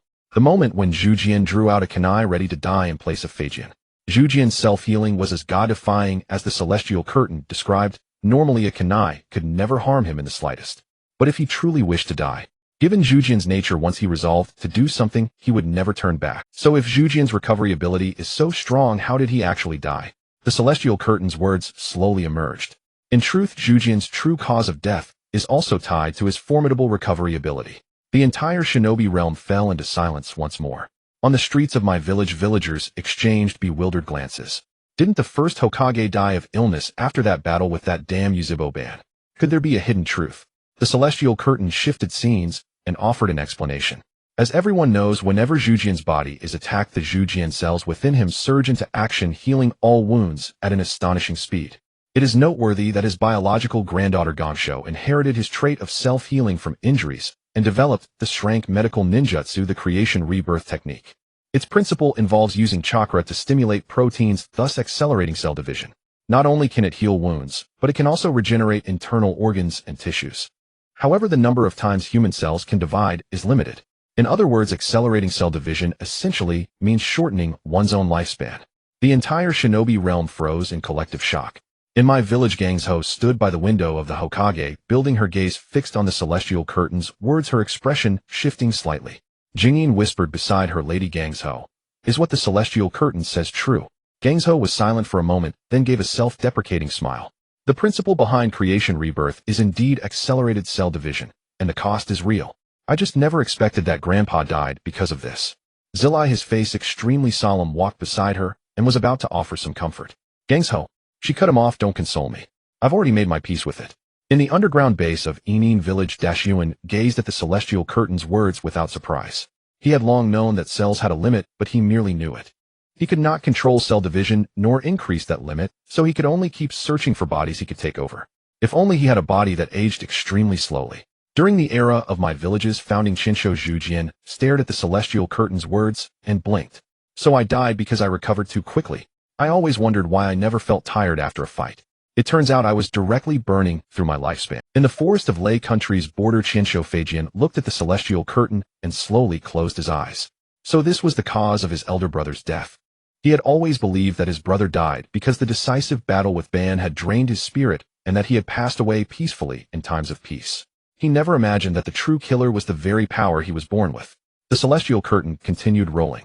And as the god of shinobi and the reincarnation of Azura, Shinsho Zhujian's recovery ability was innate, something he could not control. Therefore, the moment Zhujian was injured, the cells in his body would automatically divide, healing all wounds. During the Warring States period, the frequency of battles between Zhujian and Ban could be described as small fights every 3 days, major battles every 5. The scene cut in. On the wilderness of the Warring States era, young Zhujian and Ban clashed again and again. Blades flashed, chakra collided, and the earth was torn apart and healed by their power. Every time they fought, the wounds on Zhujian's body would heal completely within seconds. But no one knew that beneath that restored skin, Zhujian's life was ebbing away bit by bit. So every battle Zhujian fought was in essence consuming his own lifespan. Dashawan, even the god of shinobi, cannot escape life and death. Cells, truly fascinating. The celestial curtain scene shifted again. For the other two members of Team 7, their summoning beasts come when called. For Mingren, his summoning beast comes when it is free. The entire shinobi realm fell silent for a moment. Zhao Meiming, doesn't the title sound a bit heartbreaking? Zilai, after all, everyone has their own things to be busy with, but when it does often stand people up. The celestial curtain cut to the scene. Zhuozhu stood on an empty field forming hand seals. With a puff of white smoke, a massive blue serpent raised its head from the haze. Zhuozhu stood atop the serpent's head, and the serpent dared not show the slightest defiance, speaking with reverence, "Lord Zhuozhu, your command." The scene switched. Xiaoling stood on the training ground, the diamond-shaped mark on her forehead glowing faintly. She clasped her hands together and summoned the slug. The enormous slug lay on the ground, its body writhing softly. It spoke, its voice warm and gentle, like a matron showing kindness to a younger generation. "Sakurakin, you've finally managed to activate the 100 healing seal. Fourth Reikage AI, the relationship between summoning beasts and ninja is fundamentally based on contracts. This attitude is normal. Hey 2, indeed, most summoning beasts operate like this." The celestial curtain scene shifted again, the lens turning toward Mingren. Mingren formed hand seals and slammed his palm against the ground. The white smoke cleared. A toad with a cigarette dangling from its lips crouched on the ground. It blew a smoke ring, and seeing Mingren's surprised expression, spoke as casually as a buddy met on the street. "My old man's busy mediating, so I came." Surprised. "Whatever happens, just say it. We're bros." The entire shinobi realm was silent for 2 seconds. Zhao Meiming. Fourth Reikage AI, is that how a summoning beast talks to its summoner? On the training ground of my village, Mingren stared at the toad with the cigarette on the celestial curtain, his eyes wide. "That toad is my bro." He scratched his head, a puzzled expression on his face. "But I've never met it before." Kakashi leaned against a tree trunk, his lazy eyes fixed on the celestial curtain. As he spoke slowly, "That's the future, Mingren. Looks like you're getting along well with the toads." The celestial curtain's words continued scrolling. "And don't judge Gamakichi for always having a cigarette stuck in his mouth like the old third Hokage. When it comes to a fight, he truly shows up. Even when he was still a tadpole, he would come the moment Mingren called. All about loyalty." The scene cuts.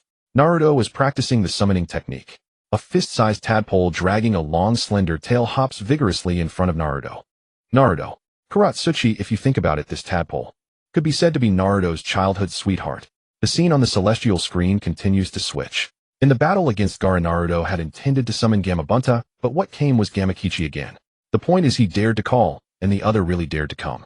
In the scene, the Chunin exam venue, huge sand waves rolling, the roar of Shikaku, the one-tail deafening. Naruto forms hand seals and slaps the ground. Summoning technique. The white smoke dissipates. Gamakichi crouches on the ground, still young at this time, not yet addicted to smoking. He looks at Naruto calmly without any panic. Dad's busy, so I came. Naruto. The entire shinobi world falls silent again. Kuratsuchi, isn't the gap a bit too big? Jiraiya, Naruto, it seems your bond with Gamakichi was faded since the tadpole stage. The celestial text continues to scroll. The Toad clan really did their utmost for Naruto. During Pain's attack, one could say every Toad that could come came. Just think about how loyal they were. The scene cuts. Over the ruins of Konoha, a puff of smoke explodes. Naruto stands on top of Gamabunta with Fukasaku and Shima sages crouching on each side. Gamatatsu, Gamahiro, Gamakichi, Gamabunta. The combat forces of the Toad clan are almost all present. On the celestial screen, the battle is extremely fierce. The third-generation Toad was severely injured in order to defeat Pain. The comments section falls into a brief silence. Mei Terumī. The Toad clan truly is loyal. Kuratsuchi, it's really rare for a summoned beast to go this far. The celestial text continues to scroll. Even after suffering such severe injuries when Naruto summoned during the Fourth War, Gamakichi still dared to come. The scene cuts. On the battlefield of the Fourth Great Ninja War, gunpowder smoke fills the air. The allied forces are fiercely fighting the White Zetsu army. Naruto stands at a high point, forms hand seals, and slaps the ground. The white smoke dissipates. Gamakichi walks out of the smoke with a cigarette in his mouth, then charges forward again with a nonchalant expression. The fourth Raikage, A from tadpole to adulthood, from Pain to the Fourth War. This Toad is more loyal than most shinobi. In Ichiraku ramen shop, Tucci kneads dough while watching the scenes on the celestial screen, a slight smile curling at the corners of his mouth. Why didn't Obito capture Naruto when he was a child? The fourth Raikage, A. That really is the Nine-Tails Jinchuriki is such an important strategic resource. Losing the Nine-Tails would further weaken Konoha's combat power. Obito even killed the fourth and his wife, so why did he let the Nine-Tails go? Mei Terumī, according to his previous modus operandi, he should have snatched the Jinchuriki when Konoha was at its. The celestial text slowly scrolls. After all, Konoha was defenseless after Minato's death. Even if Obito blatantly captured him, no one could stop him. Yet he stubbornly let Naruto suffer in Konoha for 16 years, being ostracized and scolded on the streets. Such days were already routine for Naruto. On the streets of Konoha, the villagers are collectively dumbfounded. That Obito didn't capture the demon fox because he wanted him to continue suffering in Konoha. What does he want? Shouldn't he just take the demon fox away directly? The celestial screen continues output. Based on Obito's actions, he should have captured Naruto and raised him, then made Naruto believe that Konoha was the real culprit behind his parents' deaths, and finally send the villagers of Konoha to heaven with a single great spiral wheel of ruin. The entire shinobi world falls silent again. Then the streets of Konoha erupt. What the hell is Great Spiral Wheel of Ruin? Are you kidding me? Why does Konoha have so many disasters? I want to go to Kumogakure. I heard the atmosphere there is harmonious. Take me with you. The celestial screen continues. But Obito didn't do that. Did his conscience awaken, or did he not have time? He put a warm pack on Naruto during the Night of the Nine-Tails. Illogically, he should have no qualms about harming a child. He also instigated a massacre of bloodline clans in the Land of Water, and helped Itachi annihilate the Uchiha clan in Konoha, so the lack of time excuse doesn't hold either. The most likely explanation is that Obito had been watching Naruto's experiences all along. The bullying from Konoha villagers was something Obito had never experienced. Obito must have thought, this kid's hatred for Konoha is definitely even greater than mine. Maybe he'll become Konoha's enemy in the future, so let Konoha continue to inflict pain on Naruto. The entire shinobi world falls silent. On the streets of Konoha, the villagers' expressions shift from anger to stupefaction. What? Our bullying of that demon fox was helping Obito raise an ally. So everything we've done to that kid all these years has been seen by Obito. He thought we were helping him cultivate a weapon to destroy Konoha. Then, what should we do now? The heavenly screen continued. Obito observed for a long time, only to find that Mingren not only did not turn dark, but instead clamored every day to become Hokage. The scene cuts. The young Mingren stood atop the Hokage rock, hands on his hips, shouting at the entire Leaf Village. I will become Hokage. Let everyone recognize me. Beneath the heavenly screen, the villagers of Leaf Village fell silent. At this time, Obito had not yet realized the seriousness of the matter. He attributed it to the child's ignorance, thinking that when he grew up, he would naturally come to hate the leaf. Anyway, Mingren would eventually turn dark, so let him cultivate his hatred in the leaf for a few more years. But he truly did not expect that Mingren, after being bullied for over a decade, not only bore no malice toward the leaf, but instead aspired to gain everyone's recognition. The scene cuts. Obito stood in the distance watching Mingren jumping around and causing mischief in the village. Beneath his mask his face shifted from doubt to confusion to questioning life itself. Hey brother, I've already prepared a bed for you in the Akatsuki. How did you get brainwashed by the will of fire? Black Earth prepared a bed in the Akatsuki. How convinced he was that Mingren would turn dark. Damn, if that guy joins the Akatsuki, wouldn't he be my junior? On the streets of the Leaf Village, the villagers' expressions were absolutely priceless. So Obito didn't capture Mingren because he thought our bullying was harsh enough to make him hate the Leaf. As a result, that kid not only didn't hate it, but wants to become Hokage. Are we too much of a failure? What are you all disappointed about?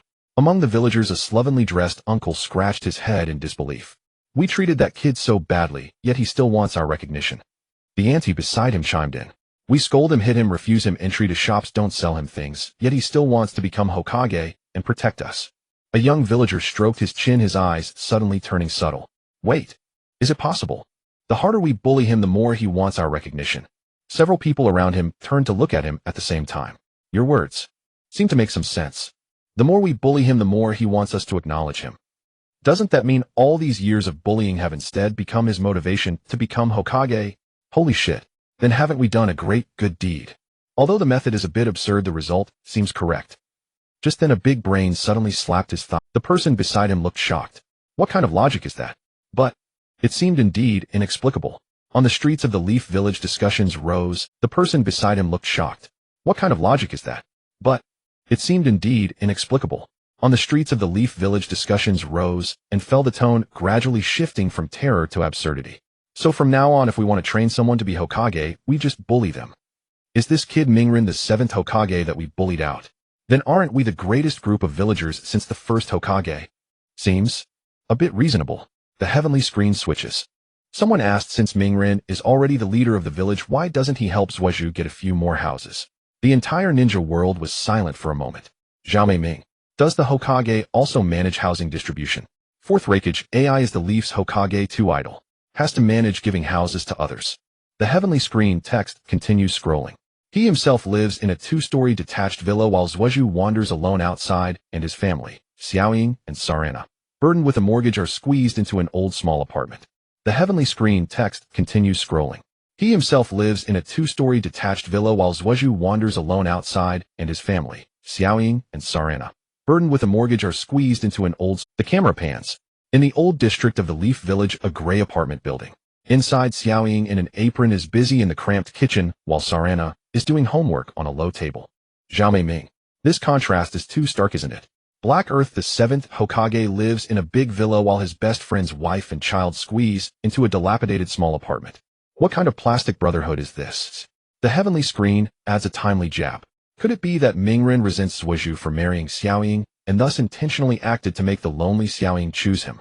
On the streets of the Leaf Village, the crowd burst out laughing. Haha, that demon fox actually stooped to such despicable means. Truly an inherently evil demon fox. Come on, that guy is mischievous, but not to the extent of using such underhanded tactics. Meanwhile, students who had just graduated from the Ninja Academy looked at each other in bewilderment. Do you remember back in the Ninja Academy, Mingren liked that Xiaoying and always competed with Zhuozhu? That was a thing of the past, right? Besides, Mingren will marry Hinata in the future, right? No matter what, he wouldn't do such a thing, would he? On the training ground, Xiaoying's eyes burned not with shyness, but with fury. Mingren shuddered and instantly darted behind Zhuozhu. Xiaoying, let me explain. I'm innocent. The heavenly screen continues. But then again, this really can't be blamed on Mingren. The entire ninja world, huh? The text continues scrolling. After all, how many evil deeds has your uncle Zhuozhu committed? Yet now he can stroll through the Leaf Village with his daughter, his wife Haruno Sakura, can become the head of the medical department, and even the Raikage who lost an arm to Zhuozhu has forgiven him. Dare you say this isn't Mingren's far-reaching influence? The bullet comment area was silent for a moment, then refreshed wildly. Jiahao Ming's Zhuozhu cut off the Raikage's arm, and Cloud Village didn't take the chance to settle scores with the Leaf. Black Earth, is Mingren's face as Hokage really this big? In Cloud Village, the Raikage's office. AI was furious. The one who dared to cut off my arm. How could I ever forgive him? Darui stood beside him and quietly reminded. Lord Raikage, according to the previous revelations from the heavenly screen, this is probably true. AI suddenly turned and stared at him, a ridiculous thought arising in his mind. So I really let that brat who cut off my arm go. Darui, Probably you considered the bigger picture. AI, do I look like that kind of person? On the streets of the Leaf Village, the villagers were baffled again. Zhuozhu cut off that cabinet member's arm, and Cloud Village didn't take the opportunity to extort benefits from the Leaf. So strong. The heavenly screen continues. To put it more bluntly, Zhuozhu defected from the Leaf at age 13, refusing the position of an official Leaf ninja, and instead ran to find Orochimaru, who had just killed the village's Hokage. After learning everything from Orochimaru, he killed him. After finally killing his clan-annihilating brother, instead of taking this opportunity to return to the Leaf, he joined the Akatsuki, which aimed to destroy the Leaf. Then he attacked the Raikage's younger brother Killer Bee and caused a ruckus at the 5 Kage summit, for which he burned off the bullet comment area went completely crazy. Kakuzu. Zhuozhu's resume is more impressive than most people in the organization. Black Earth attacking a Jinchuriki, causing chaos at the 5 Kage summit, severing the Raikage's arm. These are crimes worthy of 1,000 cuts in any village, right? The heavenly screen continues. After completing these, he went to assassinate the acting Hokage of the Leaf, Shimura Danzo. He accompanied Shimura Danzo while walking on a bridge, and in the end Danzo indirectly died by his hand. The heavenly screen scene cuts. In the picture, Danzo was running forward with difficulty, while Zhuozhu, with blood streaming down his face, kept trailing behind him. It was exactly a beautiful picture of a good young man from the Leaf accompanying a lonely old man for a walk. After killing Danzo, he even wanted to kill Xiaoying and his teacher Kakashi, who had rushed over. Zhao Mei Ming, he wanted to kill Xiaoying and Kakashi. Aren't they his teammate and teacher? Black Earth, this is no longer a matter of good or bad. This is abandoning all family and friends. Fourth Raikage, AI, someone like this can still walk around in the Leaf Village. Is the Leaf's law just for show? On the streets of the Leaf Village, the villagers had completely gone mad. He's done so many evil deeds, yet his family can still stay in the Leaf. Is that demon fox of the future insane? This kind of dangerous element should be eliminated immediately. Is the Leaf too lenient? In other villages, a rogue ninja of this level would have been on the gallows long ago. The celestial text continued to scroll. Furthermore, just after Sasuke had rendered great service during the Fourth Great Ninja War, he turned around and attempted to assassinate the 5 great nations' daimyo and the 5 Kage, even seeking to control the tailed beasts. In the end, it was only thanks to Naruto risking his life to stop Sasuke's rampage, but Naruto lost his right arm in the process. Terumī may having just achieved a great feat, he wants to kill all his superiors and become the ruler himself. What a mindset, truly worthy of the Uchiha. At the Konoha training ground, Naruto stared at the line on the celestial screen that read lost his right arm and raised his right hand, waving it in the air twice. A severed arm. His future self had lost an arm just to stop Sasuke. Standing nearby, Sasuke was utterly perplexed by the display. Killing the 5 Kage and controlling the tailed beasts, was that really something he could do? The celestial screen gave them no respite. These actions, first defecting from Konoha, constitutes treason. Second, killing Orochimaru is equivalent to slaying one's master. Joining the Akatsuki means joining a terrorist organization. Disrupting the 5 Kage summit is akin to assaulting a parliament. Striking the Raikage gravely is equivalent to assassinating a foreign leader. The most terrifying part is his attempt to assassinate the daimyo and the 5 Kage, which is nothing short of plotting a global terrorist attack. The onlookers were stunned. Chio slaying one's master, treason, assassination, terrorism. In all my years, I've never seen someone accumulate every capital offense. Kuratsuchi, the prize pool, is still stacking. How did he manage to commit so many heinous acts against humanity and still wander around Konoha? On the streets of Konoha, the villagers stared at the celestial screen in a daze, collectively gasping. Global terrorist attack. This is no longer a rogue ninja. This is an enemy of the entire shinobi world. Has Konoha's sky darkened again? The celestial text shifted.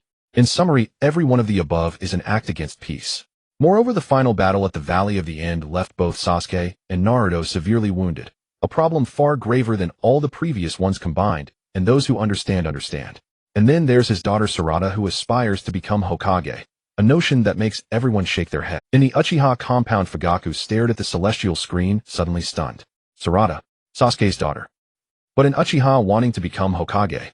Fourth Raikage, the entire shinobi world has witnessed the deeds of the Uchiha clan. And she still wants to be Hokage. Ōnoki, Sarada's uncle after the clan massacre, joined the Akatsuki, and Sasuke has surpassed his predecessor in every way. With such a family background, dreaming of becoming Hokage, well, it's good to have dreams. Terumī Mei genetics are hard to judge. Letting an Uchiha become Hokage is like choosing a time bomb. The celestial screen continued. But what did Naruto do? He first encouraged Sarada with his actions and words. Then he tacitly allowed his own son Boruto to foster a relationship with Sarada. He practically implied that when she grew up, Konoha would inevitably have a Hokage bearing the Uchiha name, or a Hokage's wife bearing the Uchiha name. The entire shinobi world was stunned. Kitsuchi, the 7th Hokage, is treating the village like his own backyard. Can the position of Hokage be decided so internally? A certain villager, await the son of Naruto Uzumaki and the daughter of Sasuke Uchiha. Terumi Mei, according to what the celestial screen revealed earlier, Boruto clearly carries the bloodlines of the Uzumaki and Hyuga, and is suspected of having the Senju bloodline, while Sarada has the Uchiha bloodline. Ōnoki, if these two were to have a child. Senju Uzumaki, Hyuga Uchiha. The fusion of these 4 bloodlines. What kind of being would that be, eh? Over at Team 7, Sakura looked at the celestial screen, then at Naruto and Sasuke. Naruto's son. And Sasuke's daughter. Naruto scratched his head, grinning widely. Ha, Sasuke looks like we'll become in-laws in the future. Sasuke took 2 steps sideways, creating distance, exuding an aura of rejection. Who wants to be your in-law? The celestial text flickered again. And there's another crucial issue. Sarada knows nothing about the history of the Uchiha clan. Why doesn't she know? Because Naruto sealed that truth under classified secrecy, forbidding all ninja clans from discussing it. Even the major figures from other countries, when meeting Sarada, all avoid the past and speak only of the future. The comment section paused for a moment. Ōnoki. Classified secrecy. Forbidding all ninja clans from discussing. 4th Raikage, the Hokage of Konoha can order us in Kumogakure. Terumi Mei. Naruto Uzumaki's power has grown to the point where he can silence the leaders of other nations. This is no Hokage, this is the ruler of the entire shinobi world. Chiyo using his authority to make the entire shinobi world refrain from mentioning a clan's history. Such deterrent power. Even Hashirama Senju never achieved that in his time. In the 48th year of Konoha, Minato Namikaze gazed at the celestial screen, his smile growing brighter. It seemed that Naruto's future achievements far exceeded the scope of a Hokage. This filled him as a proud father with immense satisfaction. The celestial text rolled, and the tone suddenly shifted. And there's an even more practical issue. The truth is that the Uchiha household used to live in a villa. After all, Sakura is the head of Konoha's medical department and the director of the hospital. She definitely had enough money to buy a villa on a loan. In Konoha, Sakura, who had been dazed about the in-law situation, instantly straightened her back upon seeing this line. Head of the medical department and hospital director. Sakura placed her hands on her hips and laughed out loud. See, I'm going to be very powerful in the future. I can afford a villa on my own. Ino, standing nearby, chimed in sourly. Yeah, you're amazing, you can afford a villa, so how come you ended up living in a cramped old apartment later? The celestial screen showed a scene in a timely manner. Sarada was holding a photo album. She flipped to a picture of a woman wearing glasses with a face somewhat similar to her own. Sarada's expression shifted from confusion to shock. She suddenly realized she looked nothing like her mother. Am I not mom's biological child? The scene cut. Sarada looked at Sakura with a serious expression and asked, Mom, are you really Dad's wife? This made Sakura explode with rage. She then destroyed the entire villa, including its foundation. After that, the Uchiha family had to squeeze into a Konoha apartment. The entire shinobi world fell silent. Deidara. Hiden, suspecting she's not biological. What's going on in that little girl's head? Terumi Mei, a child might not be the father's, but how could she not be the mother's? Doesn't she know where she came? Ōnoki, that Sarada is truly Sasuke's child. Her intelligence is definitely inherited from Sasuke's 100 IQ, not a point more. Kuratsuchi, even though the villa was destroyed, the mortgage still has to be paid, right? Tragic, too tragic. At the Konoha training ground, the smile on Sakura's face froze completely. She also suddenly realized that the Sarada in the scene bore no resemblance to her at all. Instead, she looked very much like the woman in the photo wearing glasses. No way. Next, let us briefly discuss Ōwagakure. How formidable is its combat strength? By design, Ōwagakure's military might ranks alongside Kumogakure's, yet its economy lags far behind. The Yimu floated midair, gave a cold snort, and clasped his hands behind his back. Economy inferior to Kumogakure. What else can those barbarians do besides plunder? Huang Tu scratched his head and replied in a low voice. Father, our village is indeed poor. The Yimu slapped Huang Tu on the back of the head. Shut up. Do you want me to lose face? The sky curtain text continued to scroll. The reason is actually quite simple. Ōwagakure's geographical location borders both Konoha and Sunagakure, condemning it to a state of perpetual war. Years of ceaseless conflict inevitably hampered economic development. The Yimu gazed at the sky curtain and let out a long sigh. What can I do? Konoha occupies the most fertile central region of the ninja world. Our Ōwagakure is surrounded by barren rocky mountains. If we don't fight outward, what will the villagers eat? Kuratsuchi leaned in and tilted her head. Then why do we always target Konoha? Isn't Sunagakure right? The Yimu shot her a sidelong glance and retorted peevishly, feeling that his granddaughter was far too naive. Attack Sunagakure. You go ahead. Sunagakure is so poor that even vegetables are considered rare. What's the point of conquering it? Grab some sand to build houses with. The sky curtain text shifted. Iwagakure is surrounded by towering rocky mountains. This natural barrier makes it extremely difficult for enemies to breach its interior. A veritable impenetrable fortress. Yet precisely because of this, Iwagakure's diplomacy and trade are relatively hindered, further constraining its economic growth. Nevertheless, as a major nation that primarily contended with Konoha during the Third Shinobi World War, Iwagakure's combat prowess, at that time indeed, gave it reason to be arrogant. Konohagakure Hokage Building. Jiraiya leaned against the windowsill, seemingly lost in recollection. In that war, Iwagakure's Earth-style ninjas blanketed the battlefield, stretching the front line too long. Konoha nearly collapsed. The sky curtain screen lit up. As the village's strongest combat power, the Tsuchikichi. Daiemu's dust release was undeniably the most devastating ninjutsu attack. Moreover, during the Great War, Daiemu could rely on the lightweight rock technique to fly through the air, find an absolutely safe position, then release dust release from a high vantage point. This is equivalent to a freely mobile flying long-range artillery platform. Both in terms of damage and scale of attack, it stands at the apex of the ninja world. The screen cut to a scene. Above the battlefield, Daiemu floated among the clouds. He brought his hands together before his chest, and a translucent cubic barrier instantly formed. Dust released detachment of the primitive world. The barrier expanded violently, engulfing hundreds of enemy troops below, along with the ground. A flash of white light. Everything inside the barrier vanished in an instant, leaving only a vast, bottomless crater. Dust release is a Kekkei Toda invented by the second Tsuchikichi. It transcends Kekkei Genkai, fusing the nature transformations of wind, fire, and earth chakra. Because it can disintegrate matter down to the molecular level, it is extremely difficult to defend against with conventional ninjutsu or equipment. When facing dust release, the only feasible option is to dodge, a truly unsolvable technique. Konohagakure Training Ground. Naruto's mouth gaped open as he gestured a large square with his hands. Turn things into molecules. That means they're gone completely. That's way too unfair. Sasuke stared at the sky curtain with blazing eyes. Kekkei Toda. The fusion of 3 chakra natures. This power, he wanted it. Kakashi stepped forward, patted Sasuke on the shoulder, and mercilessly shattered his fantasy. Don't even think about it. Kekkei Toda can't be copied. Besides, your chakra attributes aren't suited for learning it. The sky curtain text changed again, dropping new explosive information. It is also worth noting that Iwagakure's 2 Jinchuriki are in a controllable state. The entire ninja world fell silent for a moment. Then the comment section exploded. 4th Raikage, a controllable. Daiemu Ula and Iwagakure actually achieved that. Raza, that old fox, sure kept a deep secret. Iwagakure. Daiemu furrowed his brow. In truth, Rashi had long since left the village, so this revelation from the sky curtain essentially gave the other villages an information gap. The sky curtain text continued. The 4-tails Jinchuriki Rashi not only attempted to communicate with his tailed beast, he also used the 4-tails chakra to develop the lava release technique on his own. The 5-tails Jinchuriki Han similarly possessed boil release and a unique steam armor. With the power of steam, his taijutsu explosive force reached an extremely terrifying level. They could even undergo tailed beast transformation and directly fire tailed beast balls, truly realizing the strategic value of tailed beasts as ultimate weapons. Controllable tailed beasts have far greater strategic significance than those that might rampage indiscriminately at any moment. Furthermore, during the Third War, Iwagakure deployed many elite jonin with unique skills into battle. For example, Mahiru Hiko and Taiseki. Mahiru was a sword-fighting elite of Iwagakure. His combination of the body flicker technique and swordsmanship was extremely fast, reaping countless lives on the battlefield. But his speed was ultimately no match for Minato Namake's. In the end, Mahiru was instantly slain by Minato's flying thunder god technique. The scene shifted. Mahiru's blade was about to pierce a Konoha genin. A flash of golden light. Minato Namake's appeared behind Mahiru, and a kunai slashed across his throat. The entire process took less than a second. The epitome of efficiency. Iwagakure.